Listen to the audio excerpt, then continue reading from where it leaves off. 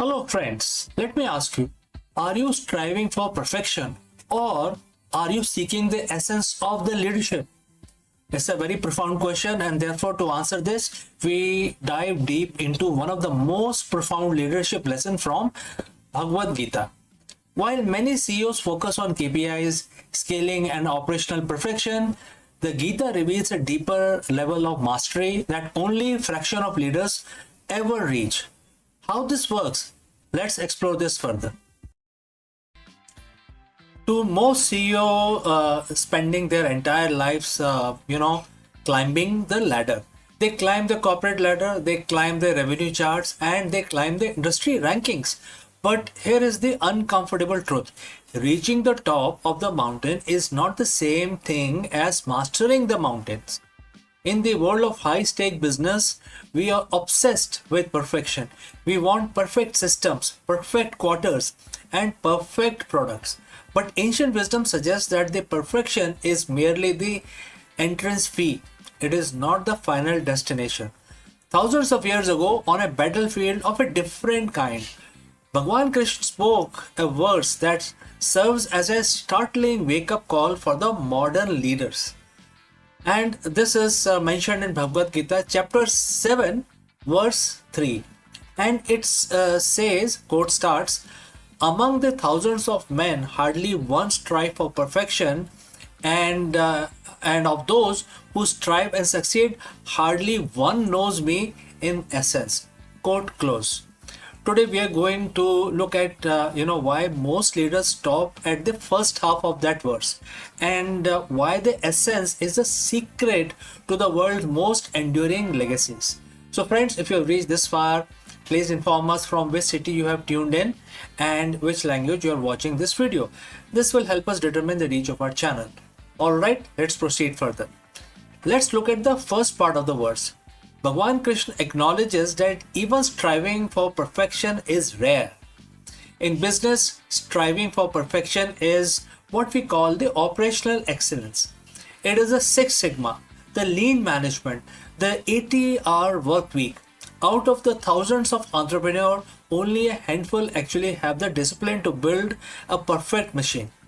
If you are a CEO, you are likely mastered this. You know how to optimize, you know how to win, etc., etc. But here is a trap. The perfection is static. Perfection is about following the rules of the game better than anyone else. And if you strive for perfection, you are a master of the mechanics, but you are not yet master of the essence. Most CEO get stuck here because the rewards for perfections are high. You get the bonuses, accolades, and the market share. You think you made it, but the Gita warns us that this is the only first filter. Now the second half of the verse, quote starts, even amongst those who have attained the perfection, hardly a soul understand me in essence, quote close. For a CEO, what is this essence? If perfection is how, essence is the why, and if perfection is the form, essence is the force. Think of the difference between CEO who builds a successful phone company and someone like Steve Jobs. Thousands could be build a functional smartphones, etc. That is perfection. But Jobs understood the essence of human connection and beauty, and that is the essence. In Sanskrit, this is known as tattva. Now let's discuss about how to understand the essence. Seeing the invisible is the first aspect of understanding. Knowing the pulse of your culture when you aren't in the room. That is such a key here. Knowing the pulse of your culture when you're not even watching, right? Number two is predicting the shift. Understanding the fundamental laws of human desire before the data shows them. Third is detached action. Leading with a sense of purpose that isn't tied to the ego of the result, right? Most leaders miss this because they are too busy looking at the success. They are blinded by their own brilliance. Why is it that hardly one understands the essence? Because understanding the essence requires unlearning. To reach the perfection, you need a strong ego.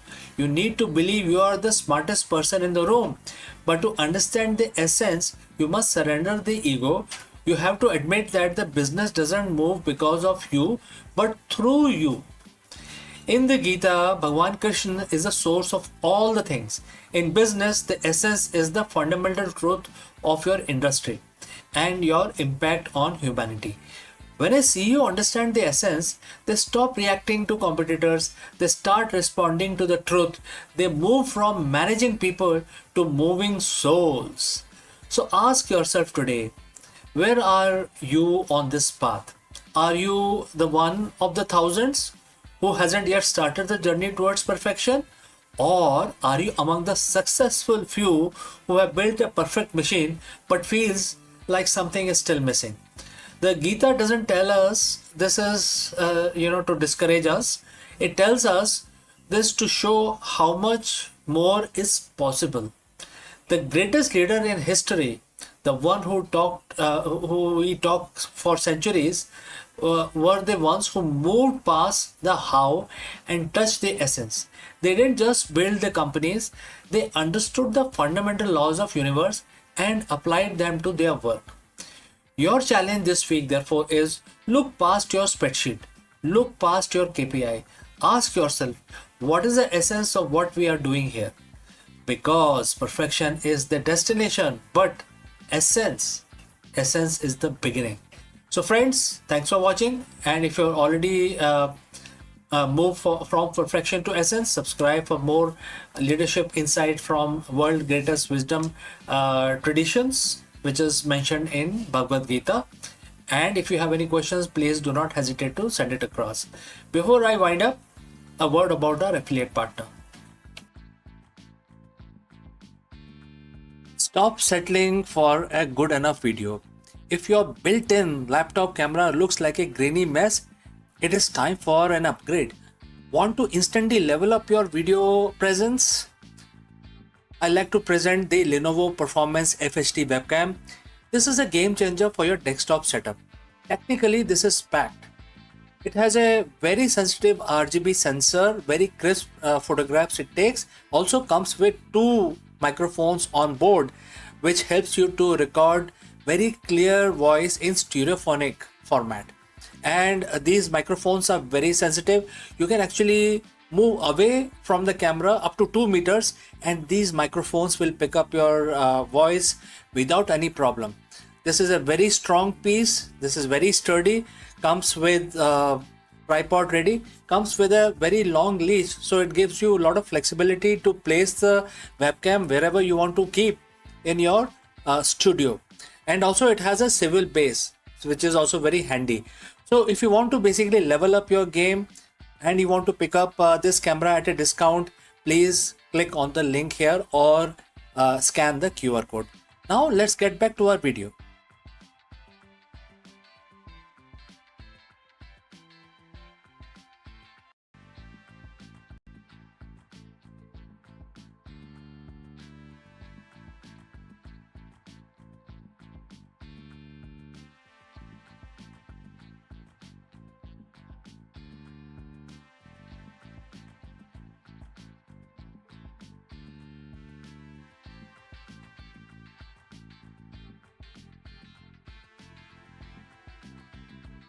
In the silent depths of universe where the particles dance unseen and forces whisper across the void, neutrinos have long been the enigmatic wanderers, the ghost slipping through the matter as if it were air.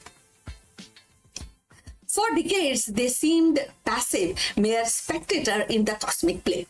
But now, a startling revelation suggests that they may be tugging at reality itself. The discovery of subtle neutrino force hint at the invisible thread woven into quantum fabric. Thread that could reshape our understanding of stars, galaxies, and the very architecture of our cosmos. So let's find out more. In the grand tapestry of physics, certain threads remain elusive, simmering faintly at the edge of our perception. Among them are neutrinos, ghostly particles that stream through the cosmos, through our bodies, through the earth itself, almost without interaction. For decades, they were treated as a passive wanderers. So, so for decades, as they were passive wanderers and important for the balance, but not for the force. Yet, the recent discovery suggests that neutrinos may weave their own subtle thread of influence, tugging at the fabric of matter in a way we are only beginning to understand. Before we go further, let us understand what are neutrinos. So neutrinos are elementary particle that belongs to the lepton family, similar to the electrons, but unlike electrons. They carry no electric charge and have extremely small mass, making them lightest known particle with mass, though not massless, Because they do not interact via the electromagnetic or strong forces, neutrinos can pass through the ordinary matter almost completely undisturbed, which is why trillions of them pass through our bodies every second without any effect. Neutrinos are crucial for understanding the fundamental physics, including the weak nuclear force, stellar processes, and cosmology. Their unique properties make them both elusive and invaluable for probing the universe in a way that other particles cannot. So if you have reached this far, please inform us from which city you have tuned in and which language you are watching. This will help us to determine the reach of our channel. So moving forward in this interesting details, the so-called neutrino force is not a kind of a push like a gravity or electromagnetism.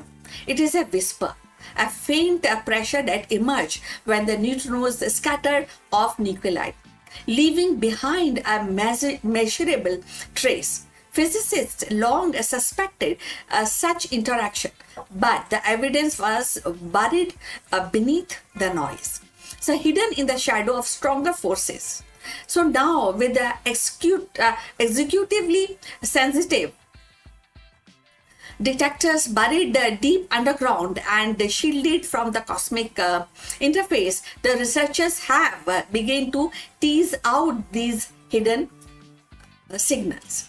So the implications are profound. If neutrinos exert a force, however slight, they are not merely passive messenger of nuclear reaction, but an active participant in shaping matter.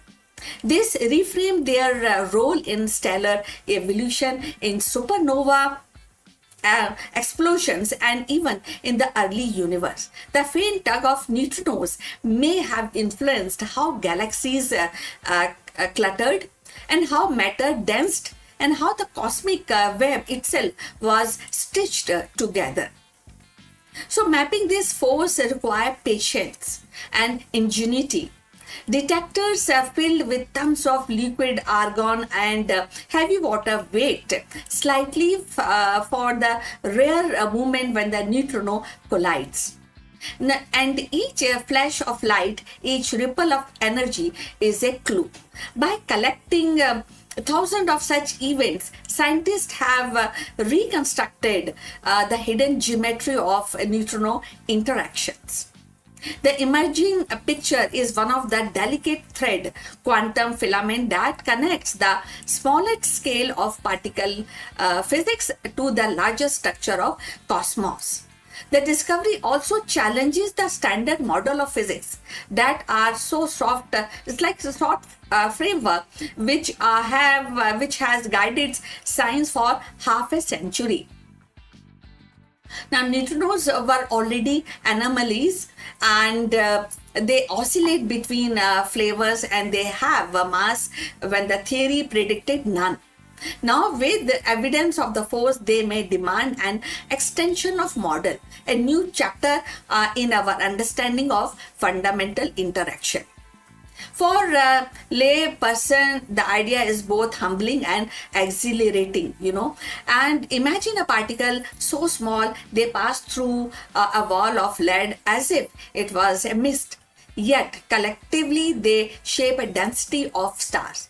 Imagine a universe where the invisible thread tug gently at matter, guiding its dance across billions of years. The neutrino force reminds us that the nature's most powerful influence are not always loud or obvious. They can be subtle, patient, and hidden in a plain sight. As physicists continue to map these quantum thread, they are not merely cataloging another force, they are uncovering a deeper truth that the universe is woven from the interaction both grand and delicate, from explosion of supernova to a faintest whisper of neutrino. And in that weaving lies the story of everything: the galaxy above, the atom within, and the invisible force that bind them together. In the end, neutrino force is more than a scientific curiosity. It is a reminder that universe is stitched together by thread, both visible and unseen. Gravity may anchor the stars, electromagnetism may light the sky, but it is quite tug of neutrino that whisper of deeper harmonies. As physicists trace these quantum thread, they are not only mapping a new force, they are uncovering the poetry of existence itself, where even the faintest particle play their part in a grand design. So, invisible thread and infinite cosmos. So, we have come to the end. Thanks for watching. Please like and subscribe our channel, and see you in the next one. But before we end, few words from our affiliate partner. Stop settling for a good enough video. If your built-in laptop camera looks like a grainy mess, it is time for an upgrade. Want to instantly level up your video presence? I like to present the Lenovo Performance FHD webcam. This is a game changer for your desktop setup. Technically, this is packed. It has a very sensitive RGB sensor, very crisp photographs it takes. Also comes with 2 microphones on board, which helps you to record very clear voice in stereophonic format. And these microphones are very sensitive.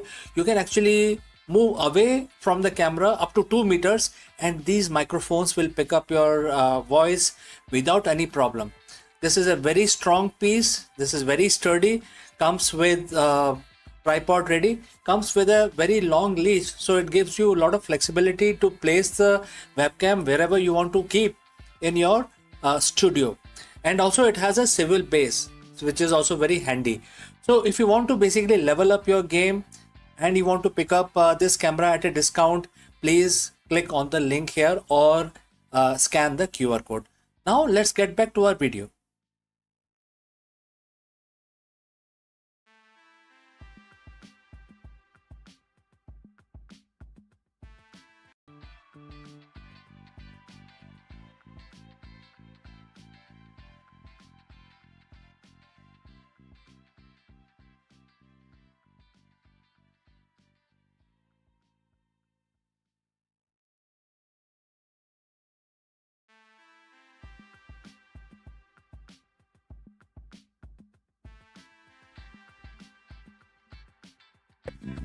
Hello friends, welcome. Is your leadership style stuck on a treadmill of a quarterly targets and reactive firefighting? If yes, then you've reached the right place, because in this video, we are going to decode the profound wisdom found in Bhagavad Gita, specifically mentioned in chapter 8. And we will translate it into a high-level exit strategy for modern CEOs and business leaders. In this section, we will also discuss, or rather, decode what Bhagwan Krishna speaks of this cycle of birth and death as a place of misery, and offers a path to the ultimate bliss and perfection. For the 21st century executives, this cycle is the exhausting loop of temporary wins, market volatility, and burnout. Let's discuss this further. If you're watching this, you're likely a leader, a founder, or an executive, a very senior executive. And if you're being honest, you have felt it too. It's the corporate treadmill. You hit your Q1 target, and for a moment, there is a rush of success. But by Monday morning, the success has evaporated, replaced by the pressure of Q2. It is a cycle of birth and death, the birth of a project, death of a quarter, the constant fluctuation of the market. In Bhagavad Gita, chapter 8, verse 15, Bhagwan Krishna described this material world as a place of misery and transience. To the modern CEO, this isn't just a spiritual poetry, it's a perfect description of the reactive business environment.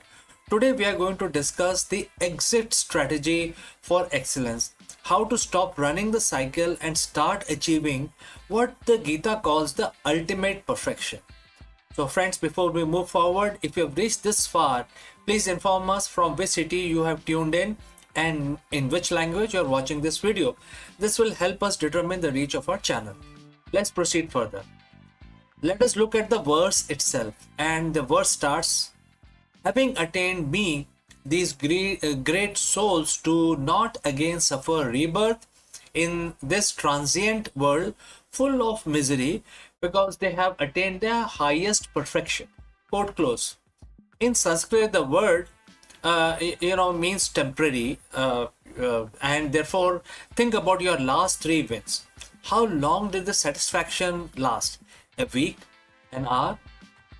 Think about it. Most CEOs spend their lives building a sandcastle while the tide is coming in. Krishna isn't saying the world is bad. He's saying it is the inconsistent. If your happiness or your sense of excellence is tied to things that shift, like market cap, public opinion, or interest rates, you are being defined by some sort of market definition, and therefore in state of misery because you are in a state of constant anxiety. The exit strategy isn't about quitting your job, it's about exiting this mental framework of dependency. The verse refers to the great souls. In business context, what separates a manager from a Mahatma? Very big question, right? So let me try and explain this. Detached from the result, attached to the purpose. That is the definition of Mahatma. A great soul, like when Krishna says, like me, when a CEO attach their identity to a higher mission, something beyond just the bottom line, they become immune to the misery of daily fluctuations. Next is the strategic stillness. When you aren't afraid of the death of a project or dip in the stock, you make better decisions. You aren't operating from a place of survival. You are operating from a place of vision. Imagine a CEO who doesn't panic when the cycle turns downwards. Why? Because they have already achieved a perfection within their own leadership philosophy that the market cannot touch them. And that is the ultimate competitive advantage. So how do we reach this ultimate bliss? It starts with perfection around pivot. Perfection in Gita isn't about the bug-free code or a flawless balance sheet. It's about dharma, which is the right action. For a CEO, ultimate bliss is the clarity that comes when your internal values perfectly align with your external actions. When you stop chasing the temporary and start building the eternal, which is your legacy, your people, your impact, etc., the misery of the corporate cycle begins to fade away. You stop asking, how do I survive this quarter? And start asking, how do I serve the highest good through this enterprise? Ironically, when you stop obsessing over the material, which is rebirth of your profit, you often find that the profit follows you because you are now leading with clarity and that there is no lack of information within you. So what is your exit strategy? Most CEO plan for a financial exit, a buyout, or a retirement. But the Gita suggests a spiritual exit, exiting the state of being a slave of your circumstances. By applying the wisdom of chapter 8, verse 15, you transition from a leader who is cycling to a leader who has attained perfection. You move from misery of the transient to the bliss of transcendent. Next time you feel the wall closing in or the pressure of cycle mounting, remember you are a great soul. Your excellence doesn't depend on the world staying still. It depends on you finding the stillness within the moment. Thank you for joining me on this journey into Gita. Lead with purpose, lead with bliss, and achieve your own version of ultimate perfection. If you have any questions, please do not hesitate to send it across, and I will see you again in the next one. Before I part ways today, let me say a few words about our affiliate partner. Stop settling for a good enough video. If your built-in laptop camera looks like a grainy mess, it is time for an upgrade. Want to instantly level up your video presence? I like to present the Lenovo Performance FHD webcam. This is a game changer for your desktop setup. Technically, this is packed. It has a very sensitive RGB sensor, very crisp photographs it takes. Also comes with 2 microphones on board, which helps you to record very clear voice in stereophonic format. And these microphones are very sensitive. You can actually move away from the camera up to 2 meters, and these microphones will pick up your voice without any problem. This is a very strong piece. This is very sturdy. Comes with tripod ready. Comes with a very long leash, so it gives you a lot of flexibility to place the webcam wherever you want to keep in your studio. And also it has a swivel base, which is also very handy. So if you want to basically level up your game and you want to pick up this camera at a discount, please click on the link here or scan the QR code. Now let's get back to our video.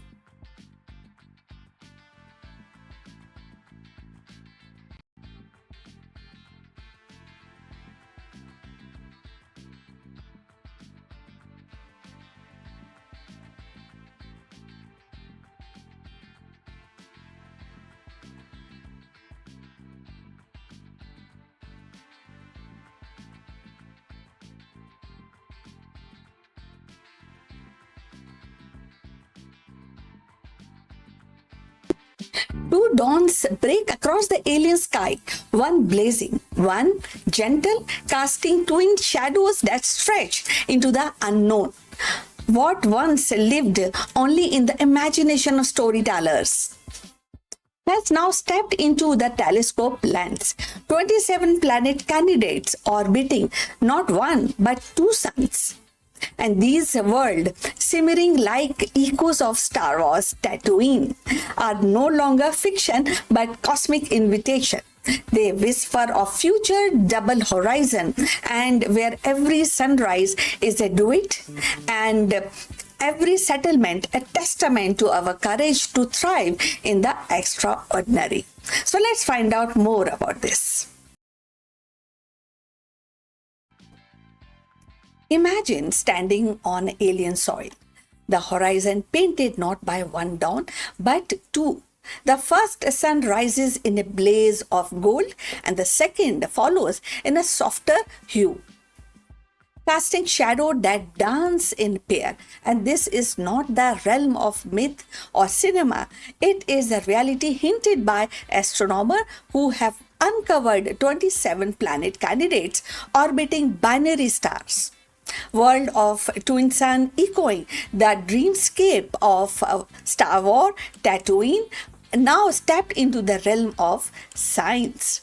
For humanity, these discoveries are more than curiosities. They are invitation. Each planet circling 2 suns represent a lab of survival, a crucible where the light, gravity, and the climate conspire in an unfamiliar way. The future of human settlement may well depend on our ability to adapt to such extreme. Binary system challenge our engineering, our biology, and our imagination.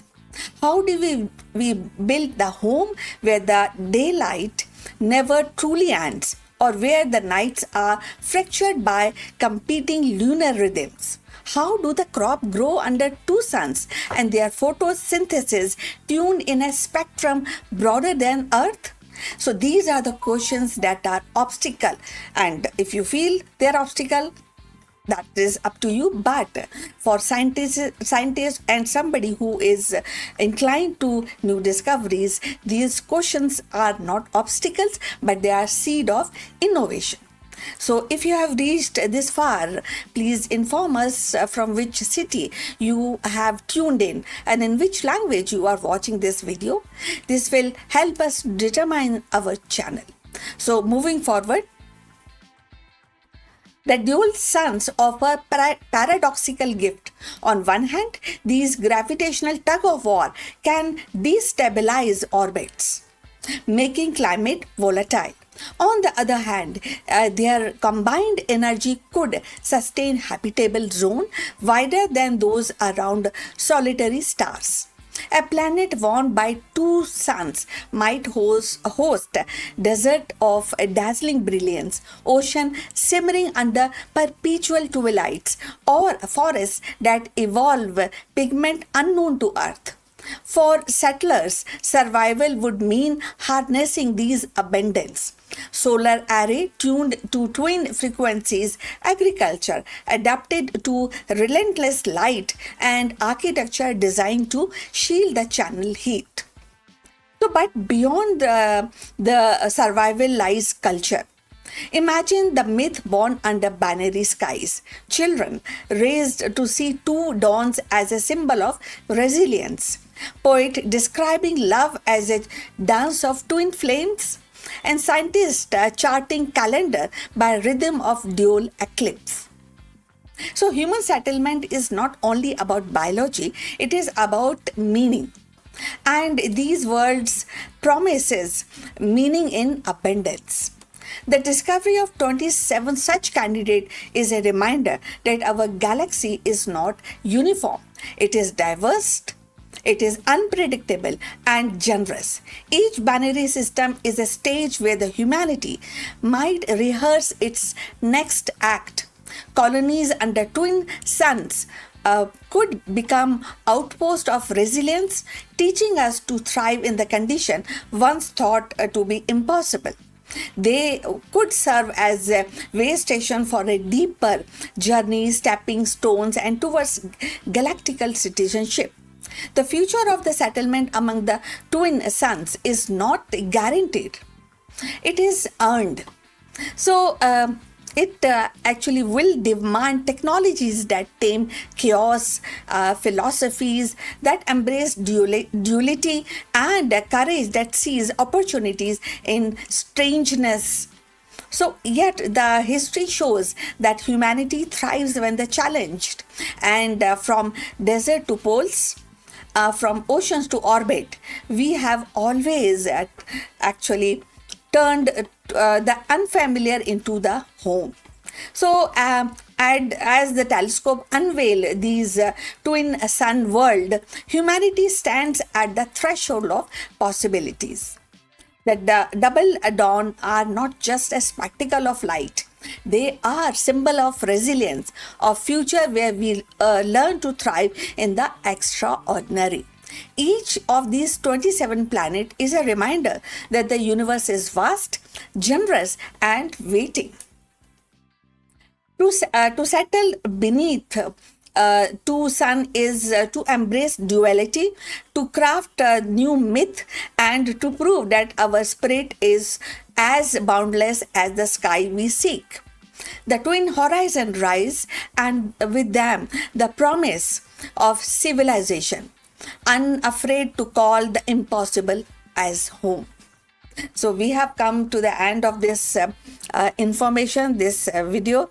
Look forward for your comments and thanks for watching. Please like and subscribe our channel and see you in the next one. But before we end, few words from our affiliate partner. Stop settling for a good enough video. If your built-in laptop camera looks like a grainy mess, it is time for an upgrade. Want to instantly level up your video presence? I like to present the Lenovo Performance FHD webcam. This is a game changer for your desktop setup. Technically, this is packed. It has a very sensitive RGB sensor, very crisp photographs it takes. Also comes with 2 microphones on board, which helps you to record very clear voice in stereophonic format. And these microphones are very sensitive. You can actually move away from the camera up to 2 meters and these microphones will pick up your voice without any problem. This is a very strong piece. This is very sturdy. Comes with tripod ready. Comes with a very long leash, so it gives you a lot of flexibility to place the webcam wherever you want to keep in your studio. And also it has a swivel base, which is also very handy. So if you want to basically level up your game and you want to pick up this camera at a discount, please click on the link here or scan the QR code. Now let's get back to our video.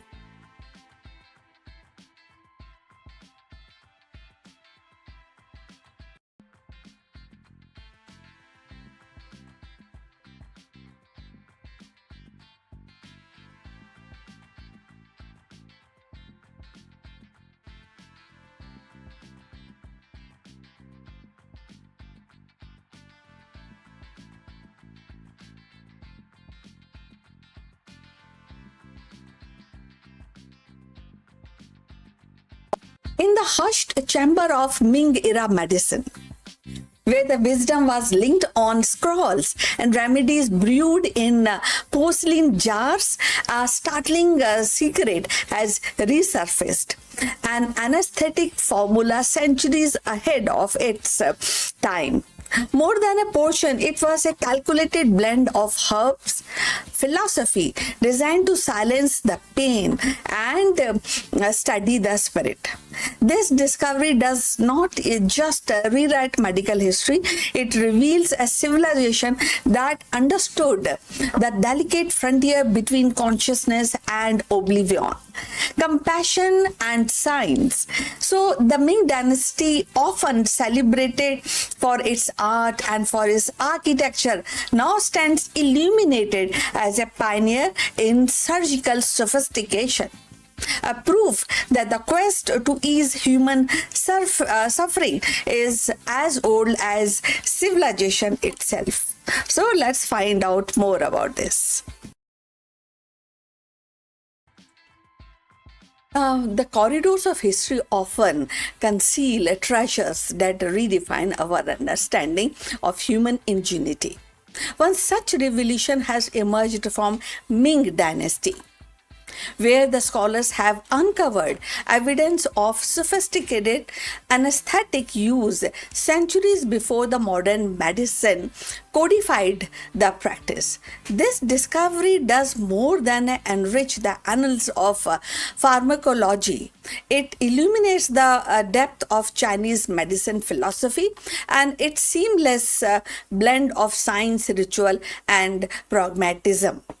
So the Ming era, spanning 14th to 17th centuries, was a period of flourishing scholarships and innovations and the cultural refinement.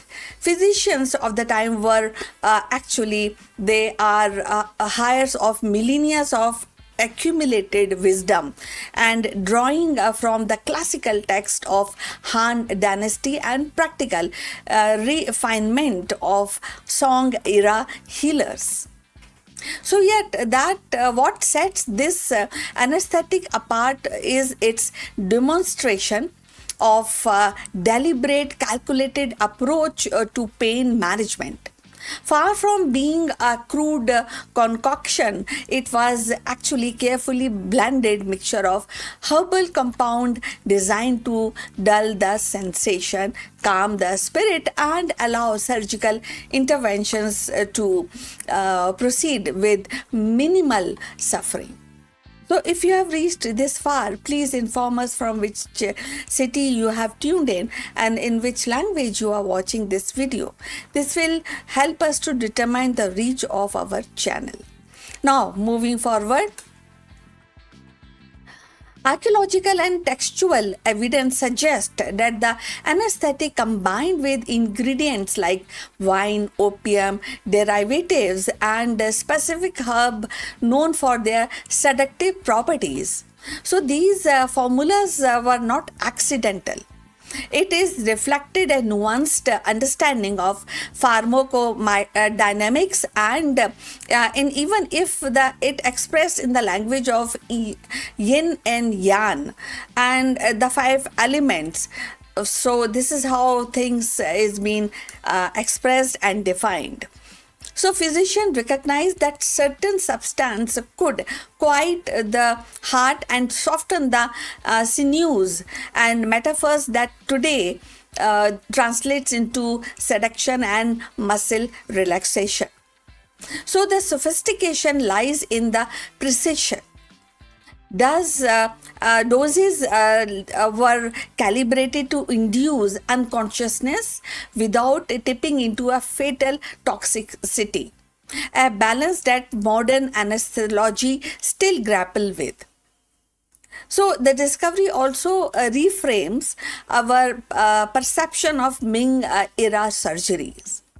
So while often imagined as a limited to caution related or superficial procedures, records now suggest that more invasive operations were attempted in those days and supported by anesthetic techniques.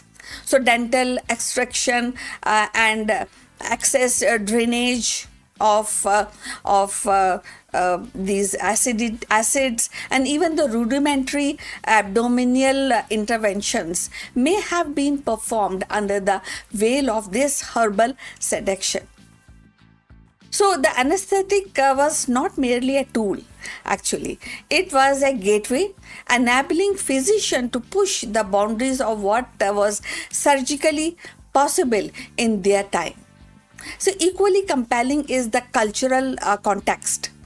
So in Ming philosophy, medicine was never actually divorced from the morality and cosmology.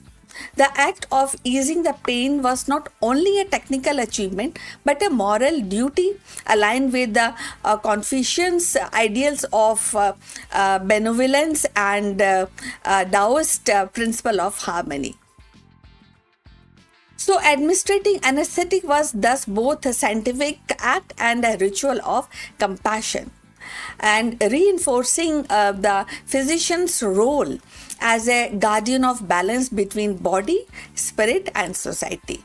For the modern science, the implications are profound. So this anesthetic challenges the narrative that places the birth of anesthesia in 19th century with ether and chloroform. Instead, it actually reveals a parallel lineage of innovation in the East, where the empirical observation and the herbal experimentation also laid the groundwork for the pain management centuries earlier. So it also invites a contemporary pharmacologist to revisit the ancient formula with a fresh eye. What compounds might still hold an untapped potential for modern therapeutics? So that is one thing which everybody, especially the physicians, need to study about this. So in a broader sweep of history, the Ming anesthetic is a reminder that the progress is rarely linear or isolated. Civilizations across the globe have wrestled with some fundamental questions. How do we alleviate suffering, or how do we decrease the suffering and elevate the kind of health of mankind? How do we transform knowledge into healing? So the answer, whether inscribed in bamboo, slips, or parchment or digital code, the converge is the shared human pursuit of mastery over pain. So, pain management is definitely a very, very deep, it gives a deep impact, and at the same time, it requires a kind of a profound treatment by surgeons and doctors even today. So ultimately, the uncovering of this anesthetic is not just a scientific milestone. It is a testament of enduring sophistication of Chinese medicine. It shows that centuries ago, physicians were already navigating the delicate frontier between consciousness and oblivion, and wielding herbs and philosophy with a precision that resonates even today. So, in their hand, the anesthesia was more than a chemistry. It was a compassion distilled into a practice, a bridge between tangible body and the intangible spirit.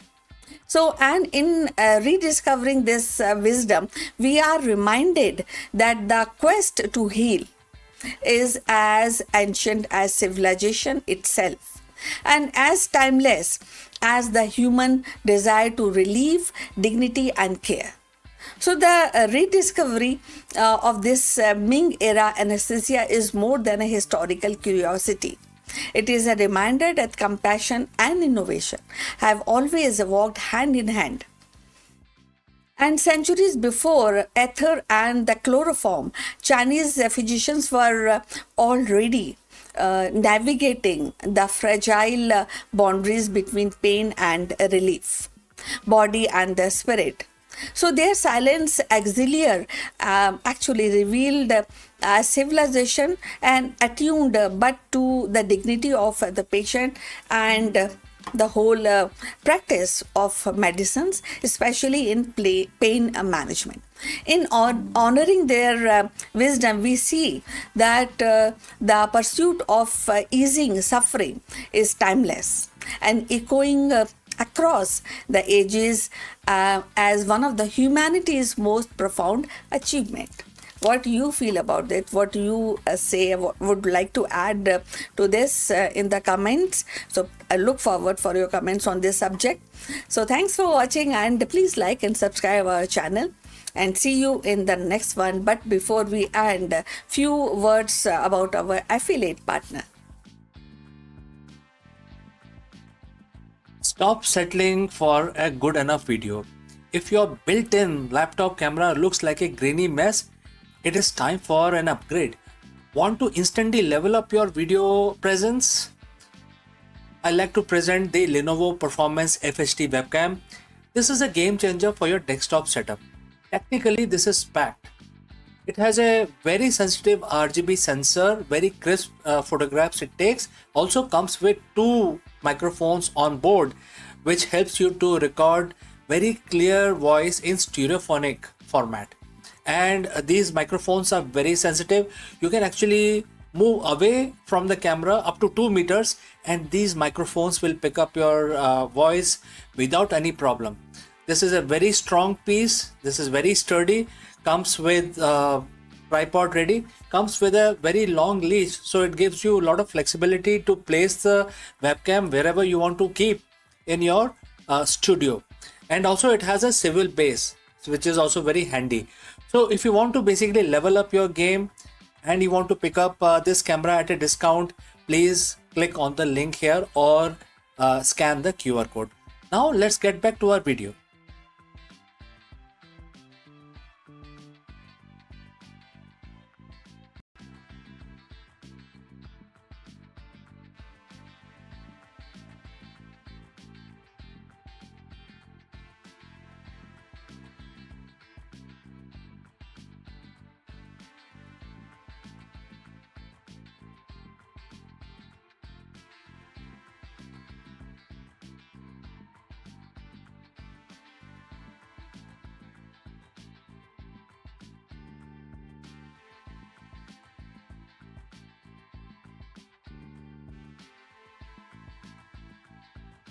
Long before silicon chips and rocket engines, India's rishis and scholars were sketching the blueprint of science in verses and in logic. From Pingla's binary rhythm to Aryabhat's celestial equation, their insight became the hidden code of modern progress. What we call algorithm, astronomy, rocket science today and were once seeds planted in the fertile soil of ancient wisdom in India. To revisit their contribution, we should understand that it is not just a history, it is a reminder that the future was imagined centuries ago and that we are still living in their unfolding vision. So let's find out more. In the quiet corridor of ancient Indian thoughts, Pingla stands as a mathematician sage whose vision stretched far beyond his time. Living around the 3rd, 2nd century BC, he composed the Chandra Shastra, a trusty in Sanskrit parody. At first glance, it was a study of poetic meters, but hidden within its verses lay a revolutionary idea. The earliest known description of binary numbers and combinational patterns. And in his hands, the poetry became the mathematics, and the mathematics became a language of code. So Pingla's binary system was simple yet profound. So he represented sequences of long and short syllables and using marks and that correspond to what we call today 1 and 0. This was not merely a poetic device, it was a seed of digital logic. Centuries later, the same binary framework would become the foundation of computer science, coding language, and the algorithm that drives artificial intelligence. And in 2026, every smartphone, rocket guidance system, and the quantum processor hums with the rhythm of Pingla's insight. The universe can be described in two states, on and off, presence and absence. So if you have reached this far, please inform us from which city you have tuned in and in which language you are watching this video. This will help us to determine the reach of our channel. Now, moving forward, imagine the world without Pingla's contribution. Without binary, modern digital revolution would flatter. Computer might still exist, but their architecture would be clumsy, reliant on unwieldy numerical system.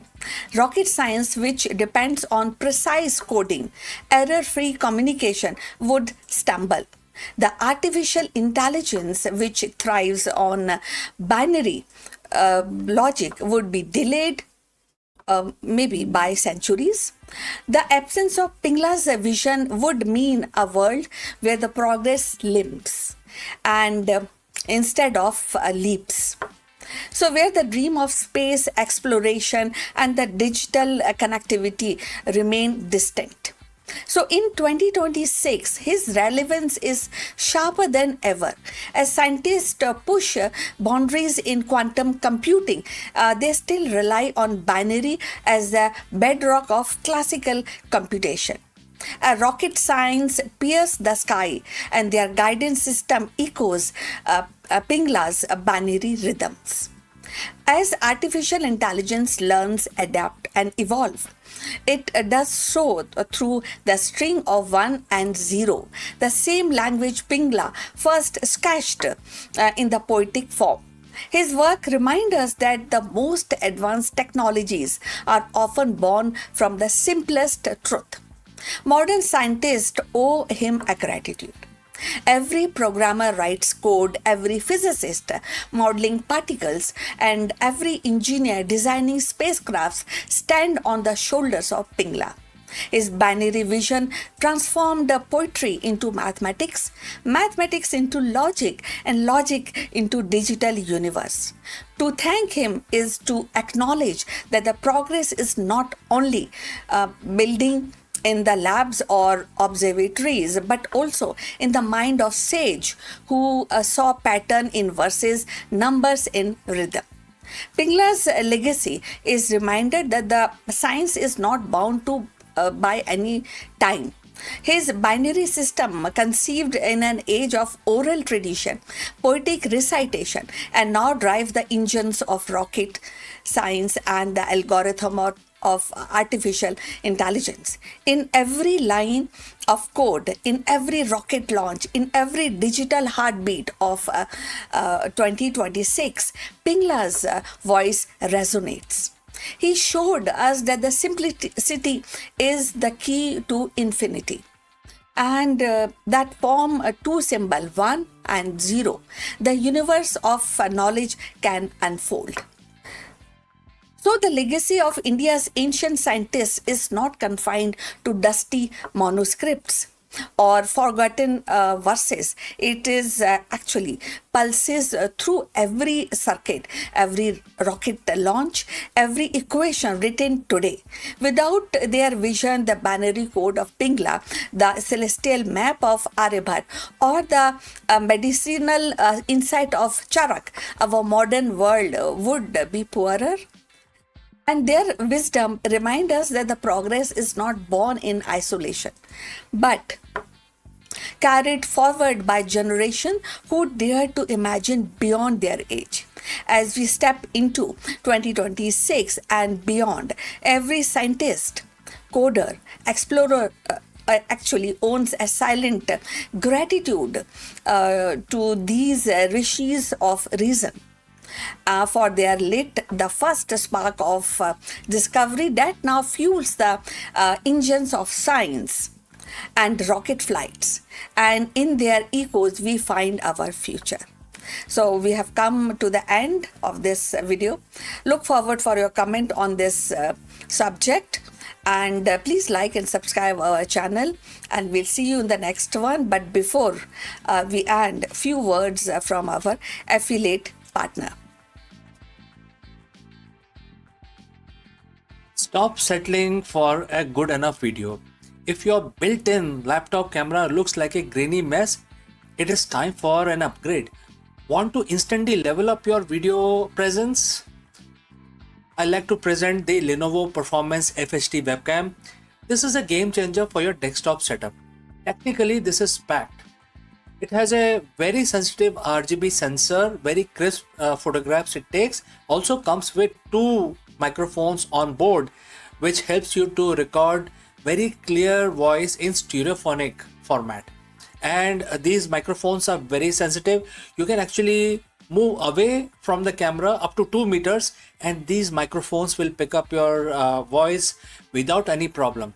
This is a very strong piece. This is very sturdy.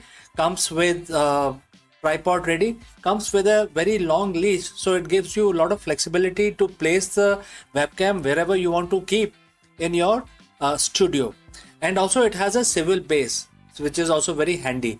So if you want to basically level up your game and you want to pick up this camera at a discount, please click on the link here or scan the QR code. Now let's get back to our video.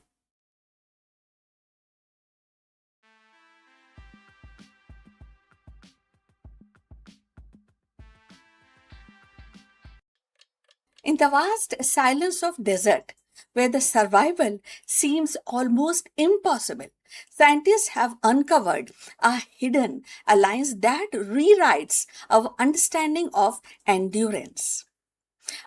Ancient desert moss, long admired for its ability to cling to the life on a barren soil, has now been found to harbor fungi inside its very cells. This is not a surface level partnership, but a deep cellular embrace, possibility of one of the Earth's oldest symbiotic relationship. It is a discovery that stretches back to the dawn of terrestrial life, suggesting that resilience in hostile environment was never a solitary achievement.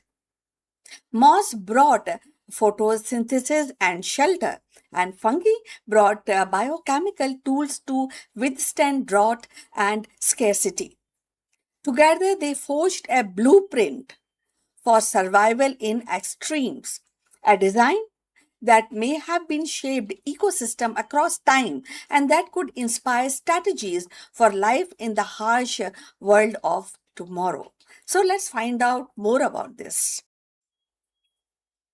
So in the parched silence of deserts, where the survival is daily negotiation with the heat and scarcity, scientists have uncovered a story written in the smallest of the living thread. Desert moss, a humble pioneer of a barren landscape, has been found to harbor fungi inside its very cells. This is not a casual association, but a deep, intimate partnership, possibly one of the Earth's oldest symbiotic relationships. It is a revelation that stretches our imagination back hundreds of millions of years to a time when a life was still learning how to endure the hardest of the environment. Mosses are among the earliest land plant, and their lineage traces back to the dawn of terrestrial colonizations. They thrive where a few others can, on rocks and in desert and frozen tundra. So their resilience has long been admired. But the discovery of fungi nested within their cells added a new dimension to their survival story. Fungi, with its extraordinary ability to break down the minerals, recycle nutrients, and tolerate extreme, may have been the silent partners in its journey all along. Together, moss and fungi form a living alliances which compensating for the others' vulnerabilities. The moss provides shelter, photosynthesis, and energy. The fungus offer biochemical tools to withstand drought, heat, and nutrient, and definitely scarcity in the harsh environment. So their partnership is not merely biological, or it is not even a curiosity, which is often we all feel and we want to go beyond it. It is an evolutionary strategy. Symbiosis has always been a cornerstone of life's success. So, from the mitochondria in our cell, one free living bacteria, the lichens that paint rock with the color cooperation has repeatedly proven more powerful than competition. The moss fungi bond may represent one of the earliest experiment in its principle, a prototype for survival in a hostile world.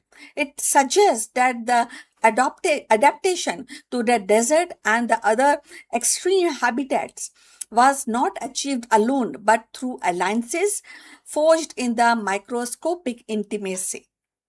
So, friends, if you have reached this far, please inform us from which city you have tuned in. This will help us to determine the reach of our channel. Now, let's continue with our discussion. The implication ripple outward.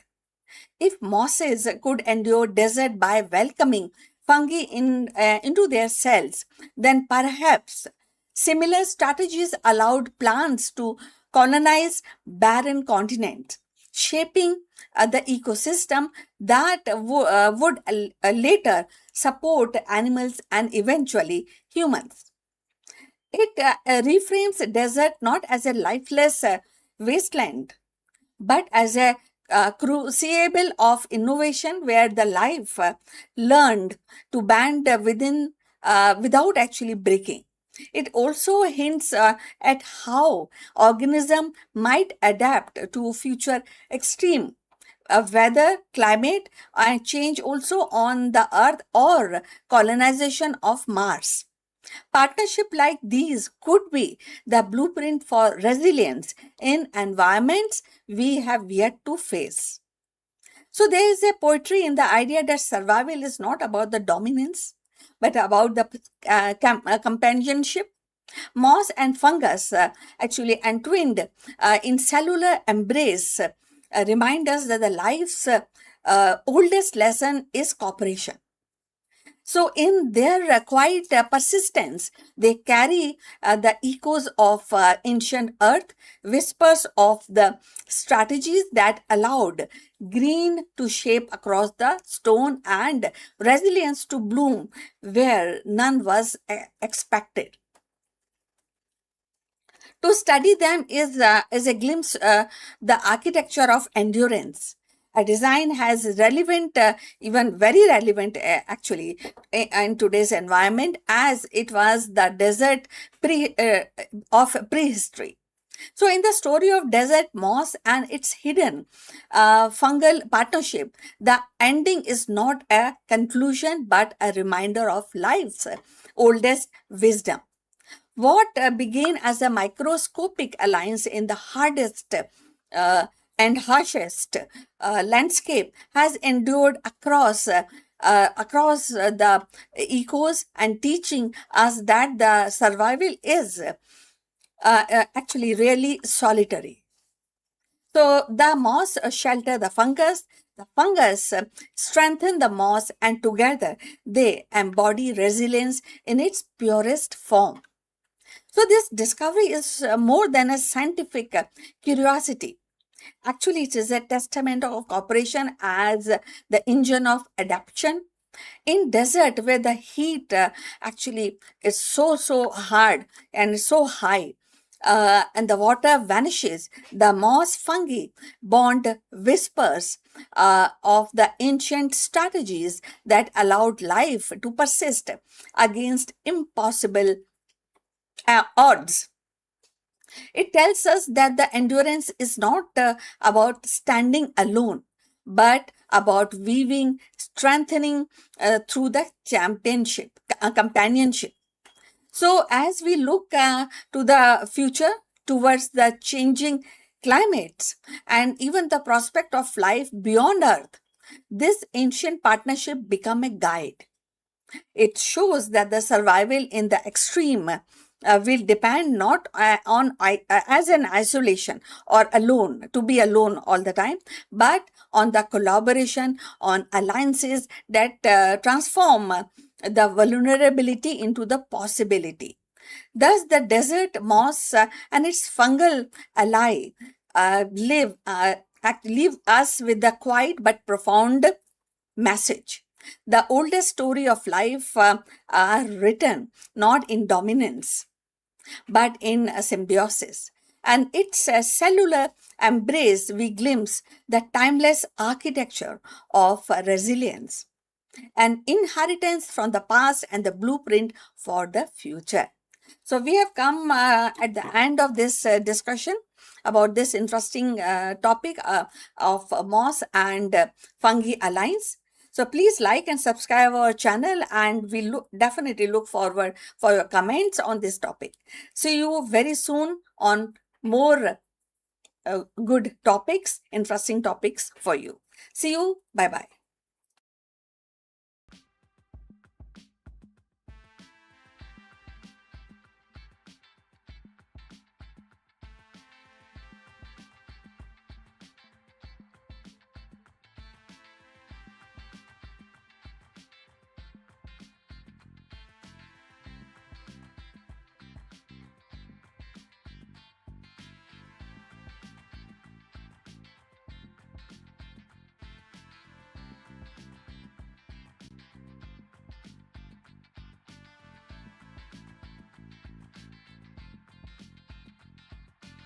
For years, Anthropic Claude was known for as a conversational powerhouse on AI that could reason, that could assist, and also solve the complex tasks. But today, in 2026, the company has decided to redraw the boundaries of creativity. With the debut of Claude Design, Anthropic actually has stepped boldly into the visual arena, and where it offers the tool that transform and to the plain language into a polished and presentation prototype and marketing visual. This is not just another AI feature, but it is reimagination of how the idea takes shape. No templates, no plain canvases, just words flowing into images. For entrepreneurs, for educators and the creators, Claude Design promises speed and accessibility. And for a design industry, it raises the questions about the originality and artistry and the role of human imagination in the era of machine learning, machine marketing, visual. So let's find out more about this. In the spring of 2026, the Anthropic, the company best known for its conversational AI assist Claude, and unveiled the bold new frontiers. The Claude Design, which is actually making a lot of waves in the industry. This debut marks a significant expansion of the Claude ecosystem, moving beyond the text and the code into the realm of visual creation. For years, the Anthropic had positioned itself as a competitor to OpenAI and Google in the natural language space. But with the Claude Design, it signals a deep ambition to redefine how humans interact with creativity itself. The Claude Design is powered by Anthropic's most advanced model, Claude Opus 4.7, a multi-model system capable of interacting not just words but visual concepts, and that this also allows the tool that the user to describe an idea into a natural language. A sleek pitch deck for a fintech startup or a prototype layout for a mobile app, and watch that the AI generates a polished professional grade visuals. Presentation, one-pager, product mock-ups and marketing materials can be drafted in minutes. And bypassing the traditional blank canvas problem that has a long haunted designers and entrepreneurs. So the launch of Claude Design is not just about convenience. It is about accessibility. And Anthropic envisions a world where the founder, the product managers, and the market people who may lack formal design training can still produce compelling visual that communicate their ideas effectively. In this sense, the Claude Design democratizes creativity, lowering the barriers and accelerating the workflow. So if you have reached this far, please inform us from which city you are watching and in which language you are watching this video. This will help us to determine the reach of our channel. So moving forward, for startups, the implications are enormous. A founder preparing for an investor's pitch can now generate a professional deck overnight. So marketers can prototype campaign visuals without actually waiting for a design team. And even the educator and the students can use Claude Design to create very designing and engaging presentation with minimal effort. And unsurprisingly, the debut has sparked comparison with the established platform like Canva, Figma, and Adobe Photoshop. So analysts have already begun asking whether Claude Design could be Canva killer. While the Canva revolutionized the design by offering templates, drag and drop simplicity, the Claude Design goes a step further. It eliminates the need for templates altogether. Instead, it listens to language and interprets the intent and produces the visual that feels tailored to the user's vision. And this shift from template to driven design to AI driven creations could reshape the competitive landscape. If the Claude Design succeed, it may force incumbents to integrate deeper AI capabilities into platform, accelerating the industry's evolution. So yet, as with all generative AI, Claude Design raises questions. Can AI generated visual truly match the nuances and artistry of human designers? Will the reliance of AI homogenize the creativity, producing output that feels polished but lack originality? And what of copyright and ownership? Who truly owns a AI generated design, the user or the algorithm?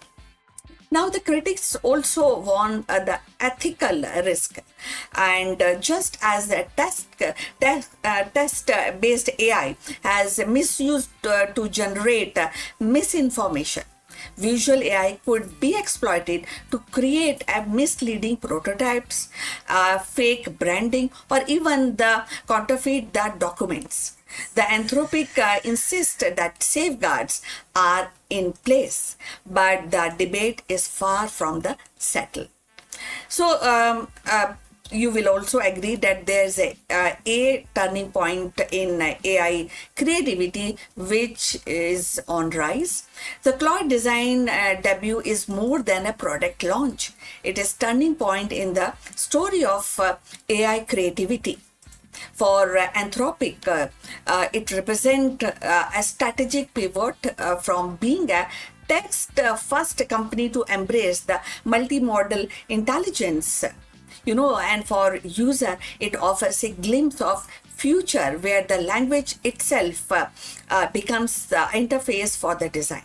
Now, when I'm just telling you about this, I also get worried. I am with the critics because nowadays the children are also very tech savvy, and they will love Anthropic Cloud because they can turn their language into a picture which they love most because they hate writing, right? So this is something which I think I need your comments on this.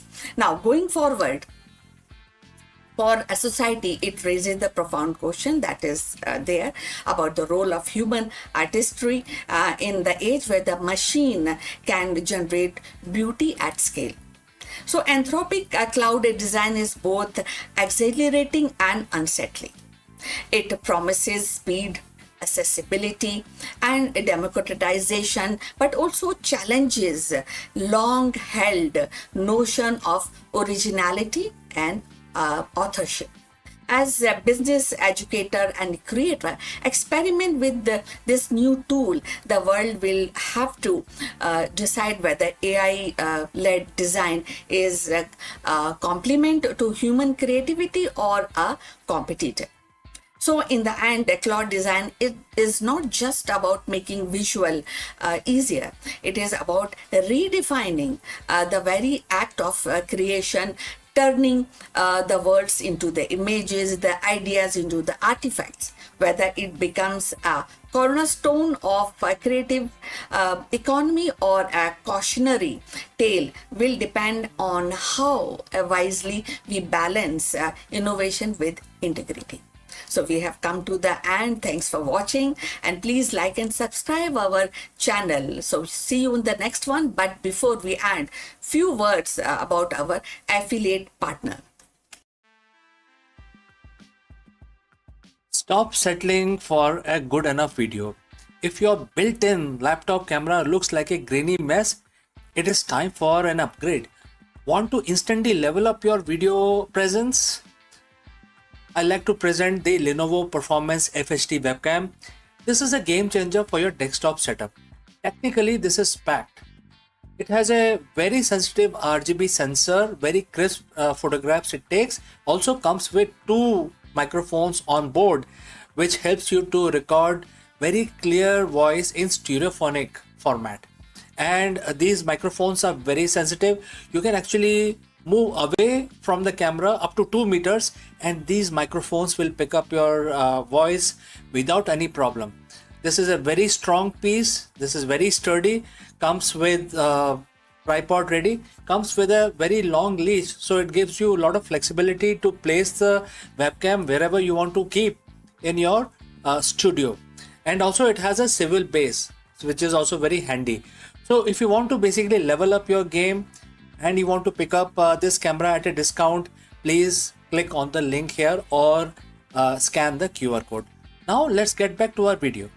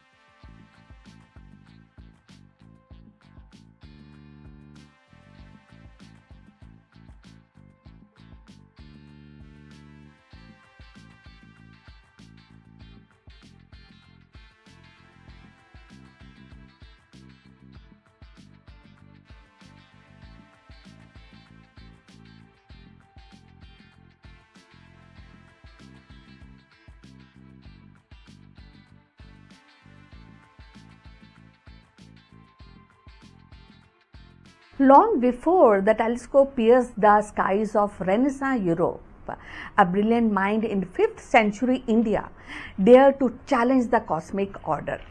And Aryabhatta, through his Aryabhatiya, that suggested that the earth itself was not a still center of the universe, but a rotating sphere and its motion explaining the dance of stars and the cosmos. In doing so, he planted the seed of heliocentrism nearly 1,000 years before Copernicus. So in 2026, as humanity propose an interplanetary mission and debates on the ethics of AI, design, science, And Aryabhatta vision feels startlingly modern. What do you feel about that? Now, going forward, his courage to question orthodoxy mirror our own struggles to redefine boundaries, whether in space exploration or in digital knowledge or in global collaboration. What he offered was not just astronomy but a philosophical revolution, a reminder that Earth is but one participant in the vast cosmic symphony. So, in the year 499 CE, a young mathematician and astronomer from India named Aryabhatta composed Aryabhatiya, a text that would ripple across the centuries. And within its verses lay a daring proposition. The earth was not the immovable center of the universe, but a rotating sphere where it also it's explained the rotating sphere which explains the rising and settling the star. This insight subtle but yet it was really profound at that point of time, and it also hinted at a heliocentric order, placing the sun at the center of the planetary motion. And nearly thousands years before Copernicus formalized the idea in Renaissance Europe. So Aryabhat's vision was revolutionary because it challenged the prevailing geocentric worldwide. And in both Greece and Roman and even in Indian traditions, Earth was thought to be fixed with celestial bodies revolving around it. Aryabhatta broke from this orthodoxy, suggesting that the apparent daily movement of heavens was due to Earth's own rotation. Though his heliocentric leanings were not expressed in the same systematic way as Copernicus, but definitely the seeds of the ideas were unmistakable.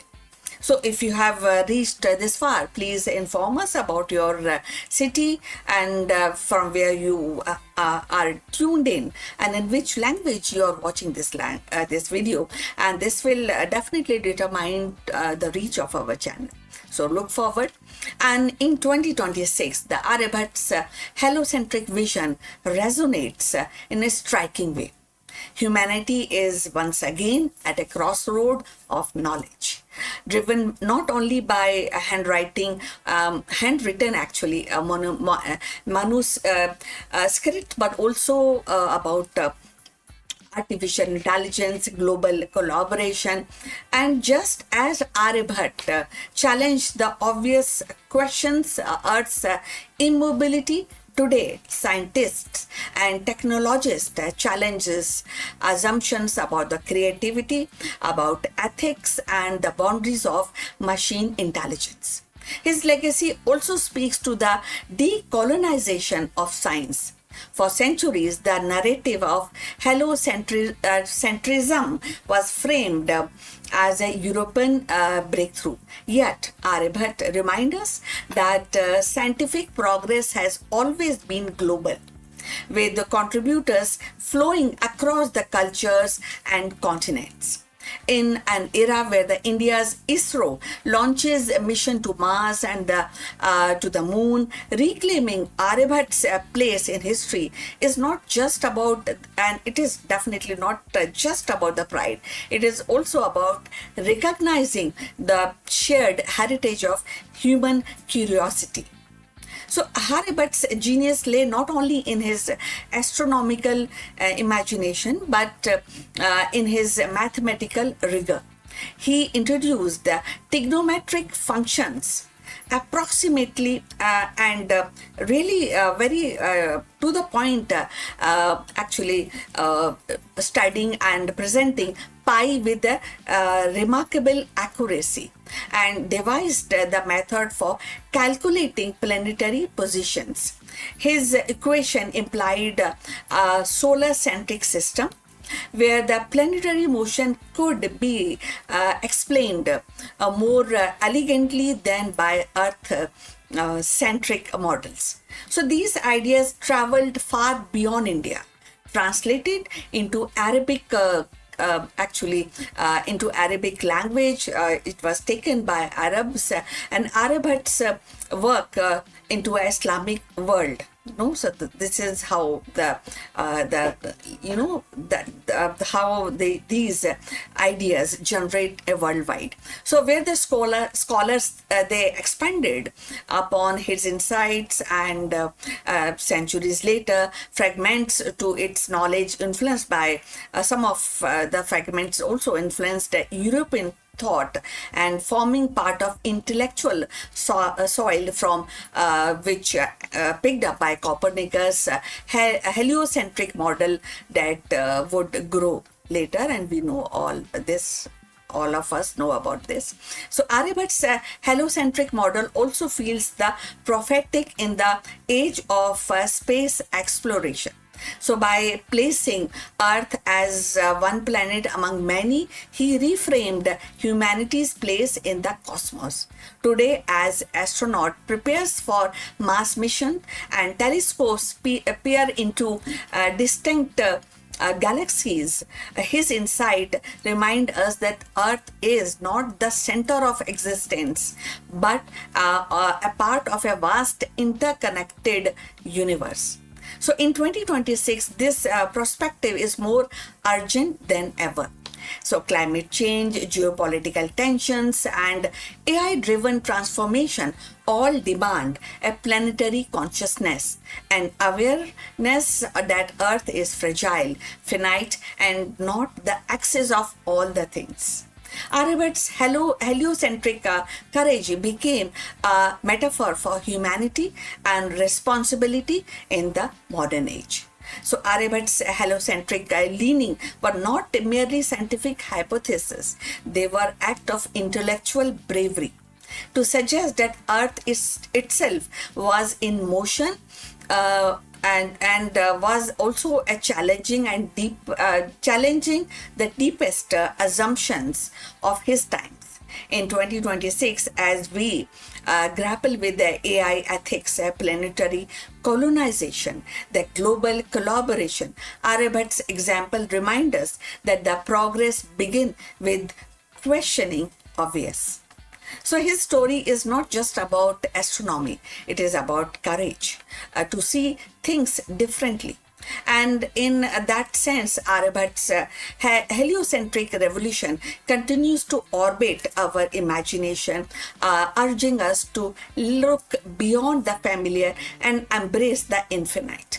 So we have come to the end of this video. Please like and subscribe our channel. And we look forward for your comment on this topic. But before we end this video, a few words from our affiliate partner. Stop settling for a good enough video. If your built-in laptop camera looks like a grainy mess, it is time for an upgrade. Want to instantly level up your video presence? I like to present the Lenovo Performance FHD webcam. This is a game changer for your desktop setup. Technically, this is packed. It has a very sensitive RGB sensor, very crisp photographs it takes. Also comes with 2 microphones on board, which helps you to record very clear voice in stereophonic format. And these microphones are very sensitive. You can actually move away from the camera up to 2 meters and these microphones will pick up your voice without any problem. This is a very strong piece. This is very sturdy. Comes with tripod ready. Comes with a very long leash, so it gives you a lot of flexibility to place the webcam wherever you want to keep in your studio. And also it has a swivel base, which is also very handy. So if you want to basically level up your game and you want to pick up this camera at a discount, please click on the link here or scan the QR code. Now let's get back to our video.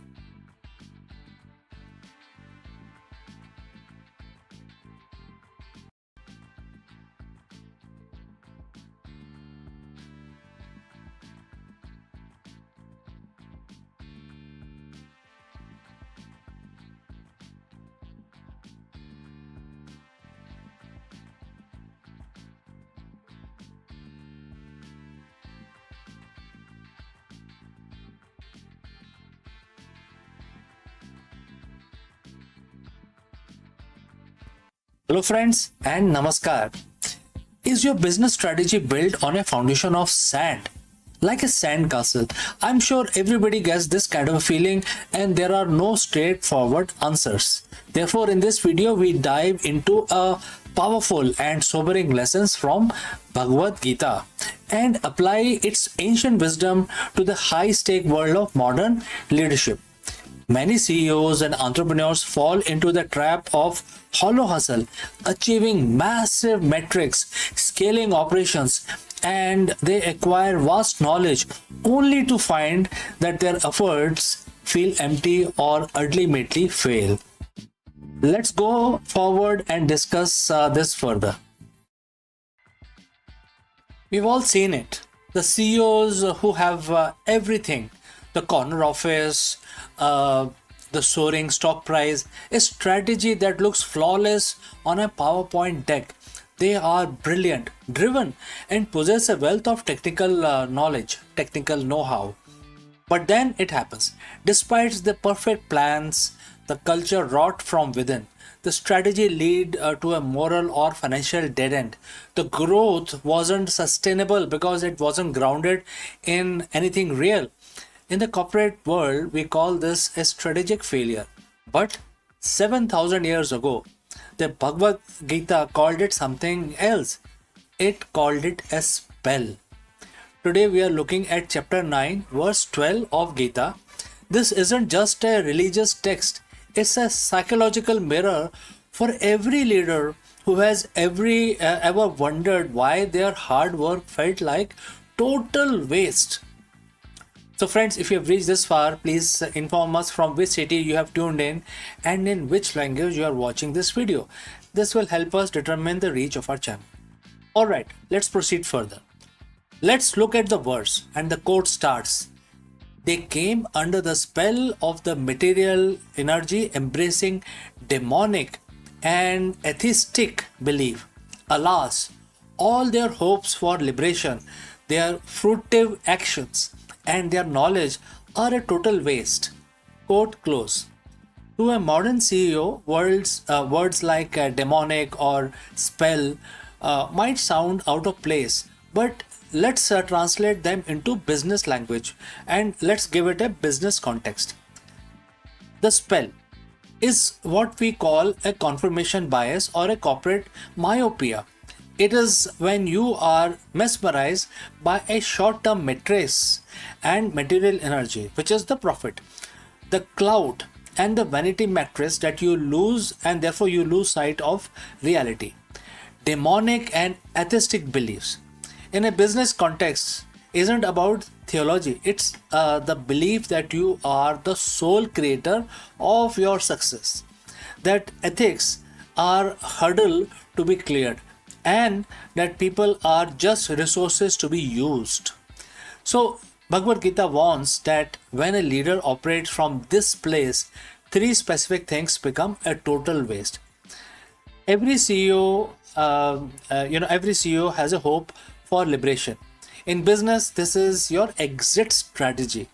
It's the IPO, the acquisition, the freedom you think you will find once you hit a certain valuation.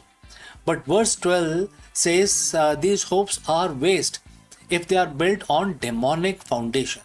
Why? Because if your strategy is driven by ego rather than purpose, you never actually become free. You become a slave to the next quarter, the next competitor, and the next ego-driven goal. You aren't leading a company. You are running a treadmill that has no off switch. Next, Gita mentions fruitive action. This is the heart of every business. The execution, the marketing campaign, the R&D, and the pivots. We have seen CEOs execute brilliant fruitive actions that lead to disasters. Think of massive corporate scandals of the last decade. Those leaders were smart. Their actions produce fruits, which is, in other words, money. And therefore, this is all short terms. But because those actions embrace atheistic belief, meaning they ignored the universal laws of integrity and service, the fruits was poisonous. The result, total waste. lawsuits, bankruptcy, and destroyed reputation. This is the most painful part for a leader. The Gita says your knowledge is a total waste. You might have an MBA from Harvard. You might know every trend in the AI and fintech, but if that knowledge is used merely to serve the material spell to manipulate market or exploit people, it becomes completely useless. True knowledge, according to Gita, should lead to, sort of realized wisdom. Without a moral compass, your data and your insights are just tools for your own downfall. So, how does a CEO avoid the dead end? The solution isn't stop being ambitious, it's to change the source of your ambition. Break the spell. There are few things, starting with breaking the spell. Audit your motivations. Are you doing this for the material energy, which is ego slash status, or for the dharma, which is purpose and duty? So you must ask this question. Second, reject the demonic models. Stop seeing your business as a machine and start seeing it as an ecosystem that must add value to the world. Third, validate your knowledge. You must ensure your strategy passes the integrity test. If your plan requires you to abandon your value to succeed, the Gita tells you right now it will be a total waste. Lead with purpose, and your actions will finally bear fruit that lasts longer. So, friends, what do you think about this? Thanks for watching. If this ancient perspective or on the modern leadership resonate with you, hit the subscribe button, share this video with leaders who need to hear this, and I will take your leave today, only to catch you again in the next one. Before I go, a word about our affiliate partner. Stop settling for a good enough video. If your built-in laptop camera looks like a grainy mess, it is time for an upgrade. Want to instantly level up your video presence? I like to present the Lenovo Performance FHD webcam. This is a game changer for your desktop setup. Technically, this is packed. It has a very sensitive RGB sensor, very crisp photographs it takes. Also comes with 2 microphones on board, which helps you to record very clear voice in stereophonic format. And these microphones are very sensitive. You can actually move away from the camera up to 2 meters, and these microphones will pick up your voice without any problem. This is a very strong piece. This is very sturdy. Comes with tripod ready. Comes with a very long leash, so it gives you a lot of flexibility to place the webcam wherever you want to keep in your studio. And also it has a swivel base, which is also very handy. So if you want to basically level up your game and you want to pick up this camera at a discount, please click on the link here or scan the QR code. Now let's get back to our video.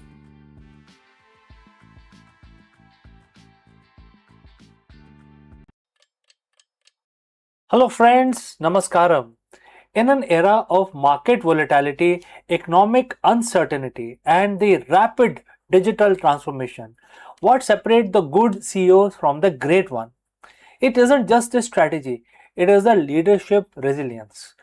To answer this question, in this video, we explore a transformative lesson from Bhagavad Gita, which is basically, like a masterclass for the modern executive. While often interpreted spiritually, this profound verse hold the secret to modern executive performance, and we will also break down how the principle of the unchanging self applies directly to business decisions making and helping CEOs. Let's go. Friends, the noise never stops. Quarterly projections, disruptive competitors, supply chain fractures, boardroom pressures, the relentless ping of notifications. If you are a CEO or a business leader, your reality is defined by a constant high frequency hum of volatility. We are told that to lead is to react. We are told to be successful executive, you must be a hyper vigilant that you must be shaken by every market dip, every negative review, and every shift in the economic tide. But what if I told you that the most effective leaders in history don't react to noises? What if they operated from a place that the noise is couldn't be reached? Today we are looking at a masterclass in executive leadership and executive stability. We are looking at a lesson from Bhagavad Gita, chapter 2, verse 25, that serves as a profound psychological framework for the modern CEO. So, friends, if you have reached this far, please inform us from which city you have tuned in and in which language you are watching this video. This will help us determine the reach of our channel and also what kind of people are watching our content. Alright, now let's look at the verse. And the quote starts, knowing that the self is invincible, inconceivable, and unchangeable, you should not lament for the body. Now let's strip away the classical context for a moment and look at this as an executive strategy. The body here represents the fragile external elements of your business. It is the P&L statement that fluctuates. It is the stock price. It is the office space, the product launch, and that product launch can hit a snag. The employee turnaround rate as well. These are the body. They are the material, temporary, and ultimately they are subject to decay and change. Most CEOs spend 100% of their mental bandwidth lamenting the body. When the numbers are down, they panic. When the project fails, they internalize it as a loss of identity. But the verse calls us to focus on the self. In a business context, the self is your core vision. It is the why behind your organization. It is the intangible, unchangeable mission that exists regardless of whether this quarter's growth is 2% or 20%. Now you might ask, if I don't lament, if I don't get stressed, do I stop caring? Well, absolutely not. This is where the misunderstanding of detachment happens. In the corporate world, we often confuse anxiety with diligence. We think that if we aren't losing sleep, we aren't actually working hard enough. But anxiety actually clouds your cognitive ability. It creates tunnel vision. The Gita teaches detachment, which is detached decisiveness. Think of a surgeon. A surgeon cannot be paralyzed by the fear of the patient's physical pain, or they cannot perform the operation. They must be present, they must be focused, and they must be detached enough to remain precise. As a CEO, your operation is your strategy. When you view your business challenges as things that are external to your core identity, things that are inconceivable in the sense that they are too complex to control entirely, you stop being a victim of the circumstances. You become the observer of the circumstance. So, this is where it ends, the whole learning from this particular verse. Big question is, how do we apply this in a Monday morning boardroom? And I would like to suggest 3 steps for you. First, self-audit, which essentially means recognize the noise. So before you make a high-stake decisions, please pause. Ask yourself, am I reacting to the self, the long-term mission, or am I reacting to the body, the immediate transient fear? If you are reacting to the body, you are likely operating from a place of panic. Number 2, practice radical acceptance. The verse says the self is unchangeable. Accept that the market is changing. Accept that the body of your business will go through cycles. When you accept that flux is the nature state of business, you stop lamenting it. You stop fighting reality and start working with it. Number 3, lead from the core. When you make decisions from your core values, your leadership becomes predictable to your team. An unshakable CEO provides a gravitational pull.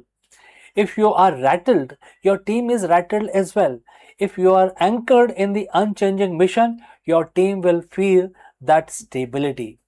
So, in the end, you're not your market share. You're not your revenue growth for the current quarter. You are the architect of a vision that is intended to outlive the temporary body of your current struggles. So, if you can master the ability to see the chaos as something that is passing while your core vision remains invisible and unchangeable, you don't just survive the volatility, you transcend it. You become an unshakable CEO. So, friends, next time you face a crisis, don't look for someone to blame. Don't look for a way to hide. Look at the noise. Acknowledge it for the temporary ripple that it is, and then get back to leading from your center. So, if you have any questions, please do not hesitate to send it across. Thanks for watching. Lead well, and I will catch you again in the next one.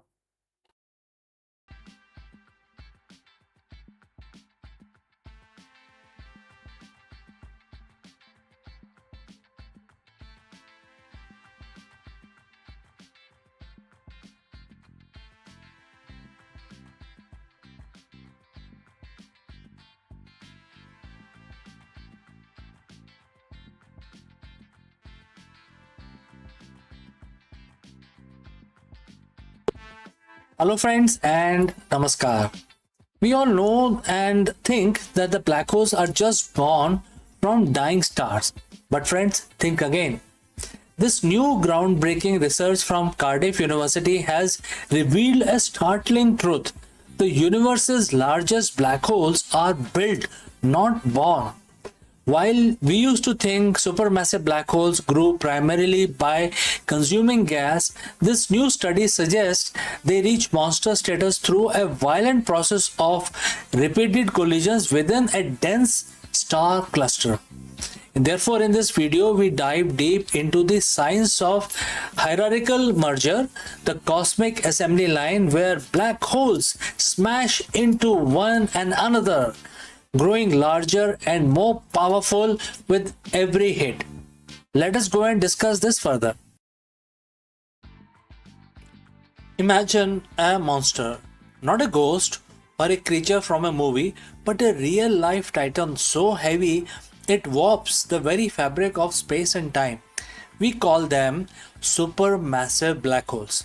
For decades, we have asked one simple question: where do they come from? Most of us were taught the birth story. A massive star dies, collapses under its own gravity, and presto, a black hole is born. But there is a problem. Some black holes are so big that being born simply doesn't explain how they got there. New research from Cardiff University has flipped the script. They have discovered that the universe's true giants aren't just born big, they are actually built. Like a skyscraper or a massive machine, they are constructed through a violent, repetitive process of cosmic collisions.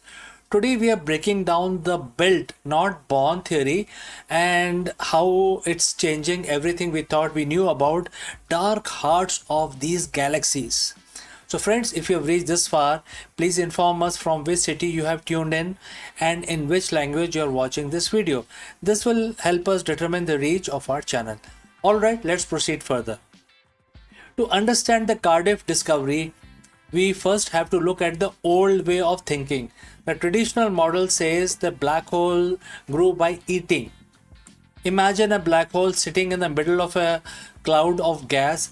It slowly siphons that gas in, grew bit by bit over billions of years, and this is called accretion. But here is the catch: the math doesn't always add up. We have found supermassive black holes in the very early universes as well. If they grew only by eating gas, they wouldn't have had enough time to reach their massive sizes. It's like finding a fully grown oak tree in a forest that's only a week old. It shouldn't be possible. This led scientists to realize there must be another way, a faster, more aggressive way to build a giant. This brings us to the Cardiff University study. Led by researcher in the School of Physics and Astronomy, the team looked away from the isolated stars and towards the dense star clusters. Imagine a crowded city during rush hour. Now imagine everyone in that city is a black hole. These clusters are the construction sites of the universe. Because everything is packed so tightly together, the gravity starts playing a high stake game of bumper cars. Instead of a single black hole sitting quietly and eating gas, you have dozens, even hundreds of black holes swirling around each other. This is what we call a nuclear star cluster. It is the most extreme environment in a galaxy. It's the perfect factory for building a monster. The Cardiff team used massive computer simulations to track how these black hole interacts. They discovered a process called hierarchical merger. Think of it like a tournament bracket. Round one, two small black holes collide and merge into one medium-sized black hole. Round two, that medium-sized black hole finds another medium one. They merge to become a large one. Round three, the large one smashes into another even larger ones. So this isn't a birth. This is an assembly line. Every time they collide, they releases a massive ripple in space-time known as the gravitational waves. These ripples are like the sound of the construction work happening. The Cardiff study showed that the built method is incredibly efficient. It allows black hole to skip the slow process of eating gas and jumping straight to supermassive size or status by consuming their own kind. So, why should we care if the black hole is born or built? First, it solves the early universe mystery. If black holes can merge rapidly in these clusters, it explains how they got so big so fast shortly after the Big Bang. Secondly, it tells us where to look. If we want to find the next generation of black hole mergers, we need to point our telescopes like the James Webb or LIGO at these dense crowded star clusters. But there is a darker side to this as well. This build theory suggests that the most powerful objects in the universe are essentially serial mergers. They are made of remains of thousands of smaller stars and black holes that came before them. They are the ultimate scavengers. The universe isn't a static place where things are simply born and stay that way. It's a dynamic, violent, and creative construction zone. And thanks to the team at Cardiff University, we now know that the giants lurking in the dark weren't just lucky enough to be born big. They fought their way and increased their size. They were built collision by collision in the most crowded corners of the space. So next time when you look up at the night sky, remember the biggest things out there are often the one that has survived the most crashes. So if you enjoyed this deep dive into the cosmic construction site, make sure you hit that like button and subscribe. And friends, what do you think is the built not born theory is a final piece of the puzzle? Let me know in the comments below. Stay curious and always, always stay glued to the news. And I will see you again in the next one. Before I take your leave, a word about our affiliate partner. Stop settling for a good enough video. If your built-in laptop camera looks like a grainy mess, it is time for an upgrade. Want to instantly level up your video presence? I like to present the Lenovo Performance FHD webcam. This is a game changer for your desktop setup. Technically, this is packed. It has a very sensitive RGB sensor, very crisp photographs it takes. Also comes with two microphones on board, which helps you to record very clear voice in stereophonic format. And these microphones are very sensitive. You can actually move away from the camera up to 2 meters and these microphones will pick up your voice without any problem. This is a very strong piece. This is very sturdy. Comes with tripod ready. Comes with a very long leash, so it gives you a lot of flexibility to place the webcam wherever you want to keep in your studio. And also it has a swivel base, which is also very handy. So if you want to basically level up your game and you want to pick up this camera at a discount, please click on the link here or scan the QR code. Now let's get back to our video.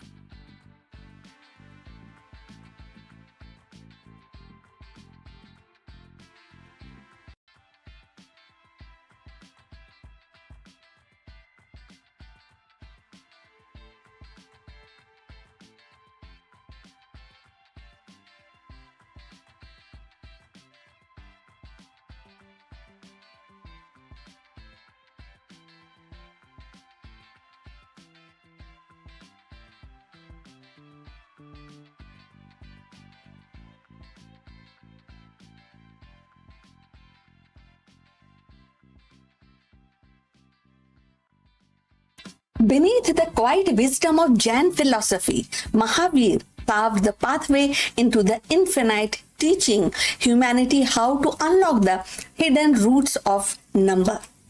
His method for square and the cube roots were not a mere calculation. They were the keys of dimensions, volume, and the architecture of possibility. Centuries later, as the rocket rises and the colonies take shape beyond Earth, his legacy resurfaced in a dazzling reference. In 2026, when engineers measure domes on Mars or chart a spacecraft through the gravitational wells, they echo the same roots Mahavir once revealed. From ancient manuscripts to cosmic frontiers, his mathematics became the bridge, binding the silence of past with the roar of the future and proving that the roots of numbers are also the roots of destiny. So let's find out more about this. In the quiet corridors of ancient India, centuries before the telescope pierced the heavens, Mahavir of the Jain tradition was unraveling mysteries of numbers. His genius lay not in the abstract speculations alone, but in the practical method, systematic way of calculating square and cube roots. So they were not trivial exercises. They were the foundation upon which the civilization could build a precise architecture, measure land, and navigate the complexities of trade. Yet, in 2026, his legacy stretched far beyond the earthbound. It reaches into the cosmos where the humanities now dream of settlement among the stars. The square root and the cube roots are more than a mathematical curiosities. They are the language of geometry. They are the key to understand the volume, trajectories, and the hidden harmonies of space. Mahavir's method, refined in his treatise, offered clarity in the age when the numbers are still being tamed. So today, as the spacecraft plot course through the gravitational wells, or the engineer design habitat on Mars or moons or of Jupiter's, the same principle echo. The calculating the cube root of the volume is no different in the essence when the determining the dimensions of a pressurized dome on Europa.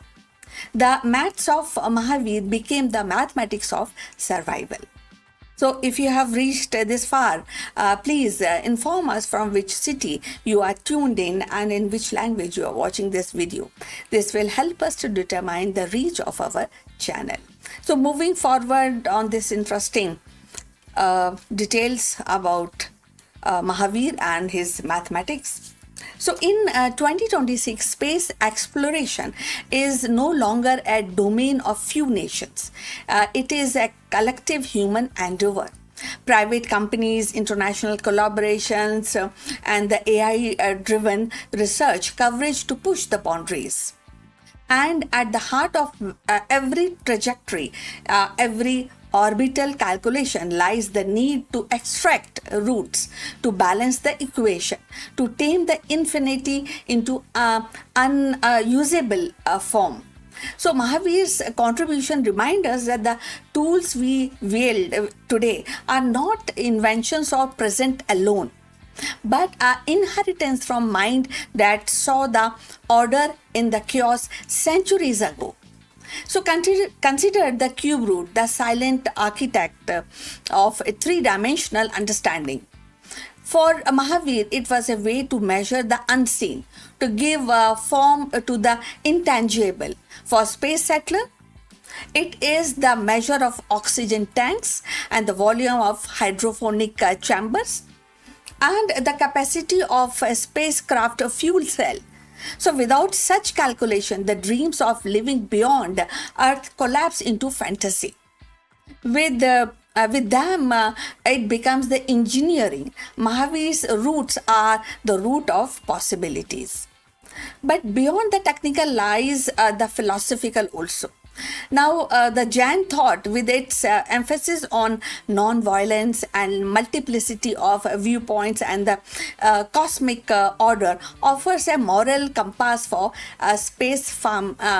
faring humanity. As we extend settlement into the alien world, the question is not only how we calculate, but how we coexist. So going forward, with coexist with each other.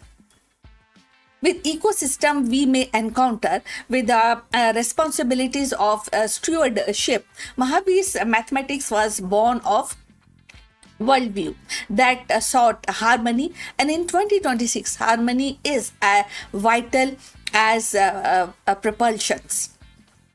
The story of Mahavir is not confined to the dusty manuscript. It is alive. It is in the algorithm guiding the rovers, in the simulations of planetary bases, in the AI models of predicting cosmic weather.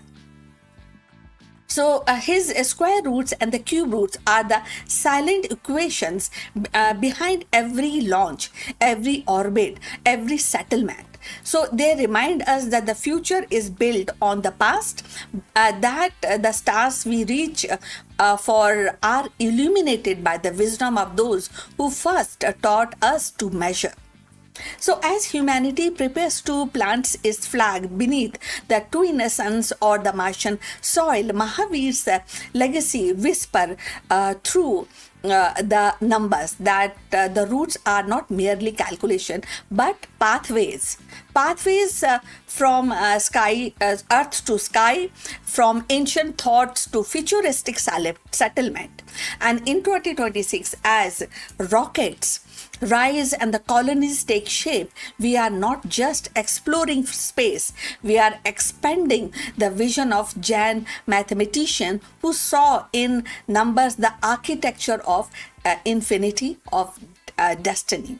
So as humanity prepares to carve the settlements beyond Earth, Mahavir's legacy reminds us that the roots of numbers are also the roots of progress. His square and the cube roots method, born in ancient India, now echoes the calculation of spacecraft trajectories, the volume of Martian dooms, and the dimension of lunar habitat. In 2026, when the engineers and explorers measure the unknown, they are guided by the same principle that Mahavir once inscribed centuries ago. His mathematics is not confined to a manuscript, it is alive in every equation that carries us from Earth to the stars. And the Jain mathematician's vision become our compass, proving that from roots we rise and from numbers we build a future as vast as the cosmos itself. So we have come to the end of this video. We look forward for your comments on this information. Please like and subscribe our channel. Look forward in the next one. But before we end this video, few words from our affiliate partner. Stop settling for a good enough video. If your built-in laptop camera looks like a grainy mess, it is time for an upgrade. Want to instantly level up your video presence? I like to present the Lenovo Performance FHD webcam. This is a game changer for your desktop setup. Technically, this is packed. It has a very sensitive RGB sensor, very crisp photographs it takes. Also comes with two microphones on board, which helps you to record very clear voice in stereophonic format. And these microphones are very sensitive. You can actually move away from the camera up to 2 meters, and these microphones will pick up your voice without any problem. This is a very strong piece. This is very sturdy. Comes with tripod ready. Comes with a very long leash, so it gives you a lot of flexibility to place the webcam wherever you want to keep in your studio. And also it has a swivel base, which is also very handy. So if you want to basically level up your game and you want to pick up this camera at a discount, please click on the link here or scan the QR code. Now let's get back to our video.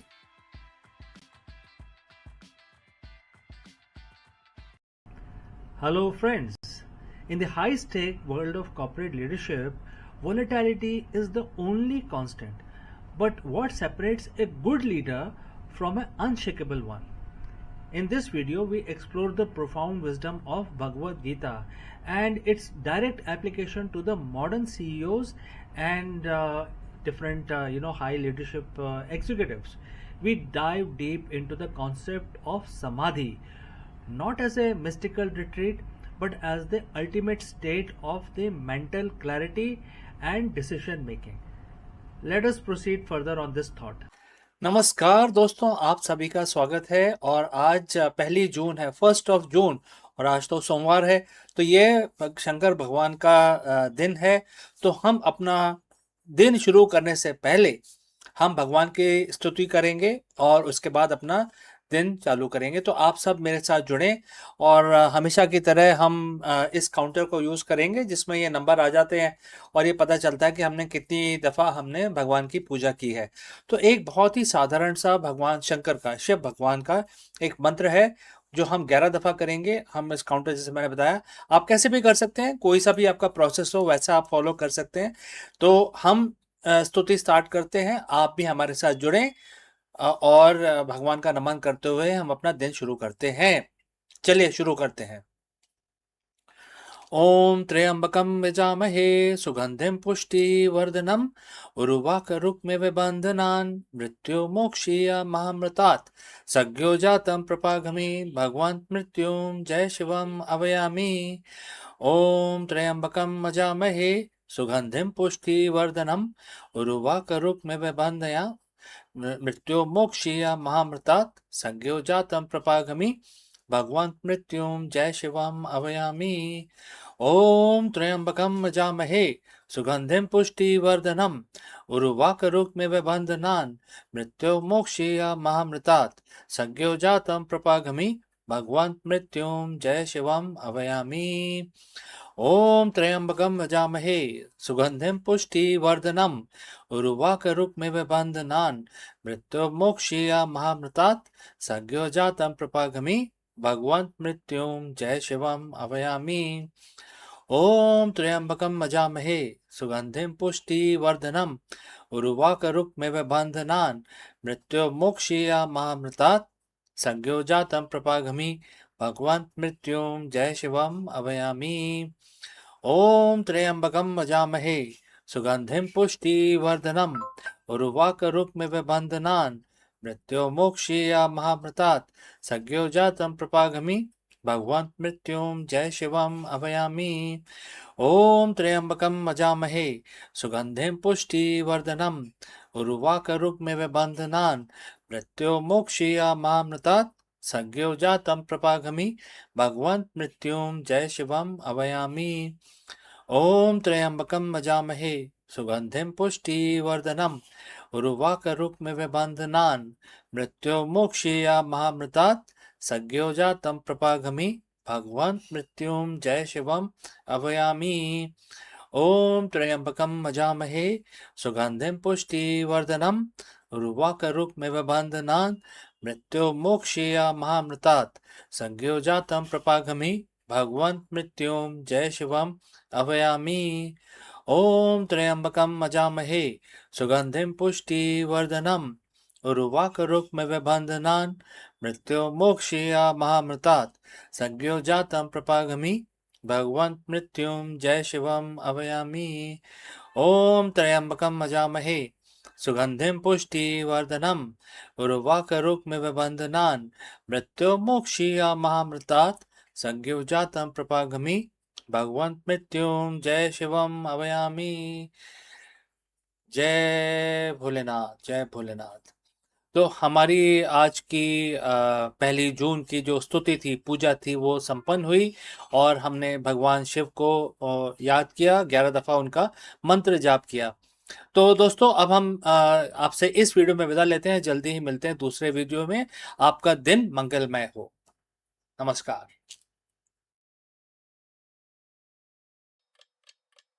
Hello friends, welcome, नमस्कारम। Are you obsessed with hitting your target at the expense of your performance? If yes, you have reached the right place, because in this video, we explore a transformative management philosophy from Bhagavad Gita. The ancient concept of Nishkam Karma, performing your duty without attachment to the result, might sound counterintuitive in today's performance driven culture. However, it is actually the secret to sustainable growth, sharper decisions making, and long term business success. Let us go and explore this concept further. As a CEO or an executive, you are defined by your results. You live and die by the quarterly reports, the growth percentage, and the share price and the KPIs. If you miss, you answer for it. If you hit, you get a pat on the back, and then you are expected to do even better next quarter. It's a relentless cycle, but I want to ask you a question that might sound counterintuitive. What if your obsession with the result is actually the reason you have not got the result that you want? In the corporate world, we are conditioned to believe that we aren't fixated on the outcome. We aren't serious about the business. But today, I'm going to share a perspective from 5,000 years ago, which is Bhagavad Gita, specifically chapter 2, verse 47, that suggests that exact opposite of whatever we think, whatever the modern playbook tells us. It suggests that the secret to exponential growth isn't about obsession. It's a profound strategic form of detachment. So, friends, if you have reached this far, please let me know name of your city and the country so that we are in a position to ascertain reach of our video. All right, let's move ahead. Let's look at the psychology of the high performance. When you are a hyper focused on the result, let's say a specific revenue target, you inadvertently do 3 things that damage your business. 1. Your current tunnel vision. When you only look at the target, you ignore the peripheral data, the market shifts, and the subtle innovation that could actually move the needle. Number 2, you inject fear in your culture. If the CEO is terrified of missing a number, that fear cascades. Your team becomes risk averse. They stop innovating because innovation, by definition, involves risk of failure. They play it safe to hit the number, and in doing so, they miss the massive opportunity. Next, you lose your cognitive bandwidth. Stress isn't just an emotion, it's a biological drain. When your brain is occupied with what if we don't hit the number, you have less mental energy to solve the complex problem that actually drives the number. We have all seen the result obsessed leaders.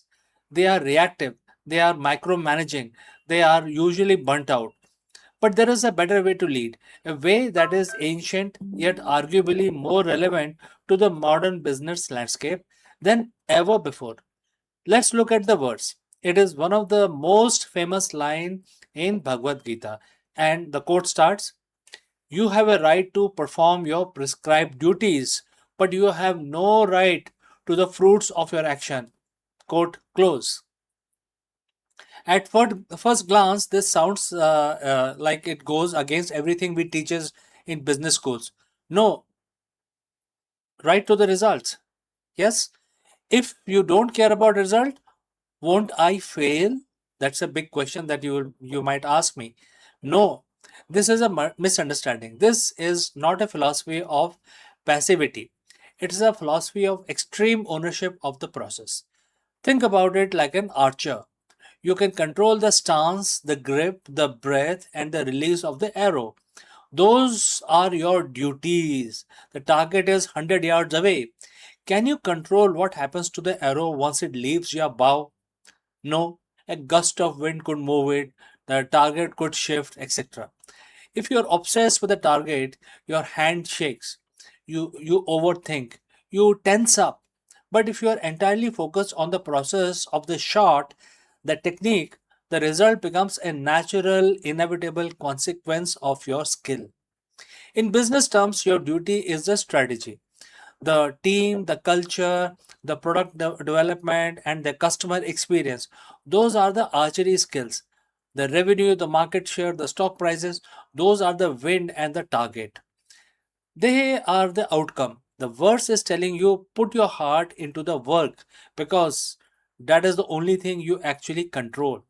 So, how do we apply this in our boardroom? How do we use this to drive our growth? First, shift the KPI focus. Don't just track lagging indicators, things like revenue, profit, the result, etc. Heavily weigh your management towards leading indicators like employee management, R&D, progress, customer satisfaction, scores, etc. These are the duties you control. If you master these, result will come automatically. Number 2, foster safe failure.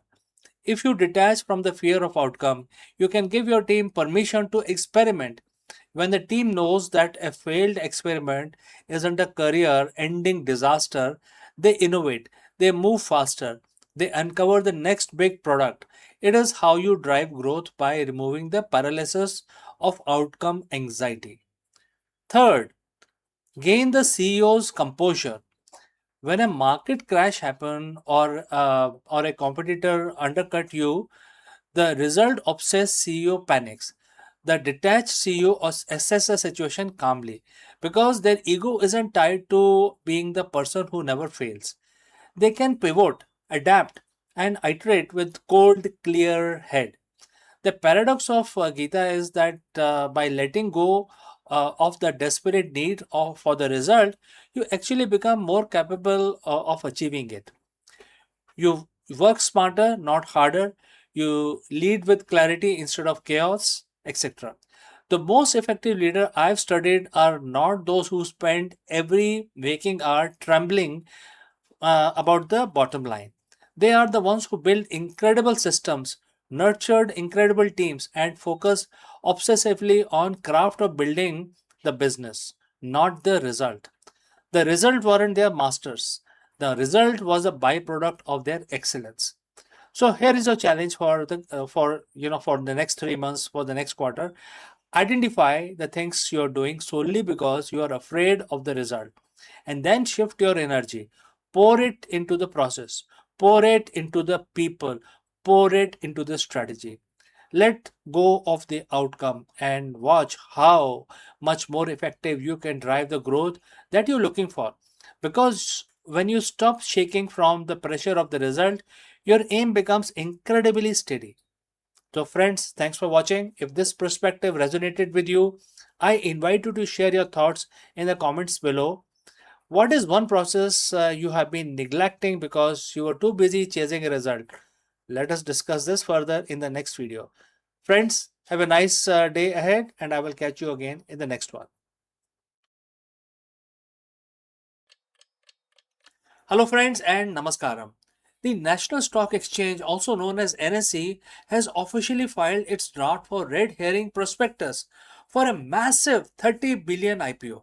In this video, we break down what this historic move means for the Indian stock market, why industry giants like SBI are offloading their stakes, and what investors need to know before the listing becomes available for general public. Let's go and discuss this further. Imagine a company that sits at the very heart of the Indian economy. It doesn't build cars, it builds stock markets. It doesn't sell consumer goods. It doesn't run factories, but every single day millions of people trust it with their life savings. That company is the National Stock Exchange, the NSC. After decades of waiting, regulatory battles, and massive anticipation, it is finally happening. On June 17, 2026, the NSE officially filed its draft red herring prospectus. We are looking at a potential 30,000 crore IPO valuing this financial giant at over 5 lakh crores. So, friends, if you have reached this far, please let us know from which city you have tuned in. Now, let's move ahead. This isn't just an IPO, it is the biggest financial event of the year in India. Today, we are going deep into the DRHP to find what is actually happening, why SBI and other giants are cashing out, and what this means for your portfolio. Well, it is the historic first. Let's put the numbers in perspective. This IPO is expected to be the largest in Indian history, surpassing the massive listing of the Hyundai Motor India and even the LIC. But here is the catch. It's a 100% offer for sale, OFS. That means no fresh money is going into the exchange to build new tech or expand offices. Instead, it's all about existing shareholders offloading their stakes. We are talking about 14.89 crore share hitting the market. Investors are effectively buying into the infrastructure of Indian wealth, not a startup chasing growth. Why are the big players like SBI selling off their stakes now? SBI, along with other state-owned giants, is positioning to offload millions of shares. Some of these institutions bought in years ago at incredibly low price. In some cases, for less than a rupee per share. With an expected IPO price potentially be in thousands, we are talking about a massive wealth unlocking for these long-term holders. But it is not just SBI. The list of seller is a who's who of the global and domestic finances, including CPPIB, Temasek linked entities, and the various insurance companies. It's a strategic reshuffle allowing these institutions to book profits after years of holding on. Now, don't let the $30 billion evaluation blind you. There are two sides of this coin. The NSC is a near monopoly, handling roughly 93% of the cash market turnover and 99.8% of the equity futures. That dominant position generates massive profits, over 10,000 crore in net profit for financial year 2026. However, the regulator, which is SEBI, has been keeping a close watch. Issues like the co-location cases have haunted the exchange for years. Furthermore, SEBI is actively trying to cool down the retail frenzy in the derivative market, which ironically is where the huge chunk of the NSE's revenue comes from. Buying this stock means betting that exchange can continue to thrive even as a regulator tighten the rules on very product that derives its earning. So is this a bargain? Right now, shares are trading in the unlisted market at roughly rupees 2000 to 2050. Analysts are cautious. The actual valuation will depend on the final price, which is a band going to be set after the regulatory review. For long-term investors, the NSE is a proxy for the growth of Indian capital market. But for short-term traders, the priced in hype is something to watch closely. The NSE IPO isn't just a stock listing, it is a milestone in India's financial journey. Whether you plan to subscribe or just watch from the sideline, this is a story that will define the market mood for rest of 2026. So friends, what do you think? Is a 5 lakh crore valuation justified? or is the market getting ahead of itself? Let me know in the comments below. And if you have found this deep dive helpful, hit that subscribe button. We'll be covering the price band and the final allotment dates as soon as they are dropped. Thanks for joining live. Thanks for watching. And I will see you very soon in the next one.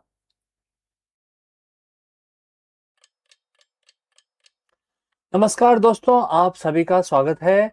और आज हम discuss करेंगे कि जो market volatility है या global uncertainty है या कांस्टेंट डिसरप्शन जो हमारे बिजनेस में होते रहते हैं, इसके होते हुए एक लीडर, एक सीईओ अपनी ट्रू स्ट्रेंथ को कैसे महसूस कर सकता है। तो इस बहुत ही इंपॉर्टेंट सवाल का आंसर ढूंढेंगे हम, भगवत गीता का सहारा लेंगे और इसमें देखेंगे कि ये हमें क्या एडवाइस भगवत गीता हमें देती है। ऑलराइट, हम ये डिस्कवर करेंगे कि कोई ऐसा मॉडल है जो हमारे को बहुत शक्तिशाली बना देता है, इनडिस्ट्रक्टिबल बना देता है और ऐसा हमको बना देता है कि हम किसी चीज से विचलित नहीं होते हैं। तो ये बहुत ही इंपॉर्टेंट है आज के परिप्रेक्ष्य में, स्पेशली सारे लीडर्स के लिए। तो कहीं मत जाइएगा क्योंकि ये बहुत ही इंटरेस्टिंग हम डिस्कशन करने वाले हैं। चलिए आगे बढ़ते हैं। तो दोस्तों, आपका फिर से स्वागत है और हम इस एपिसोड में एंशिएंट विजडम जो हमारे भगवत गीता में मेंशन्ड है उसका सहारा लेंगे और हम जानेंगे कि जो लीडर्स होते हैं वो कैसे हाई प्रेशर लैंडस्केप के अंदर 2026 में, क्योंकि बहुत हाई प्रेशर है, बहुत सारे रेगुलेशंस हैं, बहुत सारे नई तरह से बिजनेस करना है। तो इसमें जो लीडर्स हैं, आज के हमारे जो लीडर्स हैं या आप हैं या सीईओज हैं, ये कैसे अपनी रेजिलिएंट, अपने सॉफ्ट स्किल को इतना बढ़ा सकते हैं कि वो एक जो स्किल है आपका उसको बिल्कुल इंडिस्ट्रक्टिबल बना देगा आपको। तो हम इस चीज का विश्लेषण करेंगे आज और हम ये जो इसका आंसर ढूंढेंगे भगवत गीता के चैप्टर 2 वर्स 23 से। ये वर्स है, बहुत ही छोटा सा वर्स है, बहुत ही 2 लाइनों का इसमें श्लोक है ये। इसमें भगवान कृष्ण एक्सप्लेन कर रहे हैं अर्जुन को, जब अर्जुन अपने कुरुक्षेत्र में बैठे हैं और एक ये मास्टर क्लास की तरह ये डिलीवर किया गया है। और इसमें ये बताया गया है कि इस वर्स के अंदर कि आप कैसे अपने आप को साइकोलॉजिकली स्टेबल बना सकते हैं। ये बहुत ही जरूरी है क्योंकि अगर आप किसी बोर्ड रूम में जा रहे हैं और आप साइकोलॉजिकल स्टेबल नहीं है, आपको कोई चीज परेशान कर रही है, तो आप वहां पे फेल हो जाते हैं। तो दोस्तों, अगर आप यहाँ तक पहुंचे हैं तो बताइए कि आप किस सिटी से हमारे साथ जुड़े हैं और किस भाषा में आप हमारे वीडियो देखते हैं। चलिए हम आगे बढ़ते हैं। जो ये वर्स है, ये जो श्लोक है, ये कहता है कि जो हमारी आत्मा है, जो हमारा सेल्फ है, ये एक किसी भी हथियार से डिस्ट्रॉय नहीं किया जा सकता, आग में जलाया नहीं जा सकता, पानी से इसको गीला नहीं किया जा सकता और ना ही हवा से इसको उड़ाया नहीं जा सकता। तो अगर उसको आप प्रथम दृष्टि में देखेंगे, फर्स्ट ग्लांस, तो ऐसा लगता है कि ये कोई मेटाफिजिकल स्टेटमेंट है। लेकिन मॉडर्न एग्जीक्यूटिव के लिए, जो आज के सीईओ हैं, उसके लिए ये क्या वैल्यू रखता है। लेकिन इसको आप ध्यान से पढ़ेंगे, हम इसको डिकोड भी करेंगे। ये एक साइकोलॉजिकल ब्लूप्रिंट है जिसमें भगवान कृष्ण अर्जुन को सिखा रहे हैं कि जो आपकी जो कोर कैपेसिटी है डिसीजन मेकिंग की या जजमेंट लेने की, ये कैसे आप अपने जो जजमेंट लेने की जो इंडिपेंडेंस है आपके दिमाग में, ये एक्सटर्नल जो थ्रेट्स होती हैं उससे इफेक्ट होता है। तो कैसे आप अपने आप को बचा सकते हैं। और प्रोफेशनल लाइफ में हमारे जो एक्सटर्नल थ्रेट्स हैं वो क्या क्या हो सकते हैं।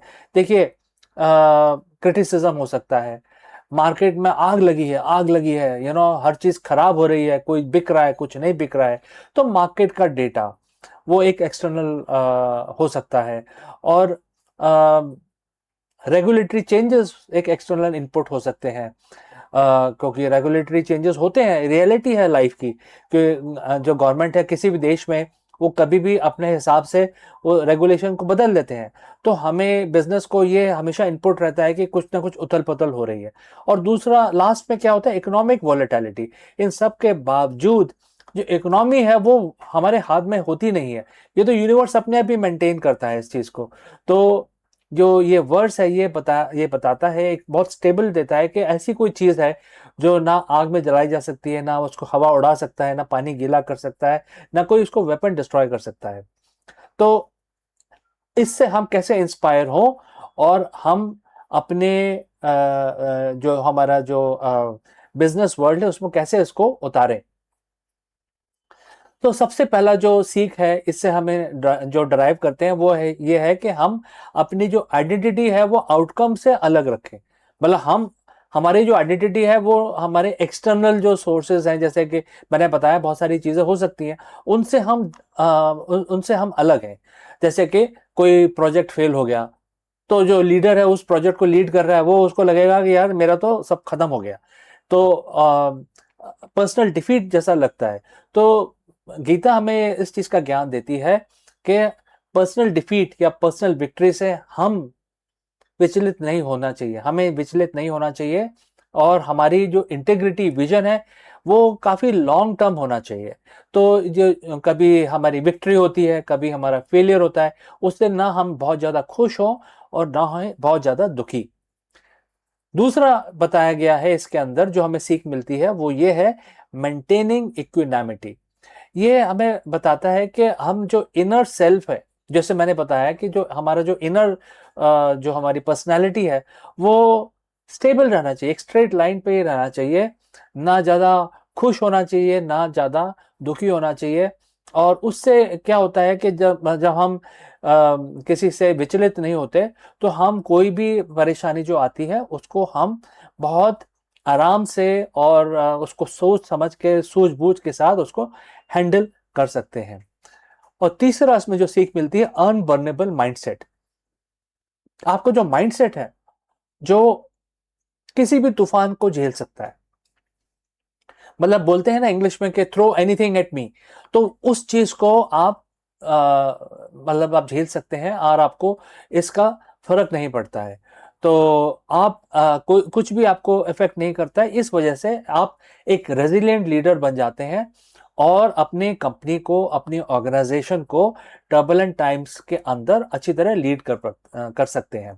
तो ये सबसे बड़ा जो ऑब्स्टिकल आपको महसूस होगा, ये तीन चीजें हमने सीखी इस श्लोक में, लेकिन सबसे बड़ा जो ऑब्स्टिकल इस श्लोक के से जो निकल के आता है वो है, जो हमें रेजिलिएंट बनने से रोकता है, वो है हमारी ईगो।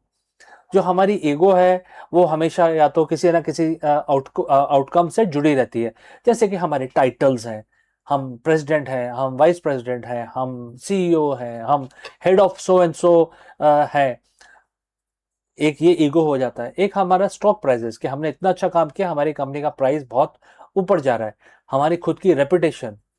तो ये जो वर्ड्स है ये आपको बोलता है कि ईगो अगर आप इसमें लाएंगे तो ये सारी चीजें जैसे फायर, विंड, वेपन्स, ये आपको इफेक्ट करेंगे, मतलब आप रेजिलियंस खो देंगे। तो आपको ईगो बिल्कुल निकाल देनी है, अपने आप को बिल्कुल ग्राउंडेड करना है। और ग्राउंडेड करके गीता आपको ये नहीं बोलता कि आप चले जाइए जंगल में, आपको बोलता है कि आप पहले ग्राउंडेड हो जाइए, बिकम इंडिस्ट्रक्टिबल, और उसके बाद अपने धर्म का पालन करें। आपका धर्म क्या है? आपका धर्म है अपनी कंपनी को, अपने एम्प्लॉयज को, अपने कस्टमर्स को वैल्यू देना। ये आपका धर्म माना जाता है गीता के अनुसार। तो आप अपने रेजिलियंस को बढ़ाएं, एक दीवार की तरह बन जाएं, ना ज्यादा खुश हो ना ज्यादा दुखी, ना कोई आपको विचलित कर सके, ना आपको कोई मार्केट टर्बुलेंट जो भी इंफॉर्मेशन है वो आपको हिला सके, कुछ भी आपको इफेक्ट ना करे। आप बन जाएंगे एग्जीक्यूटिव रेजिलियंस के मसीहा, एक बहुत बड़े स्ट्रांग, मेंटली स्ट्रांग एक लीडर बन जाएंगे। चलिए ये तो बात होगी, अब आप इसको प्रैक्टिस कैसे करें? मतलब एक दिन में तो आप इसको कर नहीं सकते हैं, आपको पूरा अपना जो माइंड है वो चेंज करना पड़ेगा। तो पहली जो सीख है वो है कि आप सुबह मॉर्निंग चेक इन करें। मॉर्निंग चेक इन मतलब कैसे करेंगे कि अगर कोई इंपॉर्टेंट मीटिंग आपकी स्टार्ट होने वाली है तो आप 1 मिनट का समय अपने आप को दें और ये सोचें कि आज किस तरह से मैं हैंडल करूंगा और कैसे मैं अपने आप को ग्राउंडेड रखूंगा, कुछ भी फ्लक्चुएशन होता रहे मार्केट में और आपके बिजनेस में, लेकिन आपका जो लेवल है वो स्टेबल रहना चाहिए। दूसरा आपको क्या प्रैक्टिस करना है? Neutral observation. आप किसी भी क्राइसिस को देखेंगे तो उसको न्यूट्रलिटी से देखेंगे, बायस होके नहीं देखेंगे कि ये मेरा है ये तेरा है, ऐसा करके नहीं देखेंगे। और ये मेरे साथ ऐसा क्यों हो रहा है, और बहुत तरह की बातें होती हैं। लेकिन आप ऐसा समझ के देखेंगे कि आप जज हैं, जज जूरी, और अपने आप को ऐसे न्यूट्रल पार्टी रख के फिर आप देखेंगे किसी भी इंसिडेंट को, तो आप अच्छा डिसीजन ले पाएंगे। फिर आपको कोई मार्केट फोर्सेस या कुछ इवेंट या फायर विंड कोई भी आपको हिला नहीं पाएगी, और आप आराम से सोल्यूशन निकालते हुए, नेविगेट करते हुए प्रॉब्लम से अपने आप को और अपनी कंपनी को बाहर ले जाएंगे। तीसरा सबसे इंपॉर्टेंट है आउटकम डिटैचमेंट, मतलब कि जो रिजल्ट है उससे आप अटैच ना हो, ये ना कहें कि ये मैंने किया है। राइट? भगवत गीता आपको इस चीज का ज्ञान देती है कि आपका धर्म है, आपका जो एक्शन है आपका धर्म है, तो आपको एक्शन पूरा फुल फ्लेज करना है। लेकिन ये कभी नहीं बोलना है कि ये मैंने एक्शन लिया इस वजह से ऐसा हुआ, क्योंकि ये तो यूनिवर्स देता है आपको। तो आपको अपने एंड रिजल्ट से डिटैच अपने आप को रखना है। एंड जिस तरीके से आप हर वीक आप आगे बढ़ेंगे अपने करियर के अंदर, आपको ये रिमेंबर करना है कि कैसे आपको ये जो अनवेवरिंग स्ट्रेंथ है आपकी आत्मा की, आपके पर्सनालिटी की, ये कभी भी ढीली नहीं पड़नी चाहिए। और इस वजह से आपके ऑर्गेनाइजेशंस आपको देखेगी, आपके जो एम्प्लॉयज़ हैं आपको देखेंगे, they will recognise you as a leader. और इसकी वजह से ये काफ़ी इम्पॉर्टेंट हो जाता है ये वर्ड्स, क्योंकि इससे काफ़ी सीख मिलती है। तो दोस्तों, आपके कोई भी सवाल हैं तो ज़रूर लिखिए, और मैं अंत में यही बोलूँगा कि आगे बढ़िए क्लैरिटी के साथ और लीड विद योर सेंटर। तो मैं आपसे अगले वीडियो में फिर से मिलता हूँ, तब तक के लिए आपका दिन शुभ हो। नमस्कार।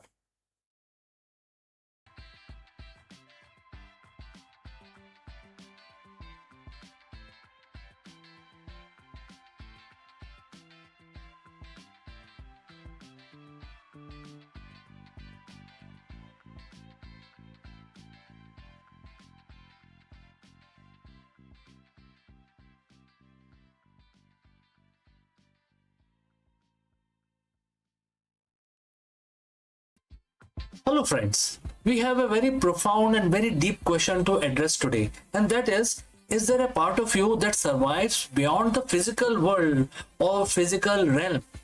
In this video, we dive deep into the profound wisdom offered by Bhagavad Gita, and to explore the intersection of ancient Vedic philosophy and the modern conceptual science.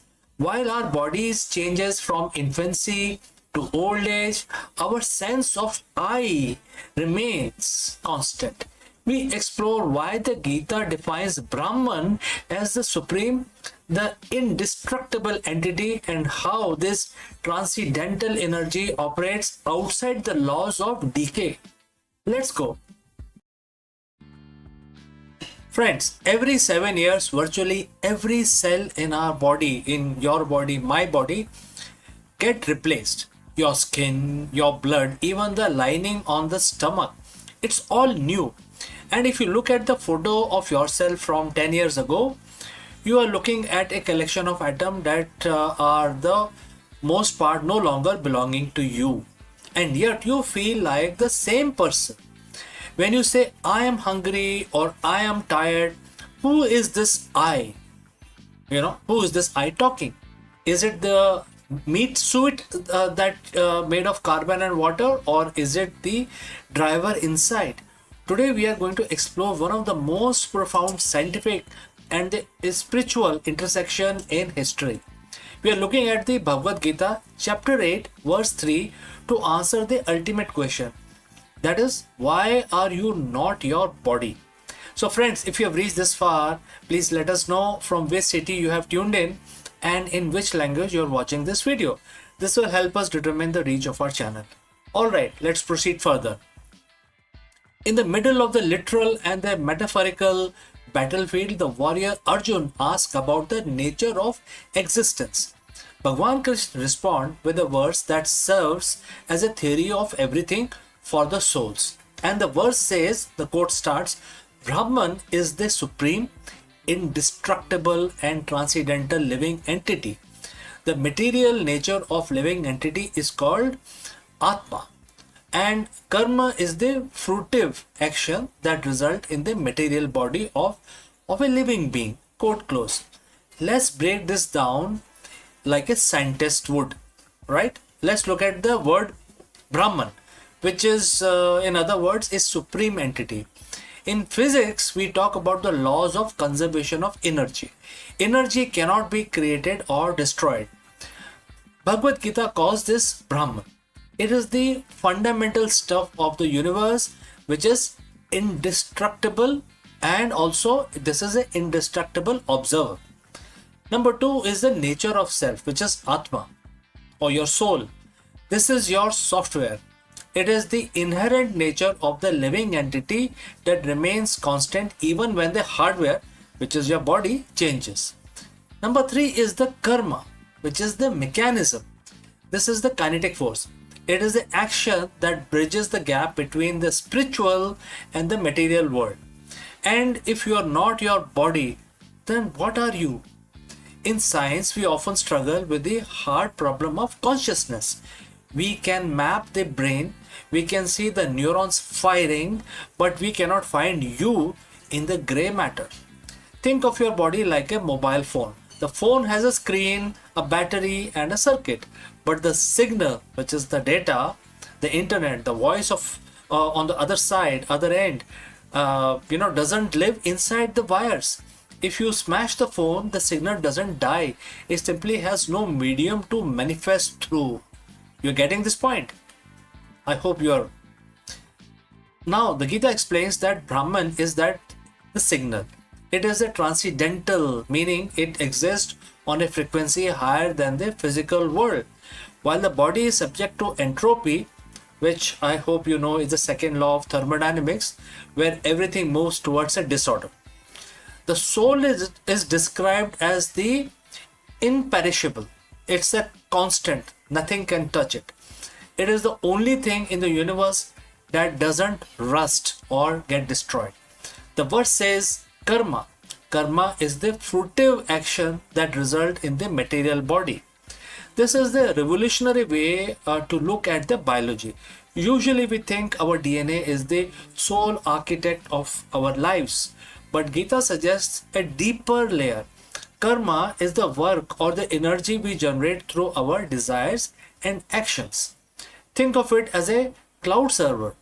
Your actions are thoughts, and your Atma, which is your nature, are uploaded to the cosmic cloud. When your current device, which is your body, wears out, the data that karma determines the specifications of your next device, basically. So based on karma, you will get into a new body. I think this is common sense, right? So because of the theory of reincarnation. Now, it suggests that the life isn't a random accident of chemistry. It is a precise energy-driven transition. If you aren't a body having a spiritual experience, you are a spiritual energy field currently wearing a biological suit to interact with the physical world. Now in chapter 8, there are later explains that this consciousness has the power to travel because it is not bound by the weight of the matter. It is actually non-local also. In quantum physics, we see entanglement where particle affects each other across the vast distances instantly. The Gita suggests that your consciousness is the ultimate quantum particle. At the moment of death, the indestructible living entity carries its predetermined positions and its data to its next destination as easily as the wind carries a scent from its source. So this isn't just an ancient sermon or mysticism. It is a description of high energy state of being. You are an eternal entity currently localized in a physical point in time, but your nature, which is Atma, is limitless. So why does this matter? When you realize you are not your body, the fear of the end vanishes. You stop being the broken screen and start identifying as an indestructible signal. As chapter 8 and verse 3 remind us, you are the Brahman, you are the supreme, you are the transcendental, and you are indestructible. The body is just just a story your karma is currently telling you. So walk through the world today knowing that you aren't the container, you're the light inside it. Well, I would like to know your opinion. And thanks for watching. Thanks for listening. If this deep dive into Gita and science resonate with you, hit the subscribe button and share this with someone who needs to remember their eternal nature. And I look forward to receiving your messages as well.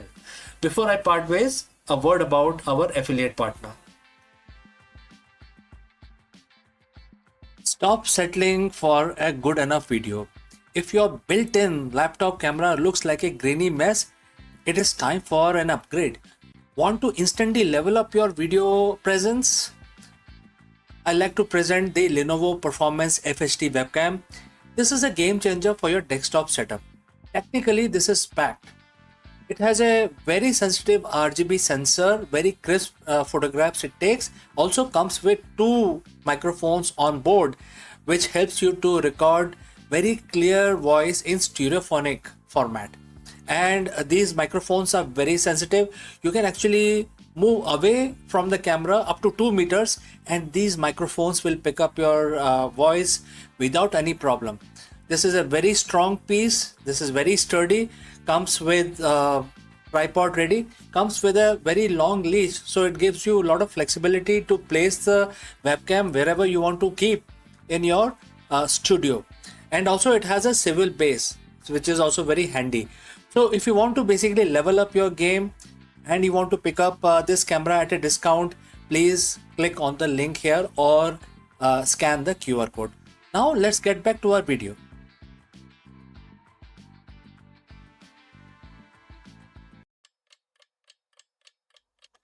Hello friends and namaskar. What really happened in 1857? Was it a Sepoy mutiny or the first spark of revolution that would change history forever? In this deep dive, we explore the explosive events of 1857 uprising and how India shook the British crown to its core. Let's go. History is rarely a straight line. Often it is defined by a single explosive moment, a spark that catches fire and consumes the status quo. For the British Empire, that moment arrived in 1857. To some, it was a Sepoy mutiny. To others, it was the first war of independence. But regardless of the label, one thing is certain. In 1857, the heartbeat of the British Empire was stuttered. Today, we are diving into the dramatic, bloody and world-changing event of 1857 uprising. How did a collection of disgruntled soldiers and local rulers manage to shake the most powerful empire on earth? Let's find out. To understand the explosion, we have to look at the pressure cooker that was India under the East India Company. By the mid-19th century, the British were no longer just traders. They were masters. They controlled the vast land through a mixture of treaties and outright annexation, and the doctrine of lapse, a policy that allowed the British to seize any princely state where the ruler died without a direct male heir. But it wasn't just the king and the queens who were angry. The common people were suffering under heavy taxation, and the soldiers, the sepoys, felt their dignity being systematically eroded. The British were dismissive of the local customs, and rumors began to circulate that the company was planning to forcefully convert the population to Christianity. The stage was set. All that was needed was a matchstick. So friends, if you have reached this far, please inform us from which city you have tuned in and in which language you are watching this video. This will help us determine the reach of our channel. That match arrived in the form of a rifle, the pattern 1853 Enfield. The new cartridge for this rifle was rumored to be greased with a mixture of cow and pig fat. Think about the implications. For Hindus soldiers, the cow is sacred. For Muslim soldiers, the pig is forbidden. To use these cartridges, a soldier had to bite off the end of the paper casing, effectively forcing them to consume materials that violate their most sacred religious beliefs. In January 1857, the outrage began to boil over. It wasn't just about religion, it was manifestation of the deep-seated humiliation. In March, a young soldier named Mangal Pandey refused to use the cartridge and attacked his British officer. His execution turned him into a martyr, and within a week, the spark in one garrison became a wildfire across North India.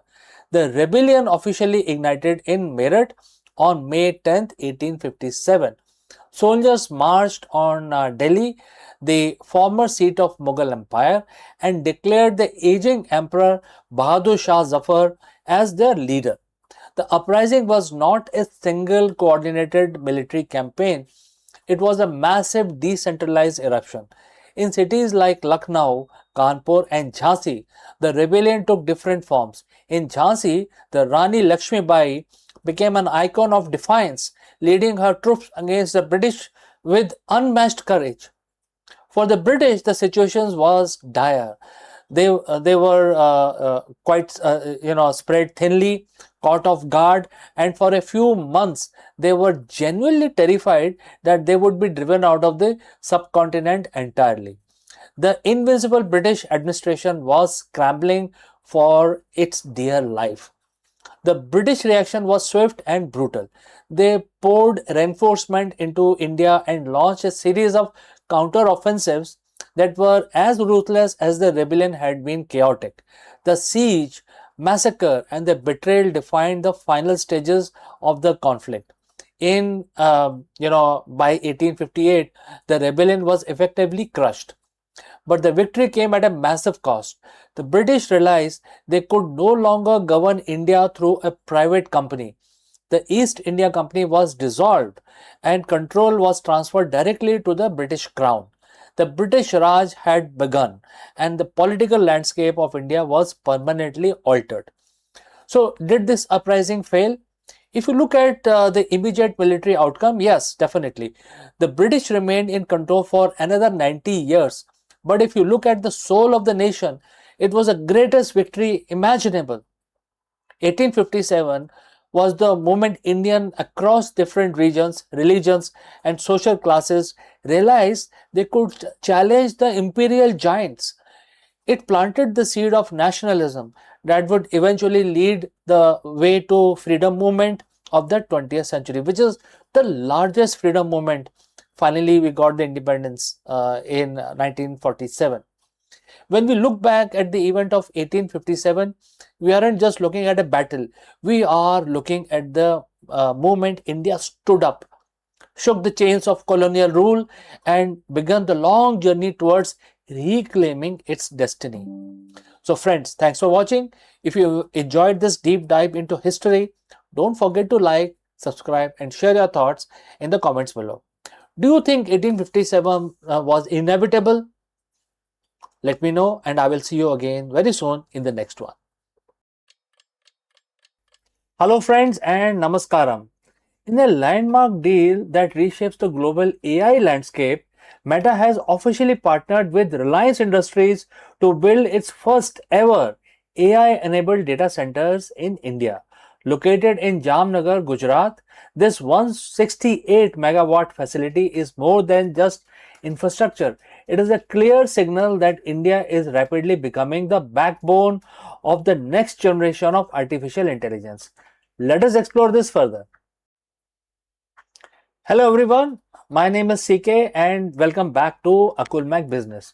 If you have been following the global tech landscape, you know the narrative has shifted. For years, the story of artificial intelligence was written almost exclusively in Silicon Valley. But today, the center of gravity is moving. Just day before yesterday, on June 10th, 2026, we saw a watershed movement. Meta has officially announced its first build-to-suit AI data center in India. Located in Jamnagar, Gujarat, in partnership with Reliance Industries. We are talking about massive 168 megawatt facility that will eventually power some of the most advanced AI workloads on this planet. So friends, if you have reached this far, please inform us from which city you have tuned in and which language you are watching this video. This will help us determine the reach of our channel. Alright, but why India? Why is a global giant like Meta pouring such massive capital into our backyard? Today we are going to peel back the layers of this strategy. This isn't just about servers, it's about the intelligence era. Let's look at the logistics. Why Jamnagar? Reliance isn't building a warehouse, because usually all the big business of Reliance, which are bulk in nature, are all located in Jamnagar. So they are building a hyperscale campus. This facility isn't just powered by the grid, it is designed for sustainability using renewable energy and desalinated seawater for cooling. Meta is covering the cost to ensure this just isn't just big, it is efficient. And look at the geography. Jamnagar sits right next to the key undersea cable landing station. Meta is connecting this facility to Project Waterworth, the world's longest subsea cable system. This allows them to tie India's digital infrastructure directly to their global nervous system. For Meta, India isn't just a market of 1.4 billion people anymore. It is becoming a compute hub. They are betting that India's infrastructure can handle the most complex AI reasoning models, and they are backing it with over a gigawatt of renewable energy agreement with partners like CleanMax. Think back to 2016. The conversation in India was about the cost of the data. We led a revolution that made the internet accessible for everyone. Mukesh Ambani said recently, India cannot afford to rent intelligence. Therefore, we will have to reduce the cost of intelligence as dramatically as we did with the cost of data. And that is the mission. Meta's partnership with Reliance and their joint venture in artificial intelligence is aimed at democratizing high-end AI tools. And what is that we are talking about here? We're talking about starting with business agents, automating customer services across WhatsApp, Messenger, Instagram for millions of small businesses. Number two, creator assistant, giving the massive Indian creator economy the tools to analyze performance and generate content in real time. Meta is betting that if they provide the tool for intelligence, the Indian market will build the solution on top of it. So why are they doing this now? Because the data is undeniably very important. A recent BCG report shows that India leads the world in workplace AI adoption. 97% of the Indian managers are using AI regularly. We aren't just consumers of technology, we are at its most enthusiastic implementers. When you combine our demographic dividend, our massive technical talent pool, and now this world-class infrastructure that Meta and Reliance are laying down, you got an ecosystem that is perfectly primed for a particular scaling.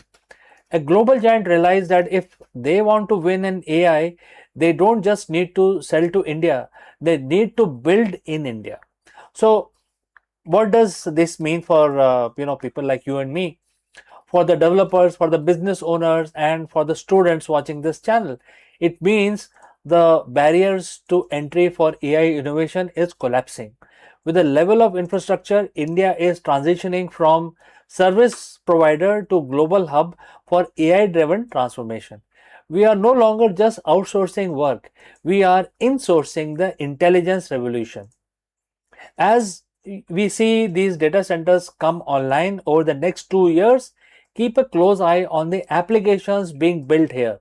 We are entering an era where your local business, your education system, your career will be powered by compute capacity that was previously unimaginable. So friends, Once again, my name is CK and this is Akul Make Business. If you found this deep dive valuable, hit that like button, subscribe, subscribe to the channel, and let me know in the comments, do you think India will become the #1 global destination for AI development by 2030? Let us discuss it more, and I await your messages and opinions. See you in the next one.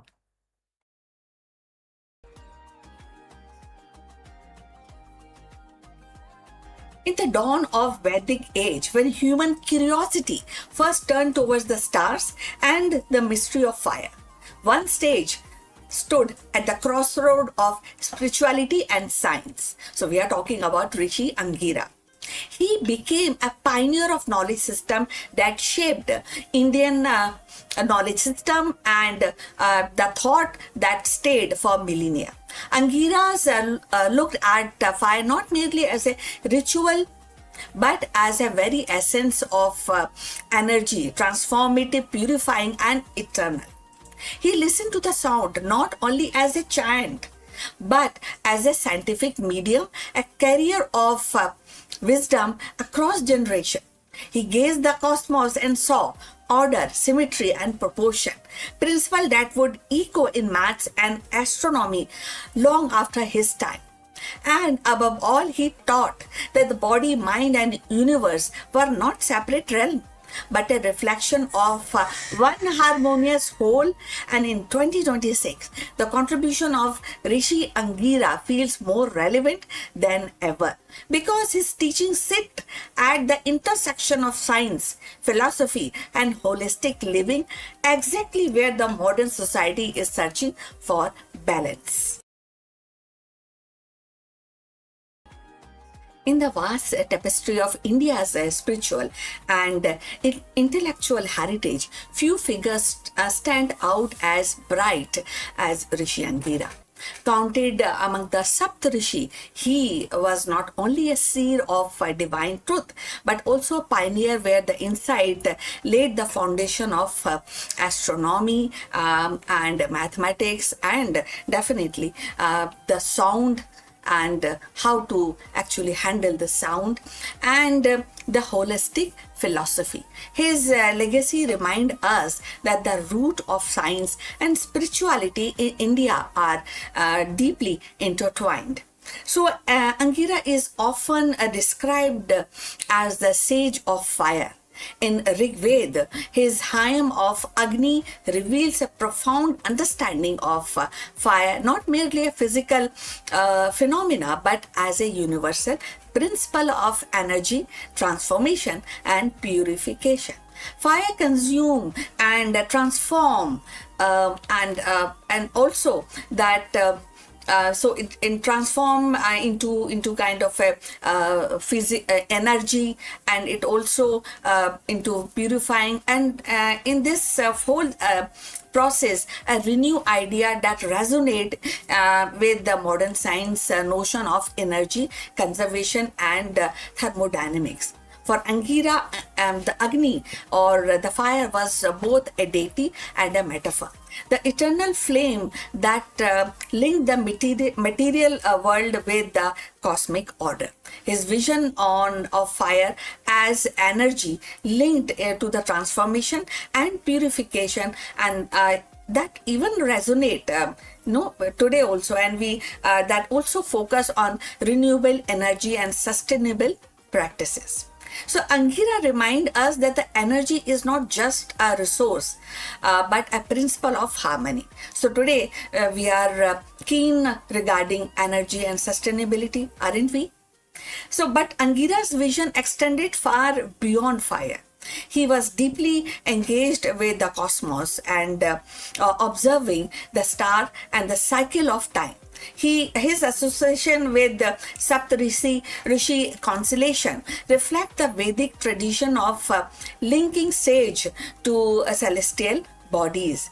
In this way, Angira helped establish astronomy not merely as a tool but for a ritual, but a science of cosmos rhythm.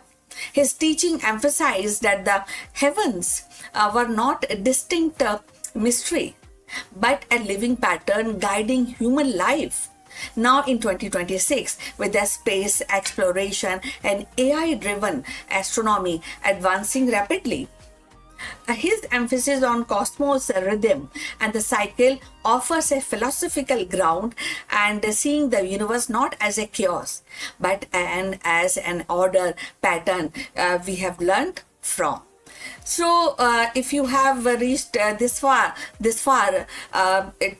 please inform us from which city you have tuned in and in which language you are watching this video. That will that will help us to determine the reach of our channel. So, going forward on Angira, perhaps his most enduring contribution was in the realm of sound and knowledge transmission. So Angira recognized that the sound or shabd, that's what we call in Hindi, was and they are actually more vibration. It's more a vibration, and it has a scientific medium for preserving and transmitting the wisdom. In the age before the writing, he developed the method of oral transmission that relied on rhythm, repetition, and precise articulation. And this system ensured that the Veda could be memorized and passed down flawlessly across a generation. So, in a modern term, Angira pioneered into science of memory, science of sound, and blending linguistic and phonics and the pedagogy into one. And even now in the age of digital communication, Angira's recognition of sound or shabd, that's what we call in Hindi, as a scientific medium and that mirrors how we use data transmission today. His oral method of preserving knowledge and anticipating the importance of precision is definitely very much relevant in information system. So his hymn also reveal a fascinating with order, symmetry and proportion. So ritual were not a random act but carefully measured sequences reflecting mathematical precision, and this emphasis on structure influenced later in Indian tradition in maths, and where the proportion and the balance became the guiding principle. So in Angira's worldwide view, the maths was not an abstract. It was a language of harmony, in a way the mirror the cosmos into human practice. His focus on order, symmetry, and proportion aligned with the modern mathematics and coding and design thinking, where the structure and the balance are essential for innovation. So equally important was his teaching on balance between body, mind, and cosmos. So Angira saw human being as a microcosmos of universe. Just as a fire purifies and a star guide, so too our individual alignment in their inner energy of us and yours inner energies with the rhythm of nature. So this holistic vision foreshadowed the Ayurveda and other Indian science that emphasize equilibrium as the key of health and wisdom. Perhaps most importantly, his teaching that body, mind, and cosmos must remain in equilibrium and speaks directly to 2026 challenges of mental health and environment crisis and technological actually the overload. So taken together, Angira's contribution form a remarkable legacy. He gave us the vision of fire as an energy, astronomy as a cosmic order, sound as a scientific transmission, and mathematics as a symmetry, and philosophy as a balance. So his work reminds us that science, spirituality were never separate in Vedic age. They were two sides of one quest for truth. So as we look back and as we analyze the teaching of Angira, so in that context, Angira emerged not only as a sage but as scientist of soul and cosmos. His insights continue to inspire, urge us to see the universe not as a collection of isolated phenomena, but as a living, ordered whole. In his hymn, we hear the echoes of timeless truth that knowledge, whether spiritual or scientific, is a flame meant to illuminate, transform, and guide humanity towards harmony with the cosmos. So in Vedic dawn, the Angira lit the flame of knowledge, of science, where the fire becomes energy, sound becomes knowledge, and cosmos becomes order. So in the end, Rishi Angira emerged not as a sage of Vedic age, but a visionary who saw science and spirituality as two currents of same river. His hymn to fire reveals the energy as a principle of transformation and purification. His devotion to sound gave humanity a flawless system of oral knowledge transmission, ensuring the wisdom echo across the centuries. And his fascination with symmetry and proportions seeded the spirit of mathematics, while his gaze at the star aligned human life with the cosmos rhythm. What Angira taught us was simple yet profound. The body, the mind, and the cosmos are not separate realm, but reflection of the same kind of alignment, same as a kind of living, the way of living actually. So when we go forward about his teaching, I would also request you to send us the comments what you think, and if you want to add something on this in this context, please, we welcome your comments. So his vision was knowledge was not a possession but a flame meant to illuminate, purify, and guide. As we look back today, his legacy reminds us that the true wisdom lies in the balance and between energy, order, and between sound and silence, between the human and the cosmos. So please send, as I was requesting you, send your comments on this subject, and also please subscribe our channel for more insights to Indian spirituality, mythology. So see you in the next one. But before we end, a few words about our affiliate partner.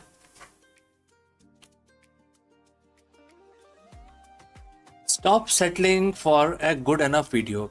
If your built-in laptop camera looks like a grainy mess, it is time for an upgrade. Want to instantly level up your video presence? I like to present the Lenovo Performance FHD webcam.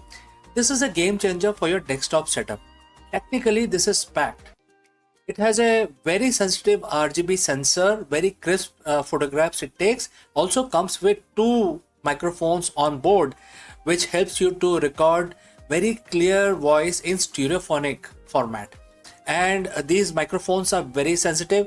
You can actually move away from the camera up to 2 meters and these microphones will pick up your voice without any problem. This is a very strong piece. This is very sturdy. Comes with tripod ready, comes with a very long leash, so it gives you a lot of flexibility to place the webcam wherever you want to keep in your studio. And also it has a swivel base, which is also very handy.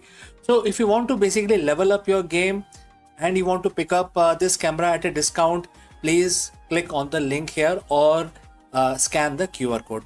Now let's get back to our video.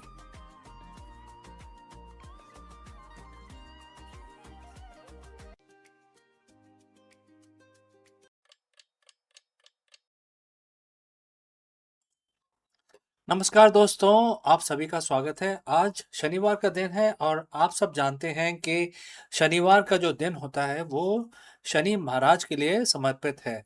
तो आज हम अपना दिन शुरू करेंगे भगवान शनि की प्रार्थना करके, पूजा करके, और हर रोज की तरह हम 11 दफ़ा एक मंत्र का उच्चारण करेंगे। आप हमारे साथ जुड़ें और इस मंत्र को का उच्चारण आप अपने अपने वर्क स्टेशन पे, अपने अपने ऑफिस में, होम ऑफिस में करें। मैं ये काउंटर यूज़ करता हूँ, आप कैसे भी माला का इस्तेमाल करके या कैसे भी अपने मन में ही 11 दफ़े इस मंत्र का उच्चारण करना है। तो चलिए हाथ जोड़ लीजिए, भगवान का नमन करिए। ओम शनिश्चराय नमः। इस मंत्र का हमें जाप 11 दफ़ा करना है। तो चलिए हम अब शुरू करते हैं। ओम शन शनिश्चराय नमः। ओम शन शनिश्चराय नमः। ओम शन शनिश्चराय नमः। ओम शन शनिश्चराय नमः। ओम शन शनिश्चराय नमः। ओम शन शनिश्चराय नमः। ओम शन शनिश्चराय नमः। ओम शन शनिश्चराय नमः। ओम शन शनिश्चराय नमः। ओम शन शनिश्चराय नमः। ओम शन शनिश्चराय नमः। तो दोस्तों, हमारे भगवान की स्तुति जो पूजा है समाप्त हुई, और जिन लोगों की शनि की ढैया चल रही है उनके लिए बहुत ही ज़रूरी है आप हर शनिवार को इस मंत्र का जाप करें और अपना दिन शुरू करें। तो चलिए, आपका आज का दिन मंगलमय हो, इसी कामना के साथ हम इस वीडियो को समाप्त करते हैं। मिलते हैं जल्दी ही दूसरे वीडियो में।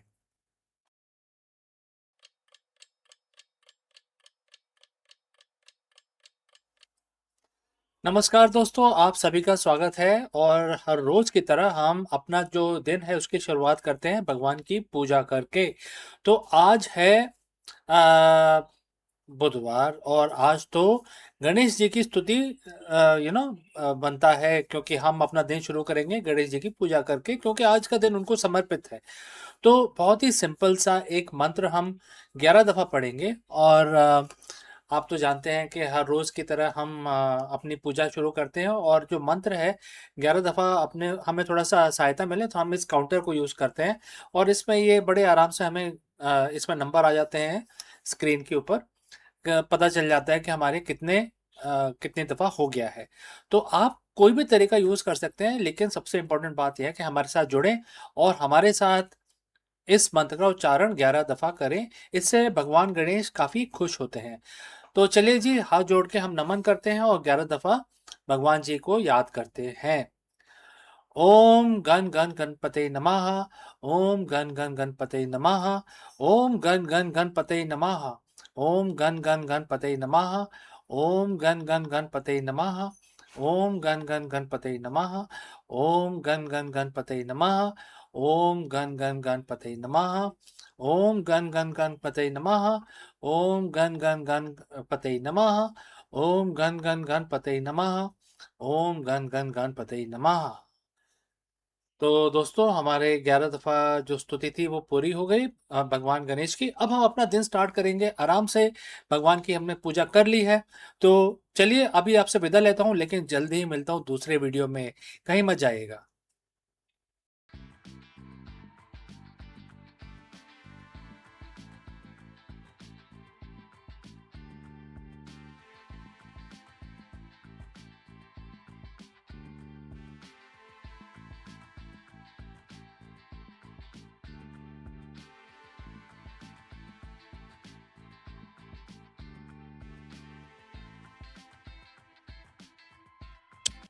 Hello friends, the big question that we want to answer today is that the next industrial revolution happening in deep space, very profound question. While the world has been focused on the AI boom, a silent titan has been emerging in the labs, and this is known as Mars Plasma Thruster. Forget the silicon gold rush. The real treasure is being found in the vacuum of space. In today's video, we dive deep into the trillion-dollar engine and explore why plasma propulsion is no longer a science fiction, but the backbone of the next global economic era. From slashing the cost of satellites deployment to enabling sustainable deep space logistics, plasma tech is disrupting the global tech market and shifting the scales of geopolitical leadership. We break down the cosmic infrastructure that will define the 2030s and beyond. Let's go. While the world has been looking down at their phones, distracted by the latest AI chatbot and the fluctuating prices of the tech stock, a silent revolution has been brewing in the vacuum of space. We have spent the last decade obsessed with that cloud, but the next trillion-dollar industry isn't made of software. It's made of fire, or more accurately, plasma. In the history of humanity, every great economic gold rush was preceded by a breakthrough in transportation. In the 19th century, we had the steam engine, which opened up the frontiers. In the 20th century, we had the jet engine, which shrank the globe, and the entire earth is now known as a global village. But we stand here in 2026. We are facing a wall. Our current rocket technology, which is based on chemical propulsion, is essentially just a fancy way of blowing things up to push ourselves forward. It's heavy, it is inefficient, and it is the reason why the trip to Mars still feels like a suicide mission. Enter the plasma thruster, specifically the high power variant being designed for a Mars run. This isn't just a faster engine, it is a cornerstone of what we call the cosmic infrastructure. Today we are going to pull back the curtain on why this technology is the trillion dollar engine, and why it's sparking a geopolitical and economic race that will redefine the global leadership for the next century. So friends, if you have reached this far, please inform us from which city you have tuned in and in which language you are watching this video. This will help us determine the reach of our channel. Alright, let's proceed further. To understand the gold rush, we have to understand the tool. Most of us grew up watching the space shuttle or the Saturn V massive towers of fire. Those are the chemical rockets. They work by burning fuel to create a massive amount of thrust in a very short time. It's a great equipment for getting off the earth, but traveling through space, it's like trying to drive across a continent in a car that has 5,000 gallon tank, but only got 2 miles per gallon, right? So plasma thruster, often called the ion engines, are specifically the VASIMR, VASIMR, which stands for Variable Specific Impulse Magnetoplasma Rocket, operate on a completely different principle. Instead of burning fuel, they use electricity, often from the solar panels or the small nuclear reactor, to turn a gas like argon or xenon into plasma. Plasma is the fourth state of matter. By using the powerful magnetic field, the engine accelerates this plasma to incredible speed, up to 50 kilometers per second. Now, here is a magic trick. A plasma engine doesn't have the raw power to lift a house off the ground, but once you are in the vacuum of space, it is the ultimate marathon runner. It can stay on for months, constantly accelerating. While a chemical rocket is a sprint, the plasma engine is a bullet train. It can cut a trip to Mars from 9 months down to just 3 months. But for the tech market, the speed isn't even the most exciting part. It is the efficiency. Because of these engines require fraction of the propellant, we can finally stop sending fuel into space and start sending payload. And in business, payload is profit. So let's talk numbers. Why $1 trillion? Right now, the space economy is valued at roughly $600 billion. Most of that is satellite GPS satellites, communication satellite, and weather satellites, etc. Also military satellites, but we are not counting those. But there is a bottleneck. Satellites are disposable.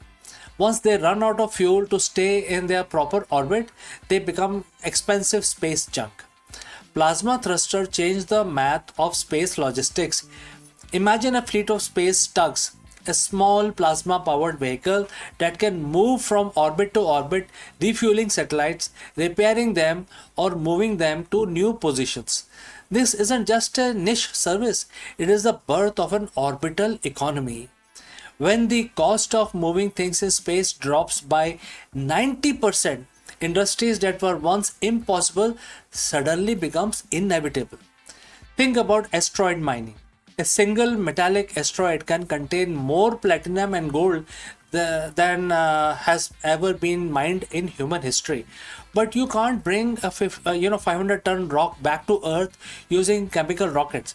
The fuel cost would bankrupt you and before you left the atmosphere.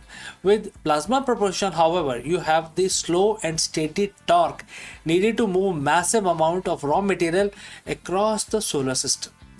And this is a tech gold rush. The winner just won't be one who finds the gold. It will be the one who owns the infrastructure, the engines that make the trade routes possible. This brings us to the showdown.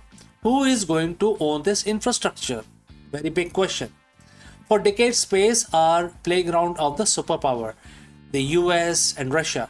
But the plasma revolution has leveled the playing field and at the same time raised the stakes. We are seeing a three-way race. And which are the titans? NASA and the European Space Agency are betting big on nuclear-enabled plasma propulsion for 2030's Mars mission. Who are the disruptors? Private companies like SpaceX, Blue Origin, smaller startups like Ad Astra are moving at Silicon Valley speed, aiming to commercialize these thrusters for satellite constellations. And who are the new contender? Nations like India and China are aggressively investing in electrical propulsion systems. India's ISRO, for example, has become a world leader in cost-effective satellite launches. If they can crack the code on high-efficiency plasma engines, they won't just be launching satellites for others. They will be managing a high ground of the global internet and defense network.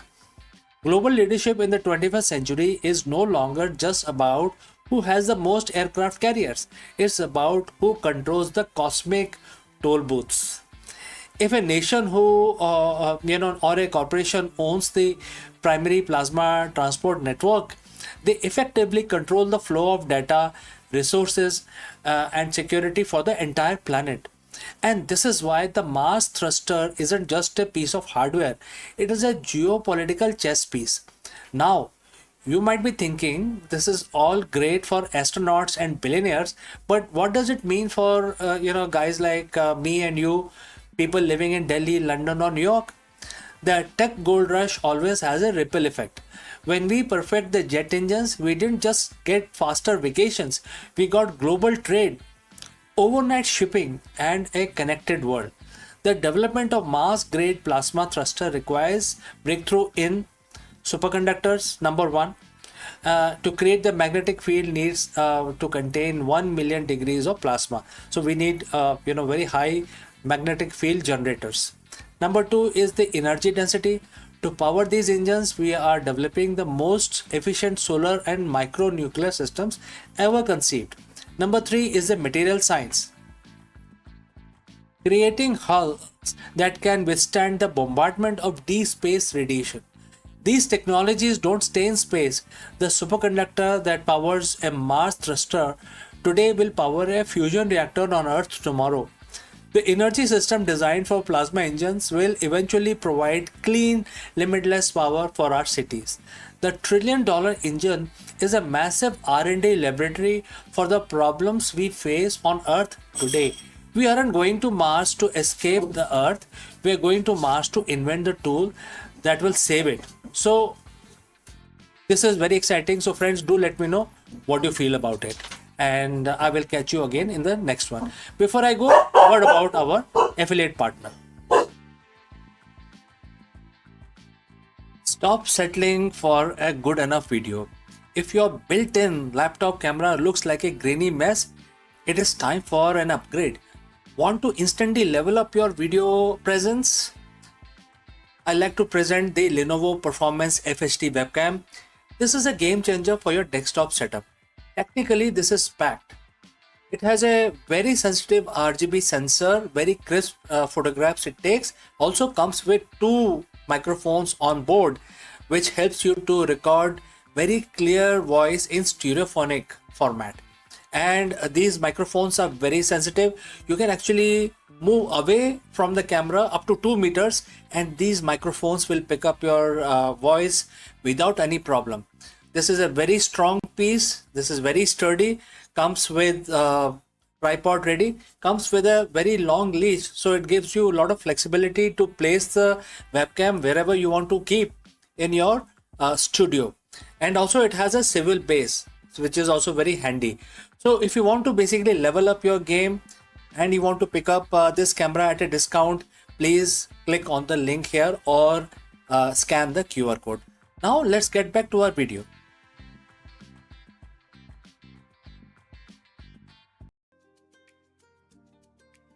Hello friends, did you know that NASA is officially moving beyond the chemical rockets?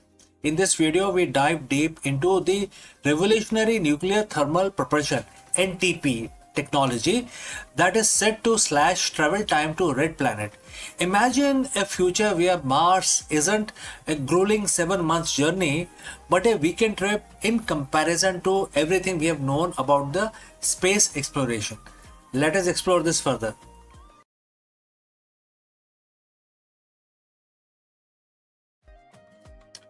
So for 60 years, we have been stuck. Every time we look at Mars, we are staring at a 7 to 9 months commute between Earth and Mars. That isn't just a long time, it is dangerous time. Every day, every day in deep space is another day of the cosmic radiation, muscle atrophy, and the psychological toll of the isolation. But what if we could break that speed limit of space travel? What if we could treat the journey to the red planet not in months, not in years, but in few days, right? Like a weekend trip in comparison to the current tech. NASA has just officially crossed the Rubicon with the announcement of SR-1 Freedom and a roadmap of 2028. The era of chemical rocket is ending. Today we are looking at the nuclear engine that are finally turning science fiction into an interplanetary reality.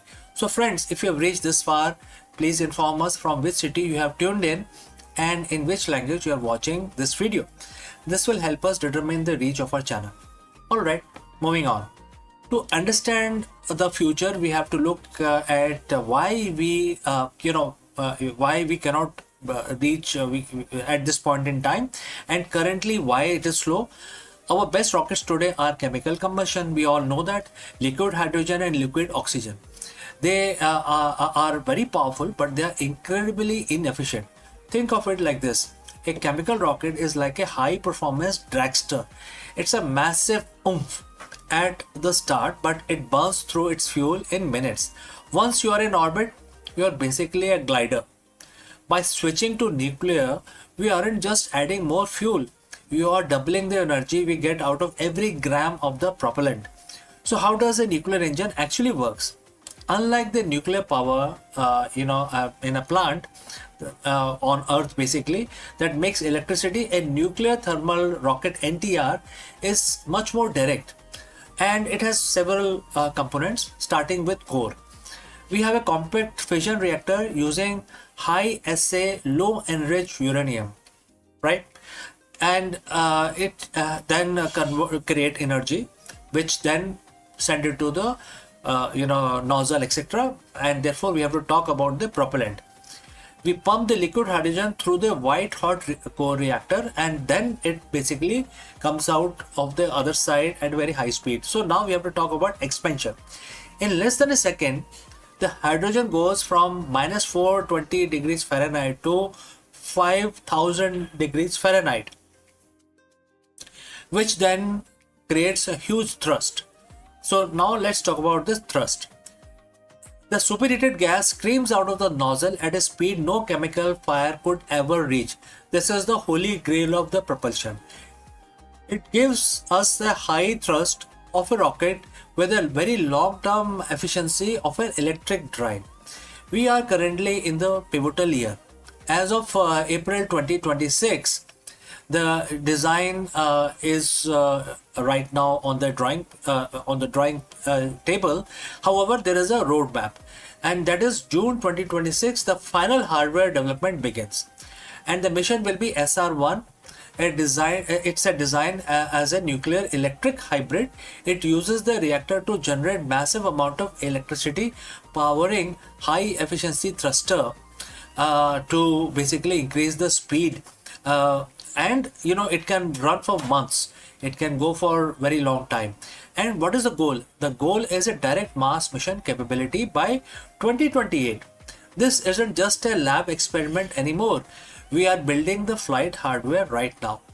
So when we say weekend trip, we are talking about relative transit time. By cutting the journey to Mars from 250 days down to 100 or even 60 days, we solve the two biggest threats to human life. Number one is radiation. Less time spent in the void, which is open space, lower the dose of the solar particles or any cosmic radiation. Number two is the abort capability. Nuclear engines allow us to turn around or change course. Well, in a chemical rocket, once you are on your path, you are committed. Nuclear gives the pilot a steering wheel. Our multi-planetary future, which is to the stars, will have, will always remain a dream if we do not have faster mode of transport. We just don't have the engine to reach them. Why, right? So if we want to go to other worlds, other stars, we need faster mode of transport. So with the breakthrough that we are going to see in 2026, the gap between Earth and Mars is finally closing. We are no longer limited by how much fire we can make. We are now limited only by our ambition to explore. So friends, we have come to the end of our discussion today. My name is CK and you are watching Akul Mac. And if you want to stay on the cutting edge of the Artemis era and the nuclear revolution, hit that subscribe button, and the future is arriving faster than you think. So before I go, a word about our affiliate partner. Stop settling for a good enough video. If your built-in laptop camera looks like a grainy mess, it is time for an upgrade. Want to instantly level up your video presence? I like to present the Lenovo Performance FHD webcam. This is a game changer for your desktop setup. Technically, this is packed. It has a very sensitive RGB sensor, very crisp photographs it takes. Also comes with two microphones on board, which helps you to record very clear voice in stereophonic format. And these microphones are very sensitive. You can actually move away from the camera up to 2 meters and these microphones will pick up your voice without any problem. This is a very strong piece. This is very sturdy. Comes with tripod ready. Comes with a very long leash, so it gives you a lot of flexibility to place the webcam wherever you want to keep in your studio. And also it has a swivel base, which is also very handy. So if you want to basically level up your game and you want to pick up this camera at a discount, please click on the link here or scan the QR code. Now let's get back to our video.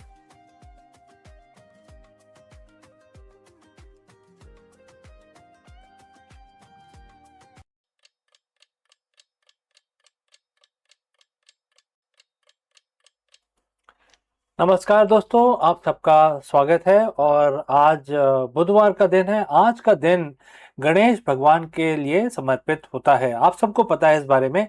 तो हम अपना दिन शुरू करेंगे भगवान की पूजा करके। तो गणेश जी का मंत्र उच्चारण करेंगे और हर रोज की तरह हम इस काउंटर का इस्तेमाल करेंगे। आपको पता ही है काउंटर, इसमें नंबर्स, इलेक्ट्रॉनिक नंबर्स आ जाते हैं, तो ये हमें काफ़ी सहायता करता है अपने गिनती करने में। लेकिन आप किसी भी तरीके से जो आपको कंफर्टेबल हो, आप माला का इस्तेमाल कर सकते हैं और अपनी उंगलियों पे भी गिन सकते हैं, क्योंकि सिर्फ 11 बार ही करना है। तो आराम से आप जैसे भी करना चाहें कर सकते हैं। तो चलिए हाथ जोड़ के हम भगवान का ध्यान करते हैं और एक छोटा सा मंत्र 11 दफ़ा हम उसका उच्चारण करेंगे। चलिए शुरू करते हैं। ओम गम गणपते नमः। ओम गम गणपते नमः। ओम गम गणपते नमः। ओम गम गणपते नमः। Om Gam Ganpate Namaha. Om Gam Ganpate Namaha. Om Gan Ganpate Namaha. Om Gam Ganpate Namaha. Om Gam Ganpate Namaha. Om Gam Ganpate Namaha. Om Gan Ganpate Namaha. तो हमारा भगवान की स्तुति आप समाप्त हुई। हमारा आज का जो हम दिन शुरू करना चाहते हैं वो हम अच्छी तरह स्टार्ट करें, यही हमारी प्रार्थना है। आपका भी दिन अच्छी तरह बीते, इस कामना के साथ हम इस वीडियो को बंद करते हैं। जल्दी ही मिलते हैं दूसरे वीडियो में, कहीं मत जाइएगा। Hello friends, welcome and namaskaram. In the era of endless data saturation, 24 by 7 market analysis and constant forecasting, the most dangerous trap for modern CEO is the noise. Are you making decision based on reality, or are you operating within a loop of the past assumption and the future anxiety? In this video, we decode timeless principle from Bhagavad Gita that serves as a masterclass in strategic clarity. We explore how to break free from the forecast of the illusion, the collective confusion that clouds executive judgment, and reclaim the ability to see the market as it truly is. Let's go. Imagine your average Tuesday morning. You walk into your office or open your laptop at home, and the flood begins. Slack notification, earning reports, market forecasts from analysts who have never run a business, opinions from stakeholders, the anxiety of what your competitors might be doing next week. We are living in an era of unprecedented data saturation. As a CEO, you are trained to listen. You are told to keep your ears to the ground, to listen to the market, and gather intelligence. But what happens when the intelligence you gather is actually blocking your vision? What if the very act of listening to the noise is exactly what preventing you from seeing the reality of your business? Today, we are going to explore a radical ancient principle that directly addresses the modern executive trap. It comes from Bhagavad Gita, chapter 2, verse 52, and it offers a solution to the most common leadership struggle of our time, the struggle between reacting to the noise and acting with a true clarity. We are going to learn why, as a leader, you must stop listening to the chorus of illusion and start seeing the objective truth. So, friends, if you have reached this far, please inform us from which city you have tuned in. This will help us determine the reach of our channel. Now, let's continue with our discussion. The verse we are focusing on is simply very simple, few words, yet very profound. And the quote starts: emerging from the forest of illusion, the intelligence becomes detached from what has been heard and what will be heard. Quote close. Let's break down for the boardroom. The forest of illusion isn't a magical place. It's your daily operational environment. It's the echo chamber of industry experts. It's the fear mongering of the financial news. It is the what we have always done culture within your company. The words highlight two specific dangerous traps. First, what has been heard. This is your history. It's your past success that you're trying to replicate, or your past failures that you're terrified of repeating. It is a legacy data. When you lead based on solely what you have heard, you are living in the past. What will be heard is a second one. This is the speculation. It's what if scenario. The AI hype cycles, the fear of future competition. When you lead based on this, you are living in an anxiety. So, when you are trapped in this forest, your intelligence, your strategic foresight is compromised. You aren't seeing the business, you are seeing the hallucination of your own biases and external noise. So, friends, what does detachment actually means here? Does it mean you stop reading reports? Does it mean you fire your strategic, the team responsible for strategic outcome? Absolutely not. In business, detachment doesn't mean apathy. It means intellectual sovereignty. It means you receive the information, you acknowledge the report, you hear the opinion, but you do not let it become your reality. Think of it like a seasoned ship captain in a storm. The captain hears the wind, they see the waves, they understand the data from the radar, they are aware of all of it, but they do not become the storm themselves. They don't panic because the wind is loud.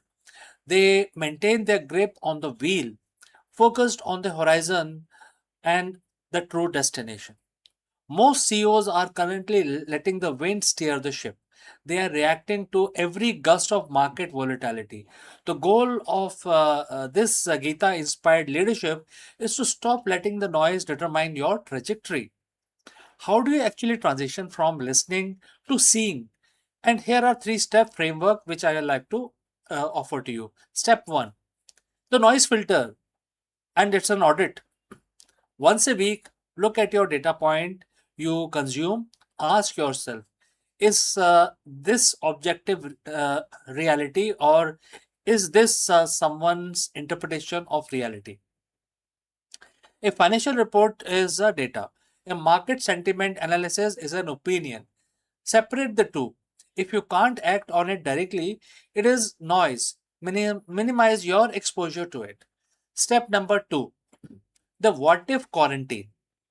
When you find yourself spiraling about what will be heard, the future fears, write them down, then move them to a quarantine folder. Do not address them until your monthly strategic review is done.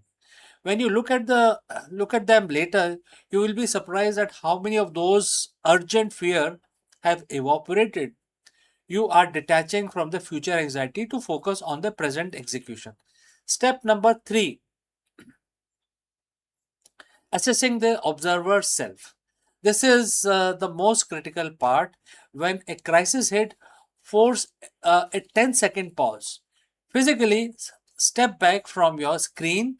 Ask yourself, if I were a consultant looking at this form of from the outside with no emotional stake in the past or the future, what would I see? That is your intelligence. That is your clarity. That is the strategic vision you are paid to provide. So, why does this matter? Because in a world of hype, clarity is the ultimate competitive advantage. Everyone else is reacting, everyone else is chasing the same trends, reading the same newsletter, and getting scared by the same headlines. When you detach, when you move out of the forest, you see the opportunity that others are literally too loud to hear. You stop competing on the noise, you start competing on the substance. You become the CEO who doesn't get rattled by a market drip.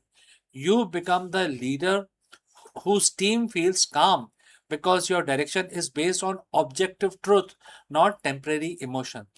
This isn't just mindfulness, this is the high performance business strategy. It is a practice of being immovable in the center of the hurricane. The verse from chapter 2, verse 52 is a call to maturity.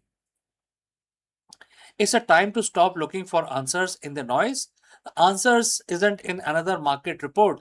The answer is in your ability to clarify your own vision. So, friends, I challenge you this week.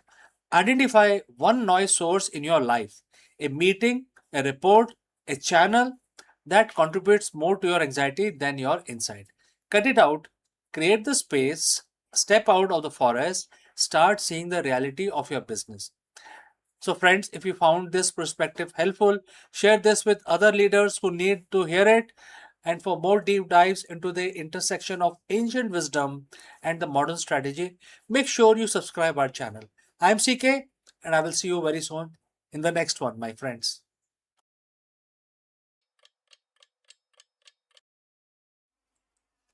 नमस्कार दोस्तों, आप सबका स्वागत है। आज सोमवार का दिन है और आप सबको पता है कि सोमवार का दिन तो भगवान शंकर के लिए समर्पित होता है। तो हम अपना दिन शुरू करेंगे, उससे पहले हम भगवान की पूजा करेंगे हर रोज की तरह। और आज हम शंकर भगवान की पूजा करेंगे। एक मंत्र का उच्चारण करेंगे जिससे आपके दिन, हमारा दिन शुभ रहे। भगवान शंकर की स्तुति करेंगे। तो आप भी हमारे साथ महामृत्युंजय का जाप करें, 11 दफा करेंगे। आप माला का इस्तेमाल कर सकते हैं, मैं ये काउंटर का इस्तेमाल करता हूँ, इसमें नंबर आ जाते हैं। नहीं तो आप जैसे भी, अगर आप अपने माइंड के अंदर भी अगर आप काउंट करना चाहें तो आप ऐसा भी कर सकते हैं। तो जैसे आपको कंफर्टेबल हो वैसे आप हमारे साथ जुड़ें और महामृत्युंजय का जाप हमारे साथ ज्वाइन करके करें।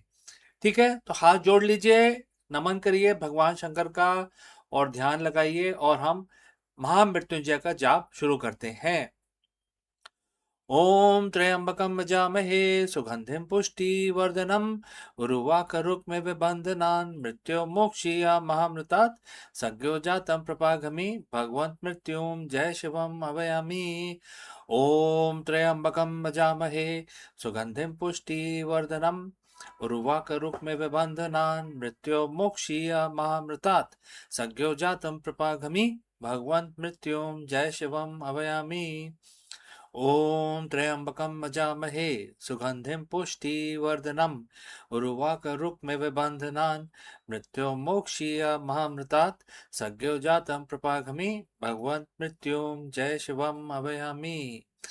ओम त्र्यंबकं यजामहे सुगंधिं पुष्टिवर्धनम् उर्वारुकमिव बन्धनान् मृत्युर्मोक्षीयमामृतात् सद्यो जातं प्रपागामि भगवन् मृत्युं जय शिवम् आवाहयामि।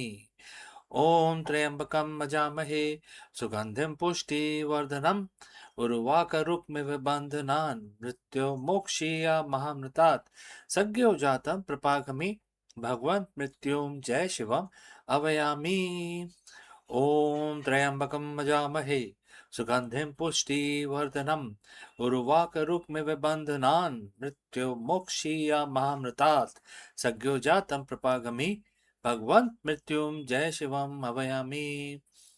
ओम त्र्यंबकं यजामहे सुगंधिं पुष्टिवर्धनम् उर्वारुकमिव बन्धनान् मृत्युर्मोक्षीयमामृतात् सद्यो जातं प्रपागामि भगवन् मृत्युं जय शिवम् आवाहयामि। ओम त्र्यंबकं यजामहे सुगंधिं पुष्टिवर्धनम् उर्वारुकमिव बन्धनान् मृत्युर्मोक्षीयमामृतात् सद्यो जातं प्रपागामि भगवन् मृत्युं जय शिवम् आवाहयामि। ओम त्र्यंबकं यजामहे सुगंधिं पुष्टिवर्धनम् उर्वारुकमिव बन्धनान् मृत्युर्मोक्षीयमामृतात् सद्यो जातं प्रपागामि भगवन् मृत्युं जय शिवम् आवाहयामि। ओम त्र्यंबकं यजामहे सुगंधिं पुष्टिवर्धनम् उर्वारुकमिव बन्धनान् मृत्युर्मोक्षीयमामृतात् सद्यो जातं प्रपागामि भगवन् मृत्युं जय शिवम् आवाहयामि। ओम त्र्यंबकं यजामहे सुगंधिं पुष्टिवर्धनम् उर्वारुकमिव बन्धनान् मृत्युर्मोक्षीयमामृतात् सद्यो जातं प्रपागामि भगवन् मृत्युं जय शिवम् आवाहयामि। ओम नमः शिवाय, ओम नमः शिवाय, ओम नमः शिवाय। तो दोस्तों, आज हमारा महामृत्युंजय का जाप संपन्न हुआ और हम आपसे इस वीडियो में विदा लेते हैं, लेकिन जल्द ही दूसरे वीडियो में मिलते हैं। आपका दिन शुभ हो, तब तक के लिए अपना ख्याल रखें। नमस्कार।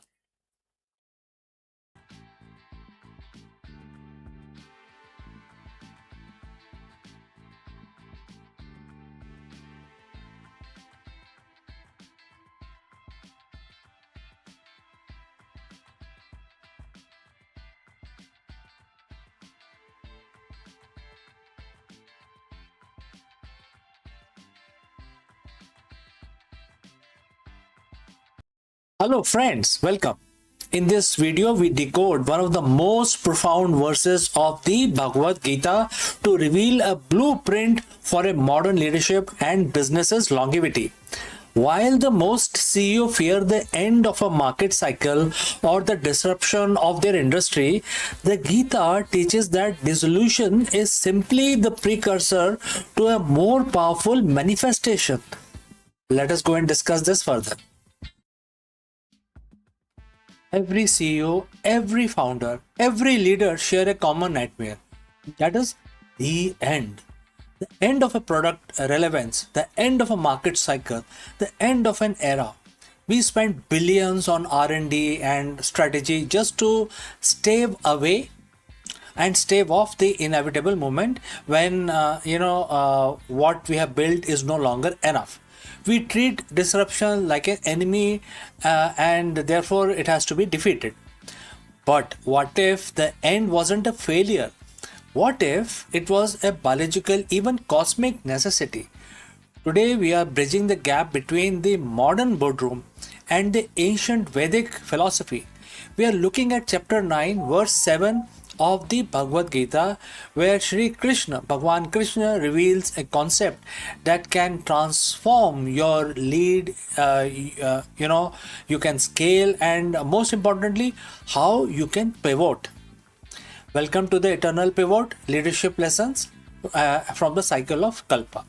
So friends, if you have reached this far, please inform us from which city you have tuned in and in which language you are watching this video. This will help us determine the reach of our channel. Alright, let's look at the verse. The text says, and in this context, Bhagwan Krishna says to Arjun, quote starts, every material being enter into me at the end of the every cycle of Kalpa or a millennium. O Kaunteya, I send them back again at the beginning of the next cycle, quote close. To understand this, for business, we need to understand two terms, Kalpa and dissolution. A Kalpa is a massive cycle of time, a cosmic fiscal year or a grand scale. At the end of this cycle, everything, the stars, the planet, the souls, merges back into the source. Nothing is destroyed in the scene, in a sense of vanishing into nothingness. It is simply pulled back into a state of potential. Potential energy? Right. Then Bhagwan Krishna says, I send them back again. This is a first grade leadership lesson. Existence is cyclic, not linear. In business, we often try to force linear growth forever. But the Gita reminds us that everything that manifests must eventually be pulled back into the source, which is the core idea, the raw talent, the capital, etc., before it can be projected outward again in a better, more evolved form. Why do legacy companies fail? Because they try to fight the end of their kalpa. Think of Kodak, Nokia, or Blockbuster. They viewed their current form, their specific product as permanent. When the cycle ended, they resisted the pullback to the source. They refused to dissolve their old identity, and as a result, they couldn't be sent back as something new. As a leader, your job is to identify when a cycle is closing. Is your current business model is being that has reached the end of the kalpa, or holding on to strategic simply because it worked in the last millennium? Very profound question, isn't it? I think all of you can try and answer in your business. Bhagwan Krishna wisdom here is about strategic detachment. He doesn't mourn the end of kalpa. He facilitates it because he knows the next cycle is already planned. A Gita aligned CEO doesn't see a market crash as a catastrophe. They see it as the universe clearing the whiteboard for a new, more efficient design. So, how do you apply this? We call it the eternal pivot. The eternal pivot is the ability to withdraw your energy, resources, and talent from a dying cycle and bring them back to the source, which in your case is your core purpose. When you pivot, you aren't changing who you are changing how you manifest. There are several things that you need to take care. First, identify the end of the cycle signal. High customer acquisition cost, stagnation in innovation, or a shift in the cultural values. These aren't just problems. They are the kalpa signals. Number 2, embrace the dissolution. Don't just fix a broken department. Sometimes you have to dissolve it completely. Let the talent and the capital return to the center. Number 3, remanifestation. Ask yourself, if you were starting from scratch today with the wisdom of the past, what would I send back into the world? This is exactly what Krishna does. He doesn't just repeat the previous cycle. He sent beings back again, fresh, renewed, and ready for the new era. Leading from the verse 7 means leading with a cosmic perspective. It removes the ego from the pivot.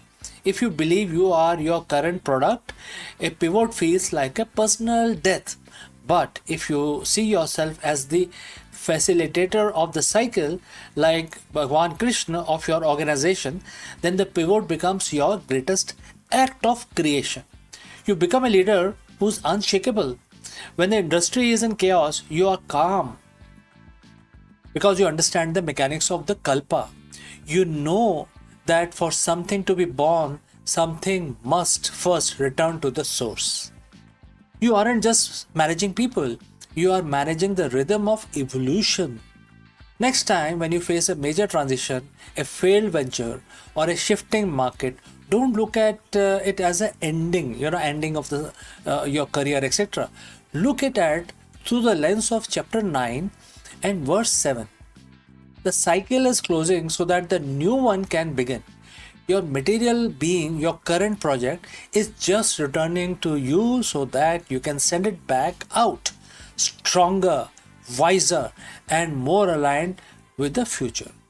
Master this cycle, embrace the dissolution, and always be ready for the next kalpa. So, friends, thanks for watching and thanks for listening. Now you go forth and lead the next cycle. If you have any questions, please feel free to send it across. Before I leave you today, a word about our affiliate partner. Stop settling for a good enough video. If your built-in laptop camera looks like a grainy mess, it is time for an upgrade. Want to instantly level up your video presence? I like to present the Lenovo Performance FHD webcam. This is a game changer for your desktop setup. Technically, this is packed. It has a very sensitive RGB sensor, very crisp photographs it takes. Also comes with 2 microphones on board, which helps you to record very clear voice in stereophonic format. And these microphones are very sensitive. You can actually move away from the camera up to 2 meters and these microphones will pick up your voice without any problem. This is a very strong piece. This is very sturdy.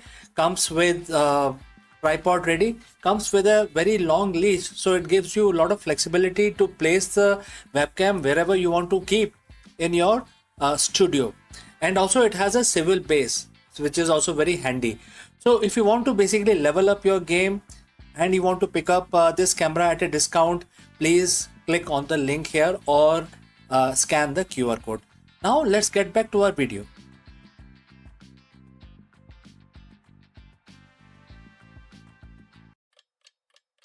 Hello दोस्तों, नमस्कारम, आपका स्वागत है। कभी आपने सोचा है कि black hole के अलावा भी ब्रह्मांड में कुछ ऐसा है जो हमारे विज्ञान, हमारी फिजिक्स को पूरा बदल सकता है। इस वीडियो में हम जानेंगे ग्रेविस्टार के बारे में और हम इसकी चर्चा करेंगे कि क्यों एस्ट्रोफिजिक्स के दुनिया में ये हमेशा एक चर्चा का विषय है। अक्सर हमने सुना है कि एक विशाल तारा जब उसका एंड होता है, दी एंड, तो वो ब्लैक होल में बदल जाता है। लेकिन कभी आपने सुना है कि हो सकता है कि वो ग्रेविस्टार में बदल जाए और ब्लैक होल ना बने? तो ये ग्रेविस्टार क्या चीज़ है और ऐसा क्यों बोला जाता है कि ग्रेविस्टार एक कोलैप्सिंग स्टार है जो एक मिनी यूनिवर्स का निर्माण कर सकता है? तो काफ़ी दिलचस्प वीडियो होने वाला है। चलिए आगे बढ़ते हैं और इसकी चर्चा करते हैं। तो दोस्तों, जब हम अंतरिक्ष के बारे में सोचते हैं, उसकी विशालता को देखते हैं, तो अक्सर हमें लगता है कि जो सितारे हैं, जो स्टार्स हैं, वो एक लाइट का सोर्स हैं और एक कोई बड़ा स्टार अपने अंत समय में पहुंचता है, वो उसकी डेथ होती है, तो वो ब्लैक होल में कन्वर्ट हो जाता है, और हमारी एस्ट्रोफिजिक्स में इसके बारे में काफ़ी डिटेल में एक्सप्लेनेशन है, हमारे फॉर्मूलाज से, रिलेटिविटी की थ्योरी से एक्सप्लेन किया गया है।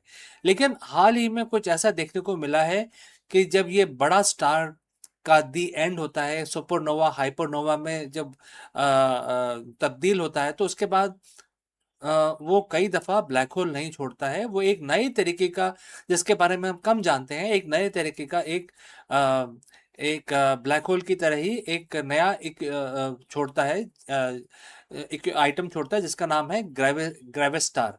अब उसके नाम से ही पता चलता है कि इससे ग्रेविटी से कुछ लिंक होगा। तो इस ग्रेविट स्टार बोलते हैं इसको, ग्रेवा स्टार, जो स्टैंड करता है ग्रेविटेशनल वैक्यूम स्टार। मतलब ये एक नए तरीके का ये एक जानवर है जो ग्रेविटेशनल वैक्यूम स्टार होता है, जो ब्लैक होल से भिन्न होता है। ब्लैक होल क्या करता है, हर चीज अपनी तरफ खींचता है ग्रेविटी की वजह से, लेकिन ये ग्रेविटेशनल वैक्यूम स्टार बन जाता है। और अगर ये प्रूव हो जाए या हमें ग्रेविस्टार कहीं दिख जाए, ऐसा देखने में आ रहा है कि कई जगहों पे जो हमारी साइंटिफिक थियरीज है वो ये कह रही हैं कि यहाँ पे ये ब्लैक होल नहीं है बल्कि एक ग्रेविस्टार है। तो लेकिन इस पे शोध चल रहा है। तो अगर ये प्रूव हो जाए कि ग्रेविस्टार होता है, तो हमारे ब्रह्मांड की समझ पूरी की पूरी बदल जाएगी।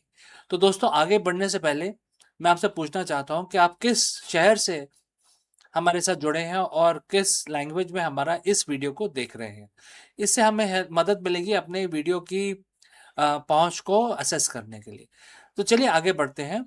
जो जो स्टार का एंड क्यों होता है, क्योंकि वो अपना जो ईंधन होता है, जिसका जो ईंधन होता है वो हाइड्रोजन, हीलियम या कोई भी एलिमेंट उनको कंबाइन करता है, और उससे वो फ्यूजन रिएक्शन होता है, जिससे काफ़ी हीट प्रोड्यूस होती है, और एक बैलेंसिंग एक्ट की तरह काम करता है कि उसके कोर में हीट प्रोड्यूस होती है जो ग्रेविटी को बैलेंस करती है, ग्रेविटी को अलाउ नहीं करती है कि पूरे स्टार को कोलैप्स होने दे। तो वो अंदर से एक टग ऑफ वॉर चलता है, और ये करोड़ों साल तक चलता रहता है। लेकिन एक दिन ऐसा आता है जब पूरे की पूरी जो उसकी जो मटेरियल है वो कंज्यूम हो चुका होता है, और उसकी एक लिमिट होती है जो होती है आयरन। आयरन का पीरियोडिक टेबल पे जो नंबर है वो 60 है। मतलब कि जो 60 अगर उसमें आयरन बन गया उसके कोर के अंदर, तो उसके बाद 60 आयरन के जो एटम्स हैं अगर कंबाइन करेंगे तो कितना आता है दोस्तों, 120। तो 120 जो एलिमेंट है वो एग्जिस्ट नहीं करता है हमारी पीरियोडिक टेबल के ऊपर, मतलब नेचर में एग्जिस्ट नहीं करता है। तो वो आयरन जो है वो आगे कंबाइन नहीं हो पाता है। तो उसकी वजह से जो ग्रेविटी है उस स्टार की वो टेक ओवर कर लेती है, और इंस्टेंटली विद इन 1 सेकेंड, मतलब 30%, 30 माइक्रो सेकेंड के अंदर वो पूरा का पूरा स्टार कोलैप्स हो जाता है और सुपरनोवा में तब्दील हो जाता है। और जब वो ऐसा करता है तो जो कोर होता है स्टार का वो इतनी जो उसको उसको इतने ज़्यादा किक मिलती है कि वो कोलैप्स हो जाता है ब्लैक होल के अंदर, और जो बाहर वाला जो उसका जो लेयर है स्टार की वो बाहर की तरफ एक्सप्लोड कर जाती है, जिसको हम सुपरनोवा बोलते हैं। लेकिन जो बचता है वो एक सिंगुलैरिटी है। मतलब सिंगुलैरिटी मतलब कि उसके अंदर उस हमारी फिजिक्स फेल हो जाती है। उस वो इतना छोटा होता है कि हम उसको मेजर ही नहीं कर सकते। उसकी डेंसिटी इनफाइनाइट हो जाती है, उसकी स्पेस ज़ीरो हो जाती है। तो ये चीज़ें इन्फिनिटीज़ में पहुंच जाती हैं, जिसलिए हम उसको बोलते हैं सिंगुलैरिटी। हाँ, हालांकि सिंगुलैरिटी आज तक प्रूव नहीं हो पाई है, बट वो एक मैथमेटिकल कॉन्सेप्ट बन के रह गई है, क्योंकि हम ब्लैक होल के अंदर देख नहीं सकते, तो इसलिए हमें ये पता नहीं होता कि ब्लैक होल के अंदर क्या है। 2001 में वैज्ञानिकों ने ये देखा कि सिंगुलैरिटी नहीं होती है, और कई दफ़ा सिंगुलैरिटी ना होके ब्लैक होल की बजाय एक ग्रेविस्टार का जन्म होता है इस प्रोसेस के बाद। तो ग्रेविस्टार का मतलब क्या है? Gravitational vacuum star. अब कल्पना करें कि एक बहुत बड़ा जो स्टार है वो कोलैप्स कर रहा है, और ब्लैक होल बनने के बजाय एक बहुत ही सख्त एक ट्रांसपेरेंट शेल में कन्वर्ट हो रहा है। मतलब ब्लैक होल तो इंटरनल जाता है, लेकिन ये शेल के अंदर अंदर क्या है उसके अंदर हमें पता नहीं, लेकिन बाहर का जो आवरण है वो एक ट्रांसपेरेंट शेल बन जाता है, और उसके बाद वो स्टेबल हो जाता है। उसके अंदर का जो हिस्सा होता है वो वैक्यूम होता है। उसके अंदर वैक्यूम होता है, बाहर एक ट्रांसपेरेंट शेल होता है, एक गुब्बारे की तरह होता है। बाहर ठोस परत होती है, अंदर एकदम खाली होता है, लेकिन सामान्य खाली नहीं होता है। उसके अंदर डार्क एनर्जी होती है, डार्क एनर्जी से भरा होता है। और इस मॉडल को एक सिंगुलैरिटी की आवश्यकता नहीं होती। मतलब अगर स्टार पूरा कोलैप्स हो जाए तो उसमें सिंगुलैरिटी चाहिए हमारे मैथमेटिकल जो फॉर्मूलाज हैं उनको स्टेबल करने के लिए। लेकिन अगर ग्रेविस स्टार है तो उसमें सिंगुलैरिटी नहीं है, अंदर सिर्फ डार्क एनर्जी है और बाहर से उसमें एक ट्रांसपेरेंट, एक बहुत ही हार्ड एक शेल है। और ग्रेविस्टार अगर बने, अब हमें मिल जाए तो ये हमें जनरल रिलेटिविटी और क्वांटम फिजिक्स में एक सिमिलरिटी भी हमें जो प्रदान करता है, जो आज की डेट में हम दोनों के अंदर जो सामंजस्य है वो ढूंढ नहीं पाए हैं। क्योंकि जो क्वांटम मैकेनिक्स है वो अपनी तरह से चलता है, उसके अपने फॉर्मूलाज हैं, और जो रिलेटिविटी है वो अपनी तरीके से चलता है, उसके अपने मैथमेटिकल फॉर्मूलाज हैं। जब दोनों को मिलाते हैं तो हमारी फिजिक्स फेल हो जाती है। तो यही होता है सिंगुलैरिटी में। तो हम काफ़ी, हमारे जो साइंटिस्ट हैं वो करीब 100 साल से 120 सालों से इन दोनों के बीच में सामंजस्य लाने की कोशिश कर रहे हैं। तो ग्रेविस्टार एक ऐसा एक हाइपोथेटिकल एक ऑब्जेक्ट है यूनिवर्स में जो इन दोनों के बीच में सिमिलरिटी ला सकता है, और उनके जो हमारी जो फिजिक्स है उसको भी कंप्लीट कर देता है। तो अब ये है कि ग्रेविस्टार कहाँ पे पाया जाता है। अब कई दफ़ा बोला जाता है कि ग्रेविस्टार हमारे जो गैलेक्सी का जो सेंटर है वो एक ग्रेविस्टार है। ऐसा बोला जाता है कि वो एक ग्रेविस्टार है और एक ब्लैक होल है, या एक ब्लैक होल और ग्रेविस्टार दोनों ही वहाँ मौजूद होते हैं, ऐसा बोला जाता है। इस पर रिसर्च चल रही है, इन दोनों चीज़ों को प्रूव करने की बहुत ही ज़्यादा कोशिश चल रही है। अब आप देखिए कि अगर इसके अंदर ट्रांसपेरेंट एक कवर है और अंदर सिर्फ डार्क एनर्जी है, तो इसका मतलब कि अंदर एक पूरा छोटा एक ब्रह्मांड है, इसके अंदर एक पूरा मिनी यूनिवर्स है, जिसके अंदर डार्क एनर्जी भी होगा, डार्क मैटर भी होगा, और इसके अंदर प्लैनेट्स होंगे, गैलेक्सीज होगा। तो ये जो ग्रेविस्टार है ये एक ग्रेविटेशनल एक फोर्स बन जाता है, लेकिन वो ब्लैक होल की तरह सिंगुलरिटी नहीं बनता, बल्कि एक मिनी यूनिवर्स बन जाता है उसके अंदर। और जो अंदर उसके जो लोग रहते हैं या जो ग्रह होते हैं उनको नहीं पता होता कि बाहर क्या है। वो शेल के बाहर नहीं देख सकते। जो शेल होता है वो ट्रांसपेरेंट होता है, लेकिन उसके बाहर वो जहाँ उनके देख नहीं सकते, क्योंकि शेल पे स्पीड ऑफ लाइट होती है, जो आपको पता होगा ब्लैक होल के जो फॉर्मूलाज हैं वो उसमें लगते हैं। तो ग्रेविस्टार अगर सच में मौजूद है, अभी तक हमारे पास कोई सीधा प्रमाण नहीं है, लेकिन सिर्फ मैथमेटिकल एक प्रमाण हो सकता है, जो एक अनुमान लगाया जा सकता है, क्योंकि इन चीज़ों को देखना बहुत ही मुश्किल है, दिखाई नहीं देते, कुछ भी वहाँ से रेडिएशन बाहर आता नहीं है। जब तक कुछ आता नहीं है बाहर, हम उसको देख नहीं सकते। तो दोस्तों, ये एक बहुत ही इम्पोर्टेंट चीज़ है, इसके पीछे काफ़ी शोध किया जा रहा है, और मैं जानना चाहता हूँ आपसे कि आपको क्या लगता है कि ग्रेविस्टार होंगे, या सारे जो तारे हैं, बड़े स्टार्स हैं, जब वो अपना अंत में आते हैं तो ब्लैक होल में कन्वर्ट होते हैं? कमेंट करके ज़रूर बताएं, और हमारे चैनल को सब्सक्राइब ज़रूर करें। अगर आप विज्ञान की यात्रा में, अगर आप उत्सुक हैं तो हमारे चैनल को सब्सक्राइब करें। मिलता हूँ जल्द ही दूसरे वीडियो में। सीखते रहें, आगे बढ़ते रहें। My name is CK. See you in the next one.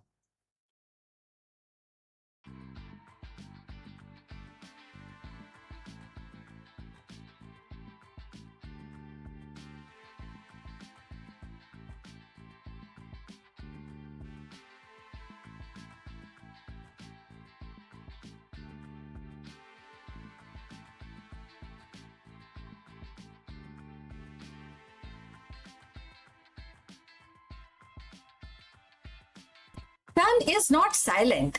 It speaks in the burst of invisible thunder.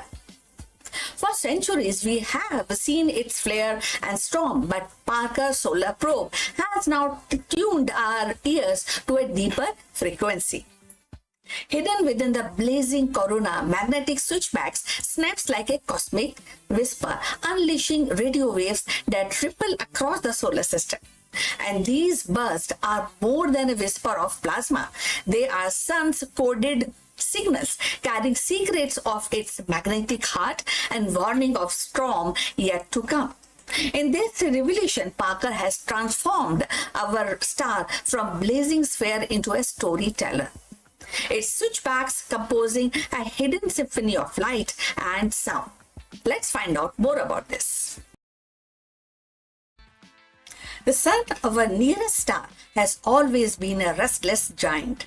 Its surface boiling with plasma, its atmosphere alive with storms.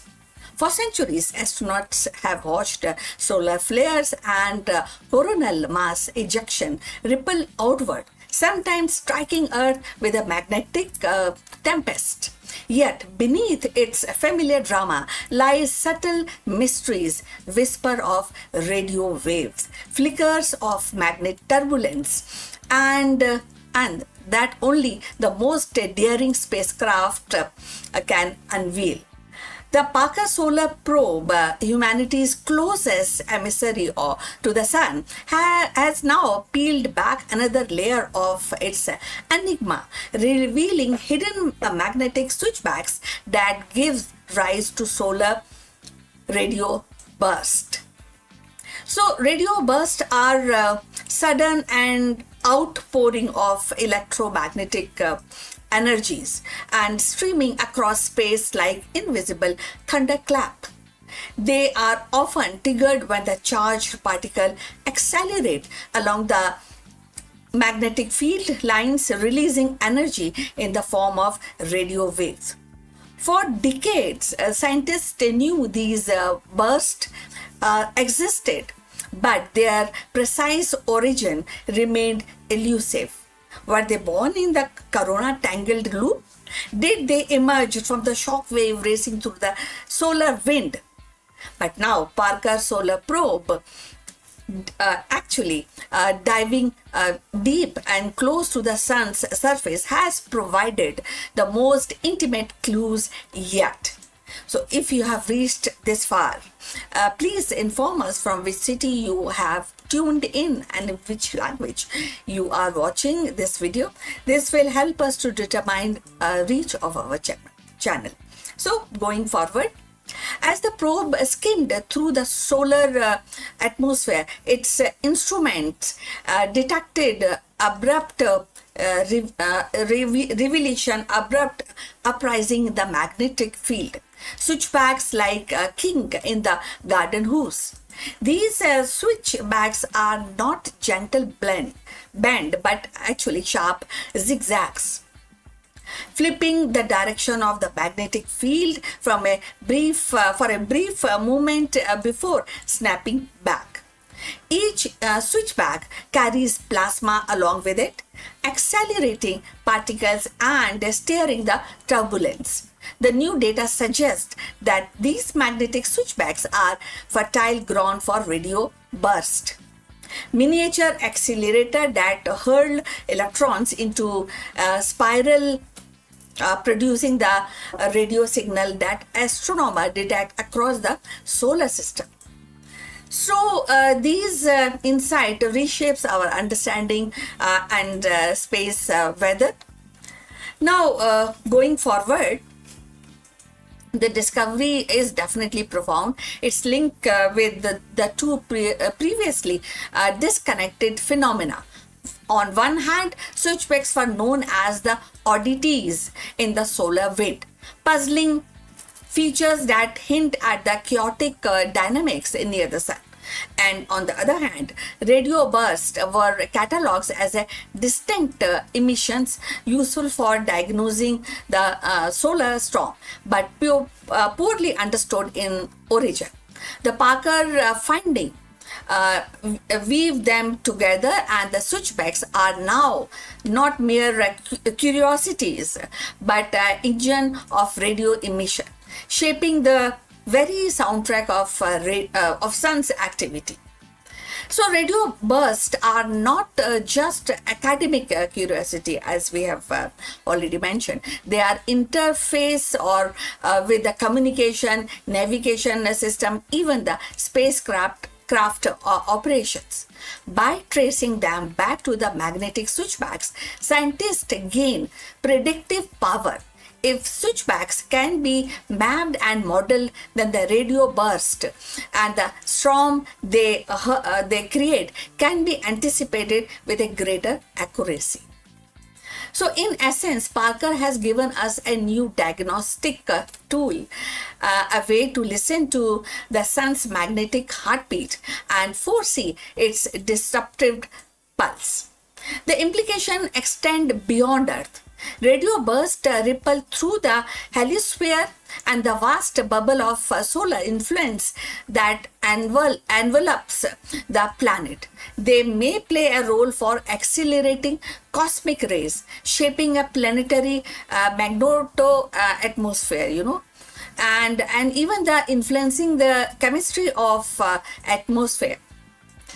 So for Mars, with its magnetic shield, such burst could be particularly consequential and steering its upper atmosphere and affecting its future.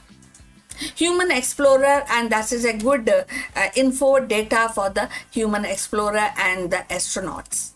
For distinct spacecraft, understanding radio burst is vital for shielding electronics and maintaining communication link. And this is also a poetic dimension to its discovery.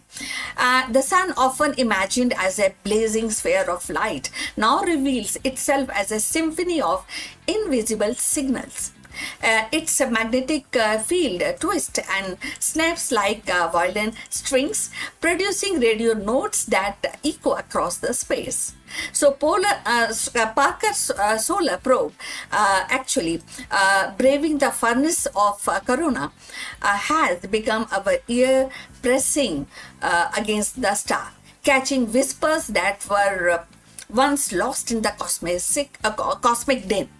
Each switchback is a stanza, each burst is a refrain, and composing a hidden music of the sun.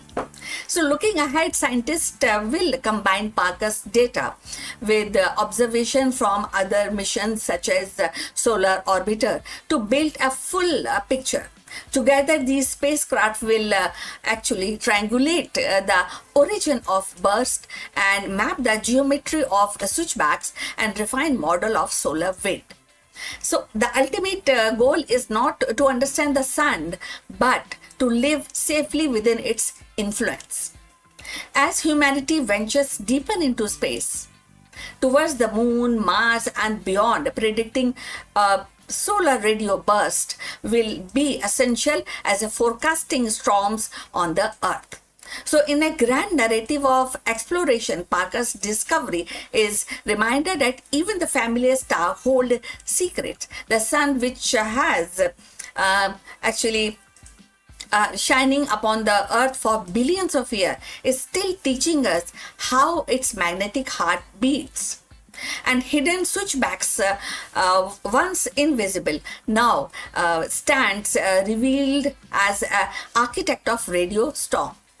And with each revelation, we drew closer to mastering the cosmic weather that shapes our destiny among the stars. So in the end, Parker's solar probe has shown us that the sun is not just a blazing sphere of light, but a restless storyteller weaving its tale through the magnetic switchbacks and radio burst. Each hidden kink in this field is a spark of revelation. Each burst a message carried across the solar system. By decoding these signals, we are not only learning to predict the storm that shapes our cosmic environment, but also hearing for the first time the sun's secret voice. The discovery reminds us that even the most familiar star still holds mysteries of waiting to be unveiled, and with every orbit, the Parker brings us closer to understanding the rhythm of our star's eternal symphony. So, for today, we have come to the end. Magnetic strings and cosmic echoes. That's what is very amazing and very kind of good to really know more about it. So thanks for watching. Please please like and subscribe our channel. See you in the next one. But before we end, few words from our affiliate partner. Stop settling for a good enough video. If your built-in laptop camera looks like a grainy mess, it is time for an upgrade. Want to instantly level up your video presence? I like to present the Lenovo Performance FHD webcam. This is a game changer for your desktop setup. Technically, this is packed.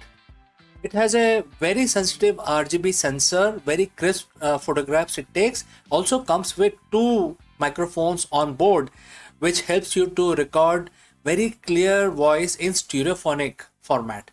And these microphones are very sensitive.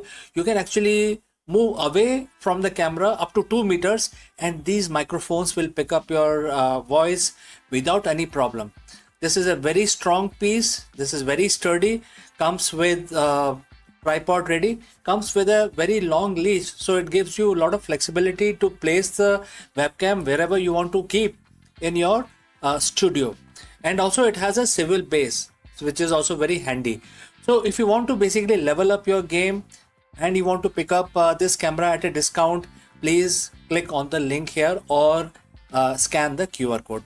Now let's get back to our video.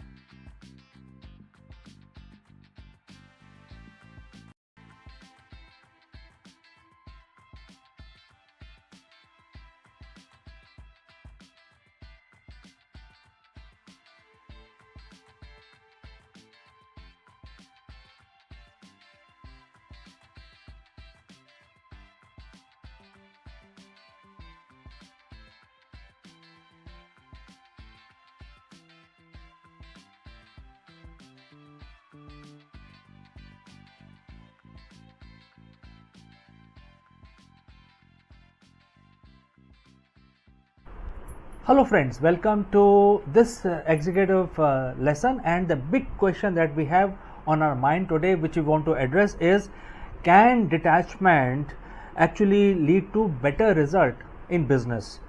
This is a very profound question, and that is why in today's high pressure corporate world, CEOs are often told that the end justifies the means.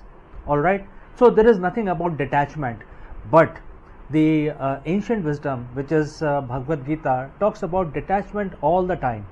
They are saying that if you shift your focus from the result to your nishkam karm, basically undivided attention to your work, that will give you better result, and therefore this should be your strategy. And this will also take away your high pressure, whereas you are not focused about result, but you are actually focused about the work, which is the worship in this case. So friends, stick around because this is going to be very interesting. It is going to be useful for people in the leadership position, also for anybody who want to implement, follow Bhagavad Gita. So friends, I will start the discussion now. We live in an era of hyper result. Every quarter, every week, every minute is tracked. As a leader, you value often reduced to a single matrix, which is the bottom line. But here is the irony. The more we obsess over the finish line, more likely that we are, stumble before we get there. We are seeing record level of burnout, decision fatigue, and quite quitting at the executive level. What if I told you that 7,000 years ago, a text which was written or recited holds the secret to modern high performance? Today we are looking at the Bhagavad Gita, chapter 6, verse 4. Why letting go is actually the most strategic move a CEO can make. So friends, if you have reached this far, please inform us from which city you have tuned in and in which language you are watching this video. This will help us determine the reach of our channel. Alright, let's proceed further. In the 6th chapter of Bhagavad Gita, Bhagwan Krishna explains the state of yoga. Not the physical pastures as we see today, but a state of perfect mental equilibrium and the union with one purpose. And the verse says, quote starts, a person is said to have attained yoga when they have no desire for sense gratification and not attached to the fruits of their action, and have renounced all material desires. Quote close. To a modern business mind, this sounds impossible. No desire for results, no attachment to fruits. In business, the fruits are the profit, the market share, the exit strategy, etc. etc. But let's look closer. Bhagwan Krishna isn't saying don't work. He's saying work without being enslaved by the outcome. What does the attachment to the result hurt a CEO? Well, the anxiety cloud your judgment. So when you are terrified of a bad quarter, your brain shifts into survival mode. You stop thinking long term and start making fear based decisions. You can also generate tunnel vision. You become so focused on the goal that you miss the signals in the market. You stop innovating because you are too busy defending a specific outcome. You can also get into a hedonic treadmill. If your happiness depends on the result, you are never satisfied. You hit the target and you feel a spark of joy for 5 minutes and then immediately start stressing about the next quarter. This is the recipe of an executive burnout. So what does the attaining yoga looks like in a boardroom? It's what the modern psychologists call the flow state. When you renounce the desire for the fruits, you redirect all that wasted worry energy into a process. Imagine a CEO who walks into a merger negotiations, and if they are attached to the result, they are needy, nervous, and easily manipulated. But if they are focused only on performing their duty perfectly, presenting the facts, staying ethical, and listening deeply, they will remain untouchable. This is the result paradox. By not obsessing over the outcome, you actually increase the quality of your work, which mathematically makes a positive outcome more likely. So, how do you apply Bhagavad Gita chapter 6, verse 4 tomorrow morning? Well, step 1, define the effort, not just the goal. Instead of just setting a sales target, set a quality of interaction target. Measure how well you listened and how clearly you communicated and how much value you provided. Step number 2, practice strategic detachment. During high stake meetings, remind yourself, I have control over my actions, but I do not have control over the final response of others. This lowers your anxiety and raises your IQ. Step 3, audit your sense gratification. Are you making this move for the growth of the company, or are your own ego or sense gratification is driving this? Real leadership begins where the ego ends. So chapter 6 verse 4 isn't about being passive, it's about being powerful, present. When you stop chasing the shadow of the result, you finally stand in the light of your own potential. You become a leader who is stable in success and resilient in failure. And that is the yoga Krishna speaks of. And it is the ultimate competitive advantage in the 21st century. Don't you think so?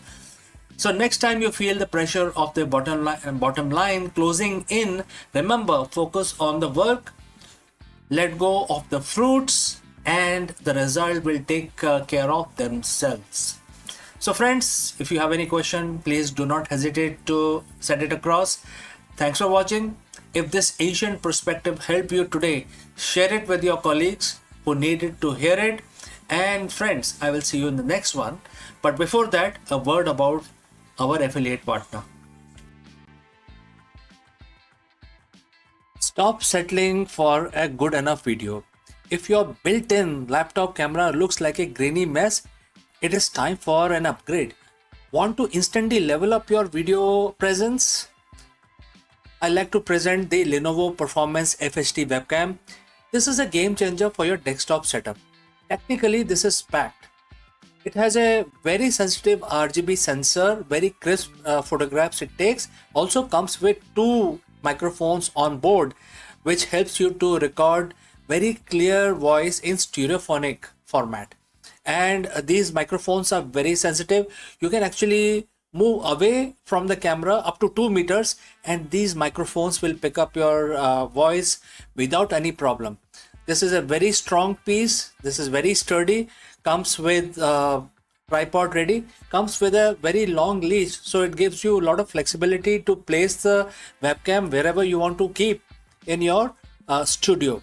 And also it has a swivel base, which is also very handy. So if you want to basically level up your game and you want to pick up this camera at a discount, please click on the link here or scan the QR code. Now let's get back to our video.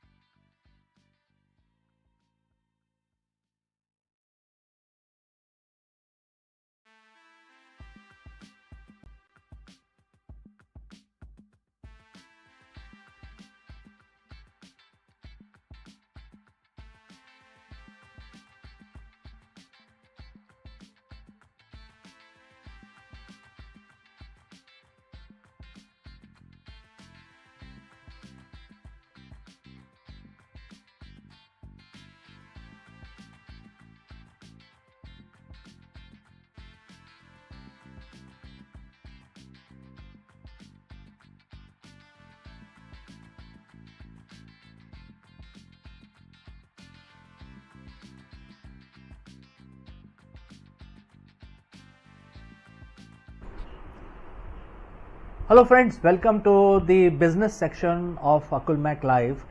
We have all heard about the nuclear breakthrough India just reported. However, the big question today is India about to become the world's nuclear energy hub?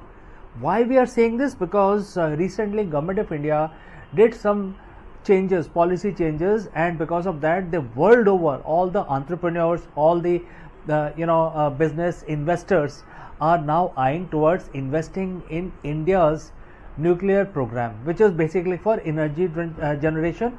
Why it is different? Because this is based on thorium and not on uranium, because uranium there is a lot of risk and people will say, okay, now if you are using uranium you may be having a plan for for some sort of nuclear weapon development. But here in this case thorium, and thorium is abundant in India.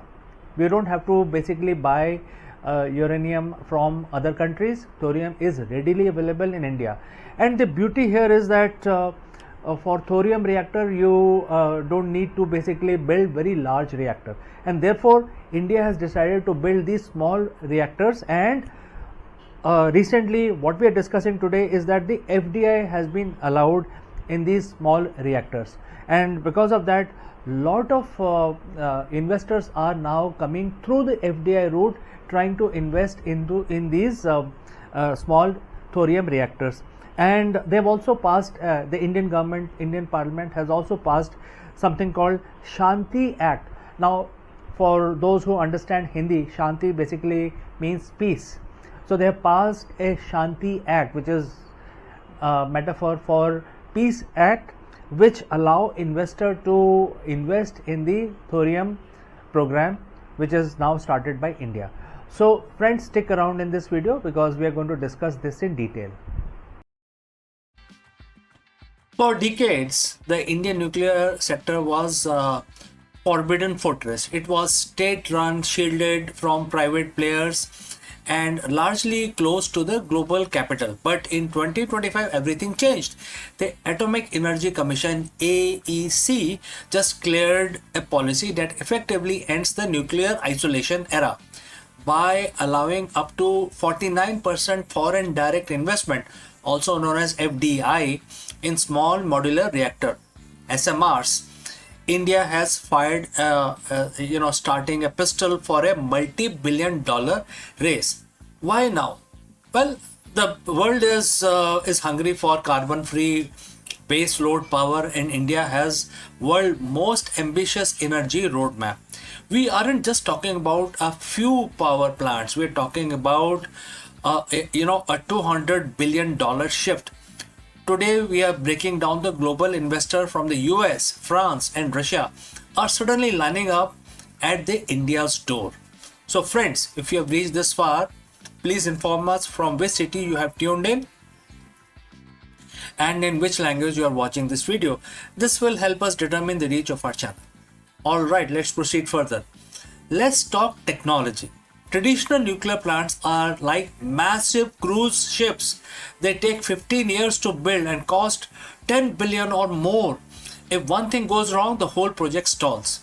Small modular reactors, or the SMRs, are the speedboats and speedboats of the nuclear world. These are the reactors that produce between 77 megawatts and 300 megawatts of power. They are built in factories on the assembly lines and shipped to the site. India has introduced its own version, the Bharat Small Reactor, which is acronym for BSR. Why investors love them? They offer lower entry price. Instead of risking $10 billion, a private company can partner with the Nuclear Power Corporation of India to build a modular unit for a fraction of the cost. So it has speed of delivery. Definitely, you can actually go from groundbreaking to grid connected in about 5 years. For an investor, faster construction means a faster return on investment. The real magic happened in the boardroom. The Indian government passed the Shanti Act of 2025. This wasn't just another law. It was a legal bridge. Before this, foreign companies were terrified of Indian civil liability laws. If there was an accident, the supplier could be sued into bankruptcy.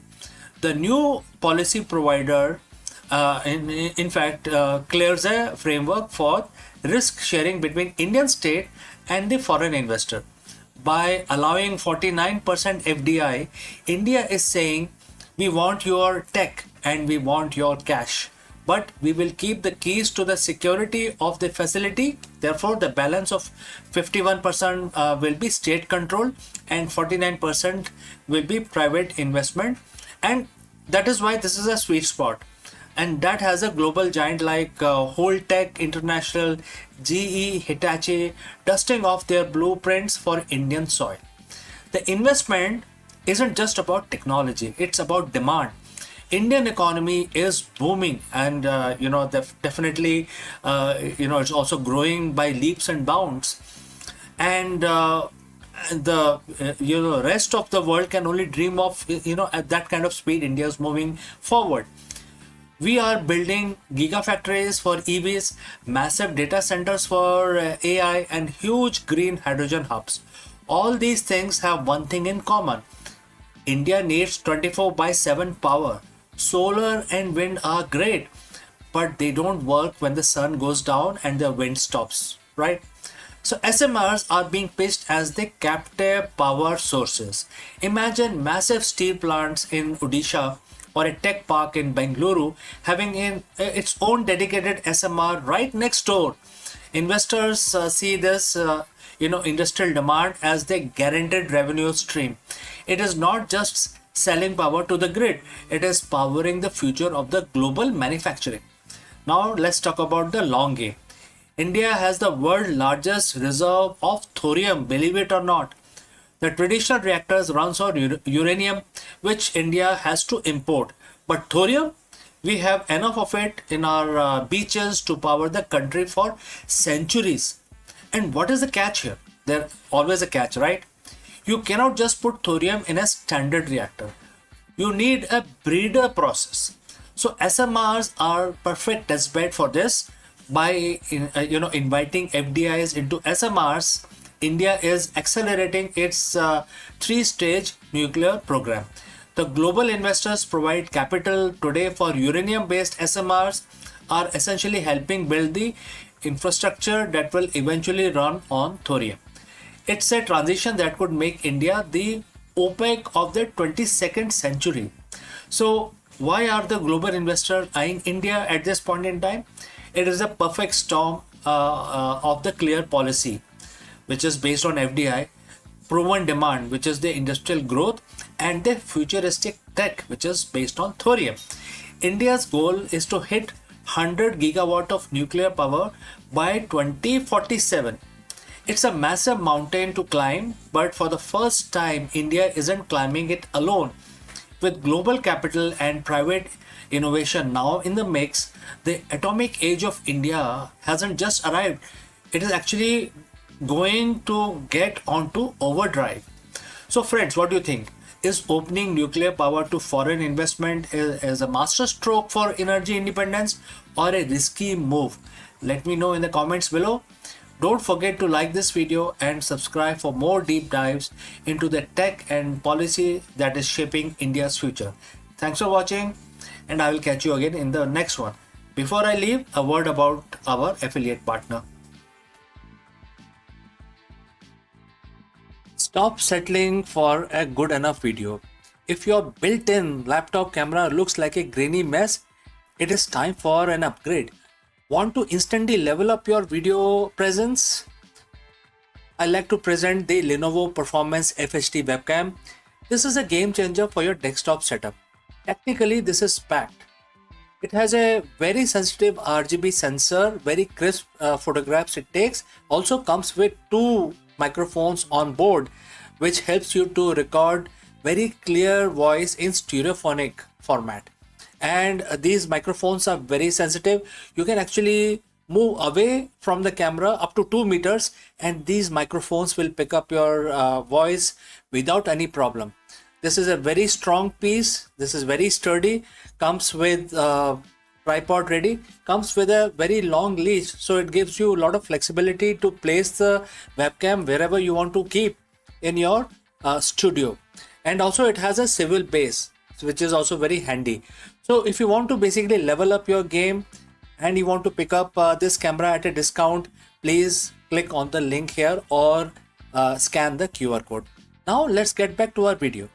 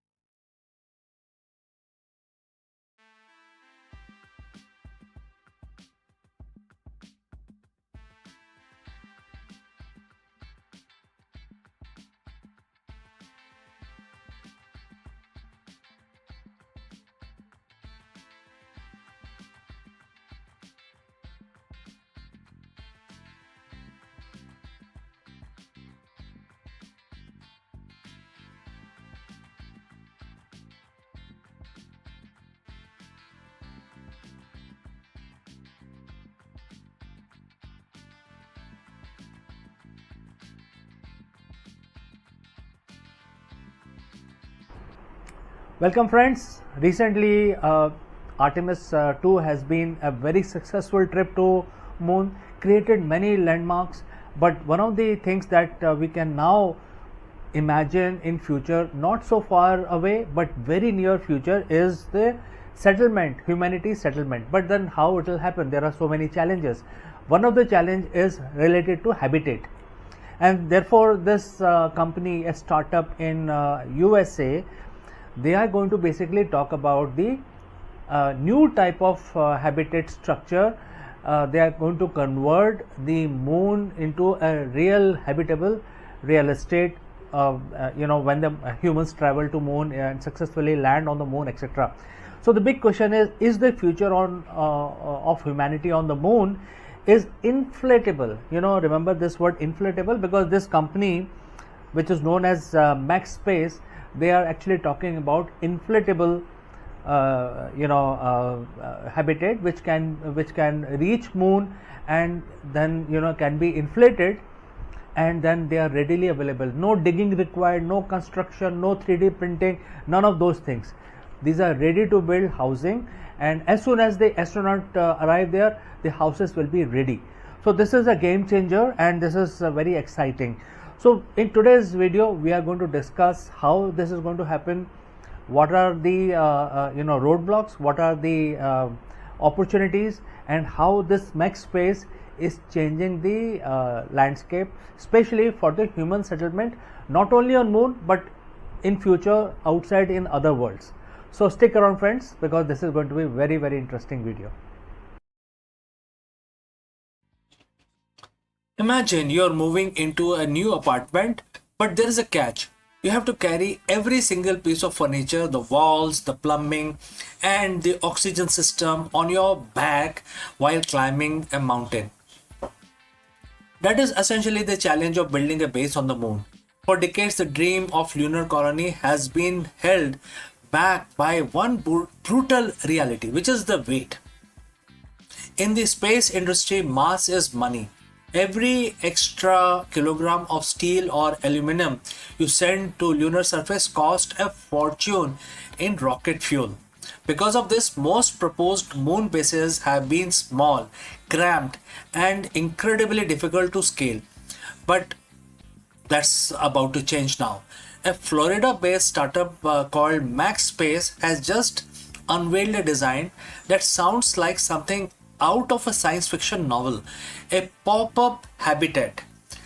They aren't just building rooms, they are building what they call the scalable real estate for the moon. And if they succeed, the era of flags and footprints is over, and the era of lunar cities is going to begin. So friends, if you have reached this far, please inform us from which city you have tuned in and in which language you are watching this video. This will help us determine the reach of our channel. Alright, let's proceed further. So why is the Max Space important?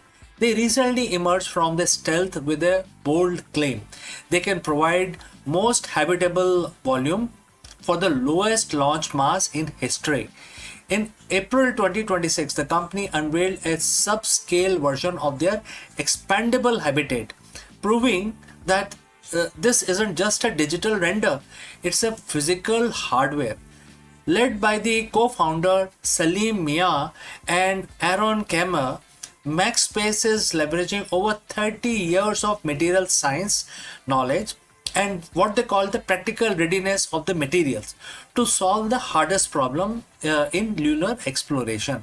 The core idea is very simple.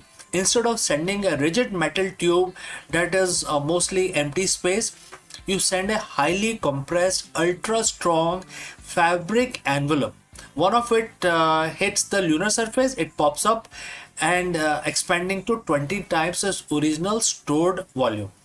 Think about that.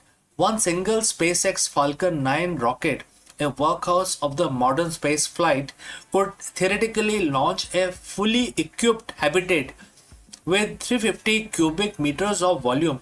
To put that in perspective, that's about a third of the entire habitable volume of the International Space Station, delivered in a single relatively cheap launch. Now, I know what you're thinking. Inflatable. on the moon. Well, isn't that just a giant balloon waiting to pop? It's a very fair question. The lunar environment is a nightmare. Temperatures swing between 107 degrees in the sun to minus 153 in the shade. There is no atmosphere to stop micrometeorites, and radiation from solar flare can be lethal. But MaxSpace design isn't a balloon. It's an engineering marvel made of interwoven layer of advanced materials like Kevlar and specialized polymer bladders. Why this is actually better than metal?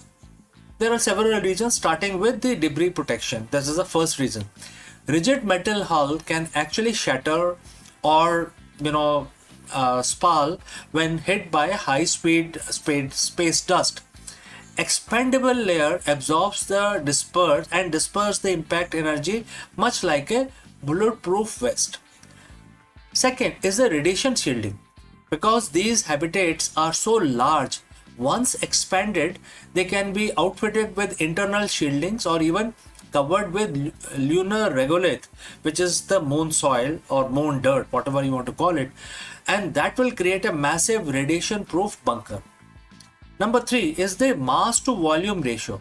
In a rigid module, the walls have to be thick enough to handle launch vibration and internal pressures. With an expandable, the walls are optimized for the pressure of the space, making them lighter and stronger per square inch. The company calls this scalable real estate because it allows for a modular approach. You don't just build one room, you link them together. You can have a pop-up lab, a pop-up greenhouse, and pop-up sleeping quarters, all connected by a pressurized tunnel. This news couldn't come at a better time. We are currently in the middle of Artemis era. As of April 2026, Artemis 2 has successfully returned from its lunar flyby, marking the first humans to have seen the far side of moon with their own eyes since 1972. NASA is now laser focused on Artemis 4 and Artemis 5, which are targeted for 2028. Artemis 5 is going to be very interesting because it's specifically where the moon base phase begins. NASA recently announced they are moving away from the Lunar Gateway space station concept in favor of a permanent surface infrastructure. They want to stay on the surface of the moon.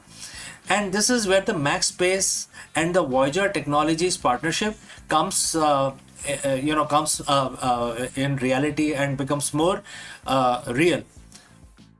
The company behind the Starlab, in fact, the Voyager, you may be knowing, is the company behind this Starlab space station, and has made a multi-million-dollar investment in MaxSpace to ensure this tech is ready for the Artemis mission. Now, what is the goal? By the late 2020s, instead of astronauts living out of their lander for a week, they will move into these MaxSpace habitat for months at a time. This tech turns a visit into a colony. So that is a very clear goal. What is the next step now? MaxSpace isn't going straight to the moon. First, they have to prove it their system works in vacuum of Earth's orbit. Their first flight, known as the mission Evolution, is scheduled for 2027 as a ride share on a Falcon 9. This will be a smaller prototype to validate the deployment sequence and structural integrity. If that works, the sky, or rather the lunar South Pole, is the limit. They are already designing their Thunderbird station, a commercial outpost that could serve as a lunar hotel or a research hub. For 60 years, we have thought about space station, the moon bases, as cold metallic cylinders, but the future of human life beyond Earth might be softer, lighter, and much, much bigger. MaxSpace is betting that the key to cosmos isn't building bigger rockets, but building smarter houses. If they are right, the first pop-up colony on the moon won't just be a scientific outpost. It will be the first real piece of lunar real estate in human history. Now, The question is, if you could book a room in a pop-up lunar hotel in 2030, would you go to moon? I will like to know your answer. So friends, thanks for watching. If you want to stay updated on the race to build the first moon base, hit that subscribe button and check out our other videos on Artemis program. Before I go, a word about our affiliate partner. Stop settling for a good enough video. If your built-in laptop camera looks like a grainy mess, it is time for an upgrade. Want to instantly level up your video presence? I like to present the Lenovo Performance FHD webcam. This is a game changer for your desktop setup. Technically, this is packed. It has a very sensitive RGB sensor, very crisp photographs it takes. Also comes with 2 microphones on board, which helps you to record very clear voice in stereophonic format. And these microphones are very sensitive. You can actually move away from the camera up to 2 meters and these microphones will pick up your voice without any problem. This is a very strong piece. This is very sturdy. Comes with tripod ready. Comes with a very long leash, so it gives you a lot of flexibility to place the webcam wherever you want to keep in your studio. And also it has a swivel base, which is also very handy.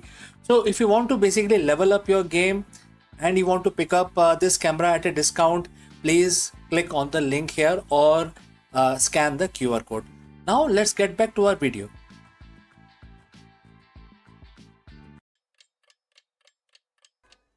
Hello दोस्तों, नमस्कारम, आपका स्वागत है। क्या आपने कभी सोचा है कि जो दिल्ली शहर है हमारा, भारत की राजधानी, जिसमें बहुत लोग रहते हैं, पूरे ब्यूरोक्रेट्स, पूरी गवर्नमेंट ऑफ इंडिया उसमें रहती है, इसका असली और प्राचीन नाम क्या था? तो ये एक बहुत ही इंपॉर्टेंट क्वेश्चन है। इस क्वेश्चन का आंसर ढूंढेंगे हम इस वीडियो में। हम दिल्ली के इतिहास में गहराई में उतरेंगे और जानेंगे कि सदियों पहले दिल्ली को किस नाम से पुकारा जाता था। दिल्ली का इतिहास महाभारत काल से लेकर मुगल सल्तनत तक और अंग्रेजों के दौरान बेहद दिलचस्प है और इसमें अलग अलग नामों से उसको बुलाया जाता था। तो चलिए आगे बढ़ते हैं। दोस्तों, सारी दुनिया दिल्ली के नाम से जानती है इस शहर को, लेकिन आप में से काफ़ी लोग इस बात को जानते होंगे कि जो कैपिटल ऑफ इंडिया है उसका नाम न्यू दिल्ली है। ये अंग्रेज़ों ने दिया था, लेकिन इससे पहले इसको दिल्ली के नाम से जाना जाता था। आज भी जो दिल्ली शहर है वो काफ़ी बड़ा है, लेकिन जो कैपिटल एरिया है उसको हम न्यू दिल्ली बोलते हैं। तो लेकिन कभी आपने सोचा है कि दिल्ली की जिस सड़कों पे हम चलते हैं और इसका नाम हमेशा दिल्ली था या कुछ और?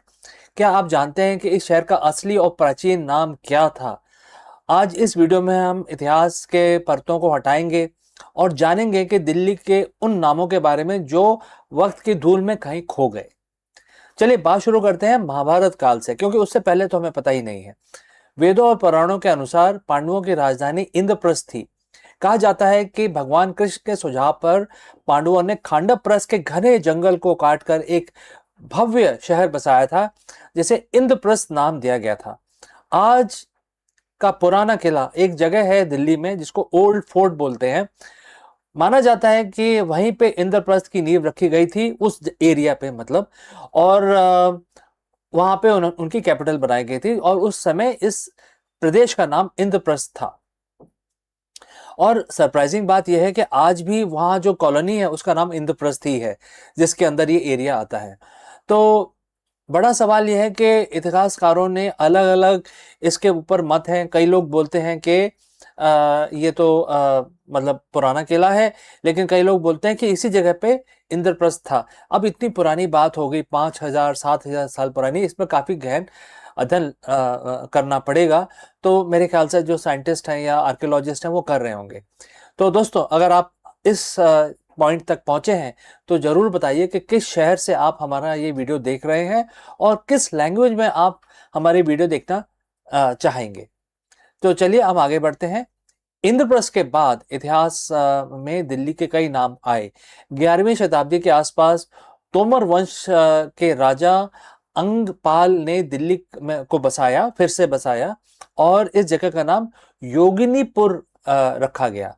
इसके बाद दिल्ली का शब्द का इस्तेमाल हुआ मतलब इनके जाने के बाद योगनीपुर फिर डिस्ट्रॉय हो गया। उसके बाद जब दोबारा शहर बना 12वीं शताब्दी में, तो इसका नाम ढिल्ली का रखा गया। और इसके बाद 12वीं शताब्दी में ही पृथ्वीराज चौहान ने भी इसी नाम को कंटिन्यू किया। उन्होंने अपनी कैपिटल बनाई और उस समय का नाम था ढिल्ली का। ठीक है, समय आगे बढ़ा और दिल्ली पे कई सल्तनतों के राज हुए। मुगलों के दौरान शाहजहां ने शाहजहानाबाद की नींव रखी, जो आज की पुरानी दिल्ली है। जो जैसे इंद्रप्रस्थ पुराना किला वाला एरिया है और आज भी उस कॉलोनी को हम इंद्रप्रस्थ बोलते हैं, वैसे ही पुरानी दिल्ली का नाम जो शाहजहां ने रखा उसका नाम था शाहजहानाबाद।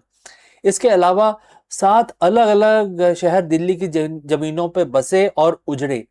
फिर आया ब्रिटिश काल, जहां नई दिल्ली का निर्माण हुआ और इसमें एडवर्ड लुटियंस के डिजाइन वाली नई दिल्ली, पूरी नई शहर बसाया गया और पुरानी दिल्ली से बिल्कुल उसको अलग रखा गया। तो जो शाहजहानाबाद वाला एरिया है उसको अलग रखा गया और नई दिल्ली को पूरा नया बसाया गया। अक्सर लोग पूछते हैं कि क्या दिल्ली का नाम दिल से पड़ा है, तो ये किसी राजा का नाम है या दिल्ली किसी राजा का नाम हो सकता है या दिल से पड़ा है। सच्चाई ये है कि दिल्ली के नाम के पीछे की कोई एक नहीं बल्कि हजारों साल का बदलाव है। बहुत सारी कहानियां हैं, एक किसी सूत्र से हम इसको बांध कर नहीं रह सकते। इंद्रप्रस्थ से योगनीपुर और दिल्ली का से लेकर दिल्ली तक इस शहर हमेशा से सत्ता का केंद्र रहा है। हमेशा आदिकाल से, बहुत पहले से ही ये कैपिटल माना जाता था, बहुत ही इंपॉर्टेंट शहर माना जाता था, क्योंकि ये सेंट्रली लोकेटेड है। और ये शहर से पत्थर और ईंटों से नहीं बना, बल्कि इसमें राजाओं, संतों और आम लोगों की बहुत कहानियां हैं इसमें, कहानियों से बना है। सदियों पुरानी कहानियां इसमें मौजूद हैं। तो दोस्तों, दिल्ली सिर्फ भारत की राजधानी ही नहीं, ये हजारों साल पुराना एक जीता जागता इतिहास है। अगली बार जब आप दिल्ली की सड़कों से गुजरें तो याद रखिएगा कि आप सिर्फ एक शहर में नहीं बल्कि इतिहास की उन गलियों में चल रहे हैं जहां कभी पांडव राज किया करते थे। और आपको क्या लगता है कि दिल्ली का नाम बदल के दोबारा से इंद्रप्रस्थ रख देना चाहिए? इस पॉइंट पे आप कमेंट करके जरूर लिखें। अगर आपको ये वीडियो पसंद आया हो तो इसे लाइक करें और अपने दोस्तों के साथ शेयर करें जिनको इतिहास में रुचि है। मैं जल्दी ही मिलता हूं दूसरे वीडियो में, तब तक के लिए जय Hind. Friends, is a new trade war which is dubbed as 2.0 beginning? As the US radically rewrites its global tariff rules, India is launching a high-stake diplomatic mission to Washington DC, and therefore in this video we dive deep into why an Indian delegation led by Chief Negotiator Mr. Darpan Jain is rushing to US Capitol on April 20th, 2026 to save $1 billion trade deal. So what is happening now? Well, the trade landscape between the world's two largest democracies has shifted overnight following a landmark US Supreme Court ruling that limited the president's emergency tariff powers. The Trump administration has introduced a new 10 to 15% global surcharge under Section 122 of the Trade Act.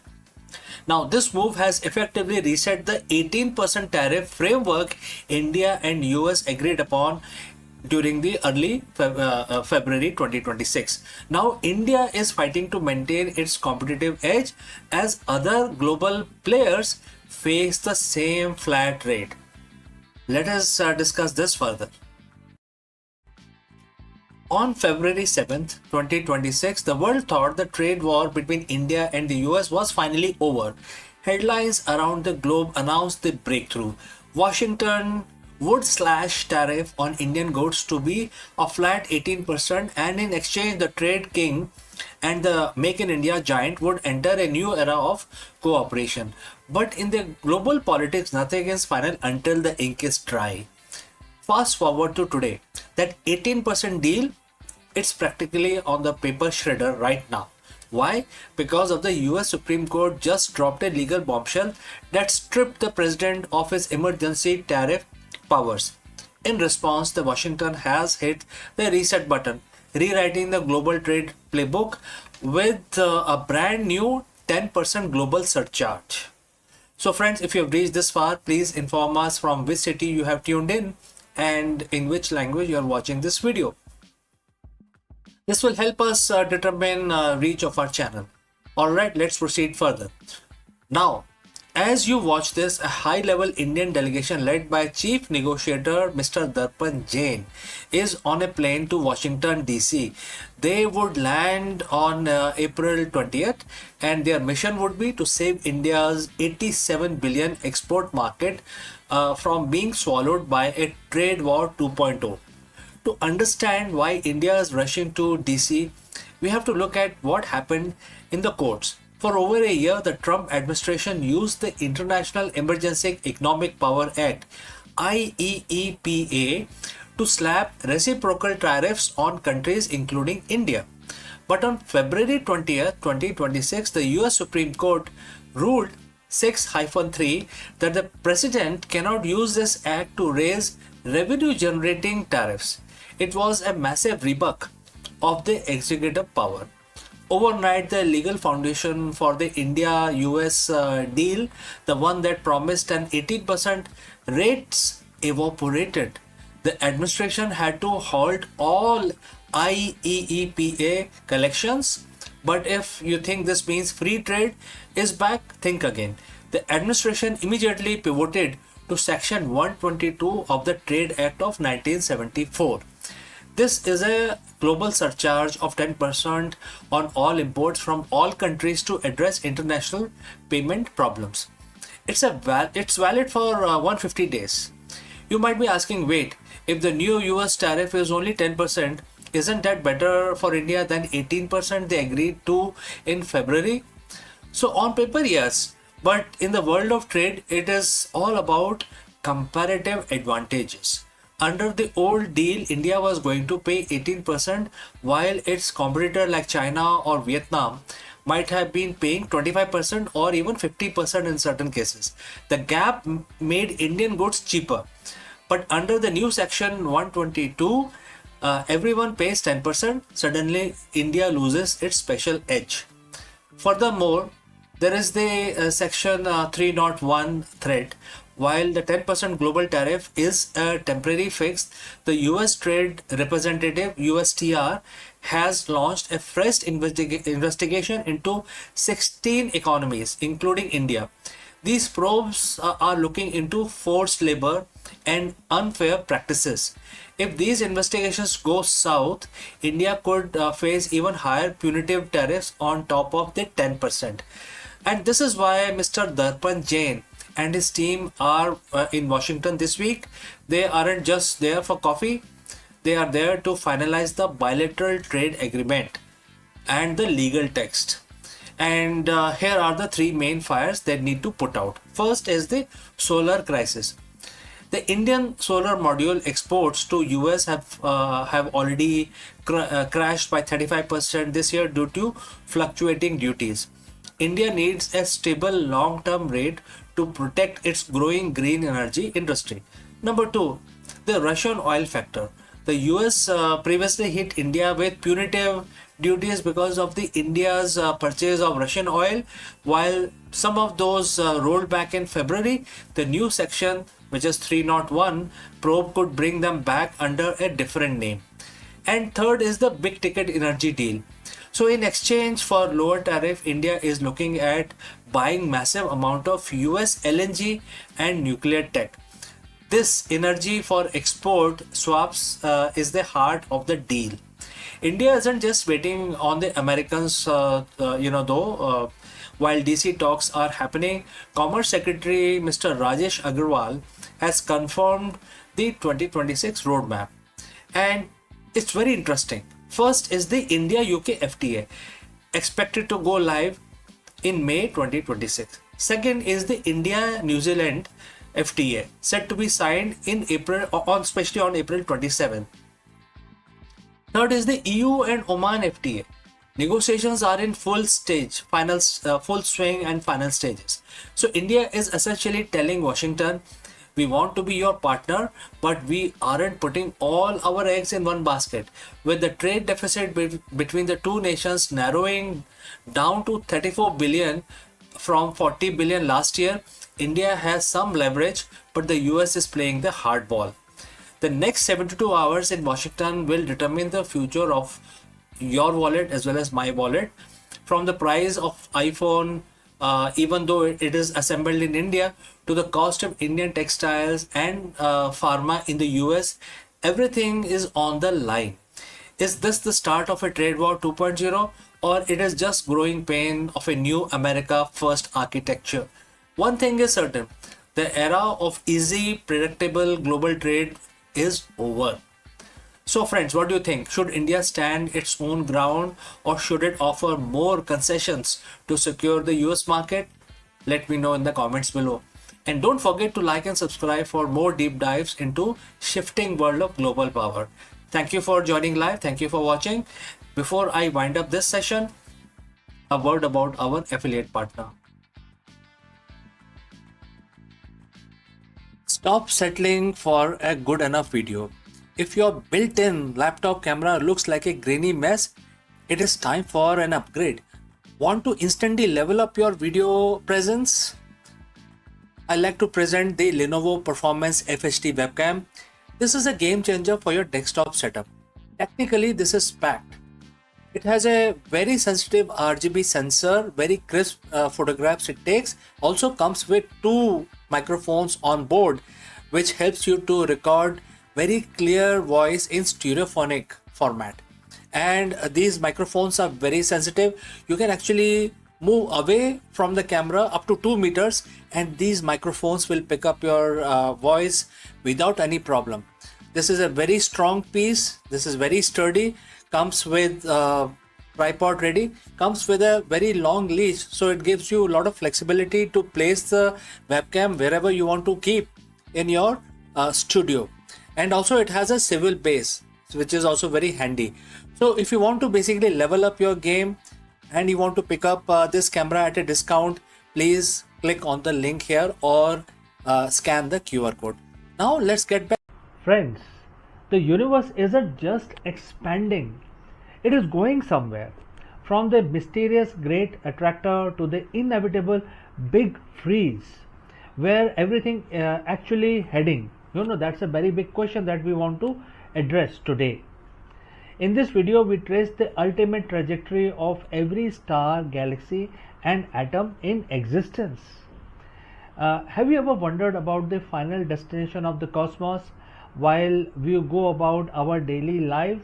Our Milky Way galaxy is screaming through space at 2.2 million kilometers per hour. But where it is going, what is pulling it? Let us discuss this further. Hello friends and namaskaram. Let me ask you, are the entry level jobs actually disappearing? The traditional path from graduation to a starter job is undergoing a massive transformation as we speak. Therefore, in this video, we dive deep into how the automation and AI are reshaping the entry level positions, what this means for youth unemployment, and how you can future proof your career in this shifting landscape. The job market is changing and the ladder looks totally different than it appeared 5 years ago. Whether you are a student or a recent graduate or looking to pivot your career, understanding these structural changes is very essential for your success. Let's go and discuss this further. If you have been on the job hunt lately, you know the feeling. You find a job description that says entry level. You get excited. You read the requirement and it says bachelor degrees, 3 to 5 years of experience, proficiency in 4 different software suites, and proven track records of project management. You look at the entry level title and then you look at the list of demands, and the math just don't add up. It feels like a bad joke. But here is a reality. It's not just a bad hiring practice, it is a fundamental shift in the economy. Today, we are talking about the death of the traditional entry level job. We are going to look at why your first job seems to be disappearing, how AI and automations rules are rewriting the various employment rules. The most importantly, how you can actually get your foot in the door when the door seems to be locked from inside. So friends, if you've reached so far, please let me know from which city or country you're watching us. This will help us determine the reach of our channel. All right, let's proceed further. For decades, the career ladder was simple. You graduate, you get an entry level job, you learn the ropes, and you move up. Companies viewed entry level workers as investment. They were willing to pay to train you because eventually you would become a mid level expert. But something changed. We have seen the hollowing out of the middle class, but we are now seeing the hollowing out of the beginning of the career itself. Why is this happening? There are three reasons. First, AI and automation. The task that used to be the training wheel of a job, data entry, basic research, scheduling, drafting simple emails, are now being done instantly by AI. The proficiency mandate is the second one. In an era of the high interest rate and pressure for short term profit, companies don't want to pay to train someone for 6 months. They want a plug and play employee who can hit the ground running on day 1. Next is outsourcing. Why hire a junior in a high cost city when you can contract a task to a specialized agency or an overseas freelancer for a fraction of a cost? This leads us to the dreaded experience trap. You can't get a job without the experience, and you can't get experience without a job. This is creating a dangerous ripple effect. If companies stop hiring juniors, who is going to learn the skill to become the seniors of tomorrow?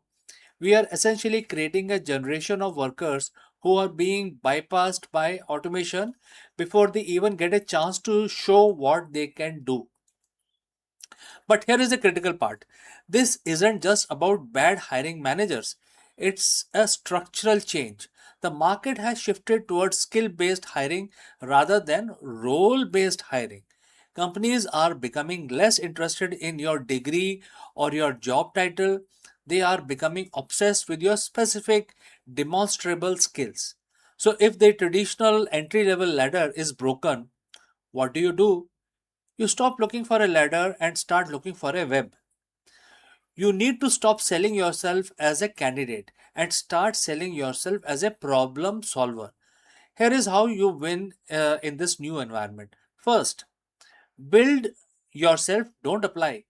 If you are designer, don't just send a resume, send a link to a website you redesigned. If you are in finance, don't just say you can analyze data. Publish an analysis of a real market trend. A portfolio is the new resume. Number 2, AI fluency. You are competing with AI, so you need to be the person who directs the AI. If you can show an employer how to use a tool to do work of two people, you become most valuable hire in the room. Number 3, the gig entry point. Sometimes the way into the full time role is through a contract, a freelance project, or an internship. Don't turn your nose up at small work.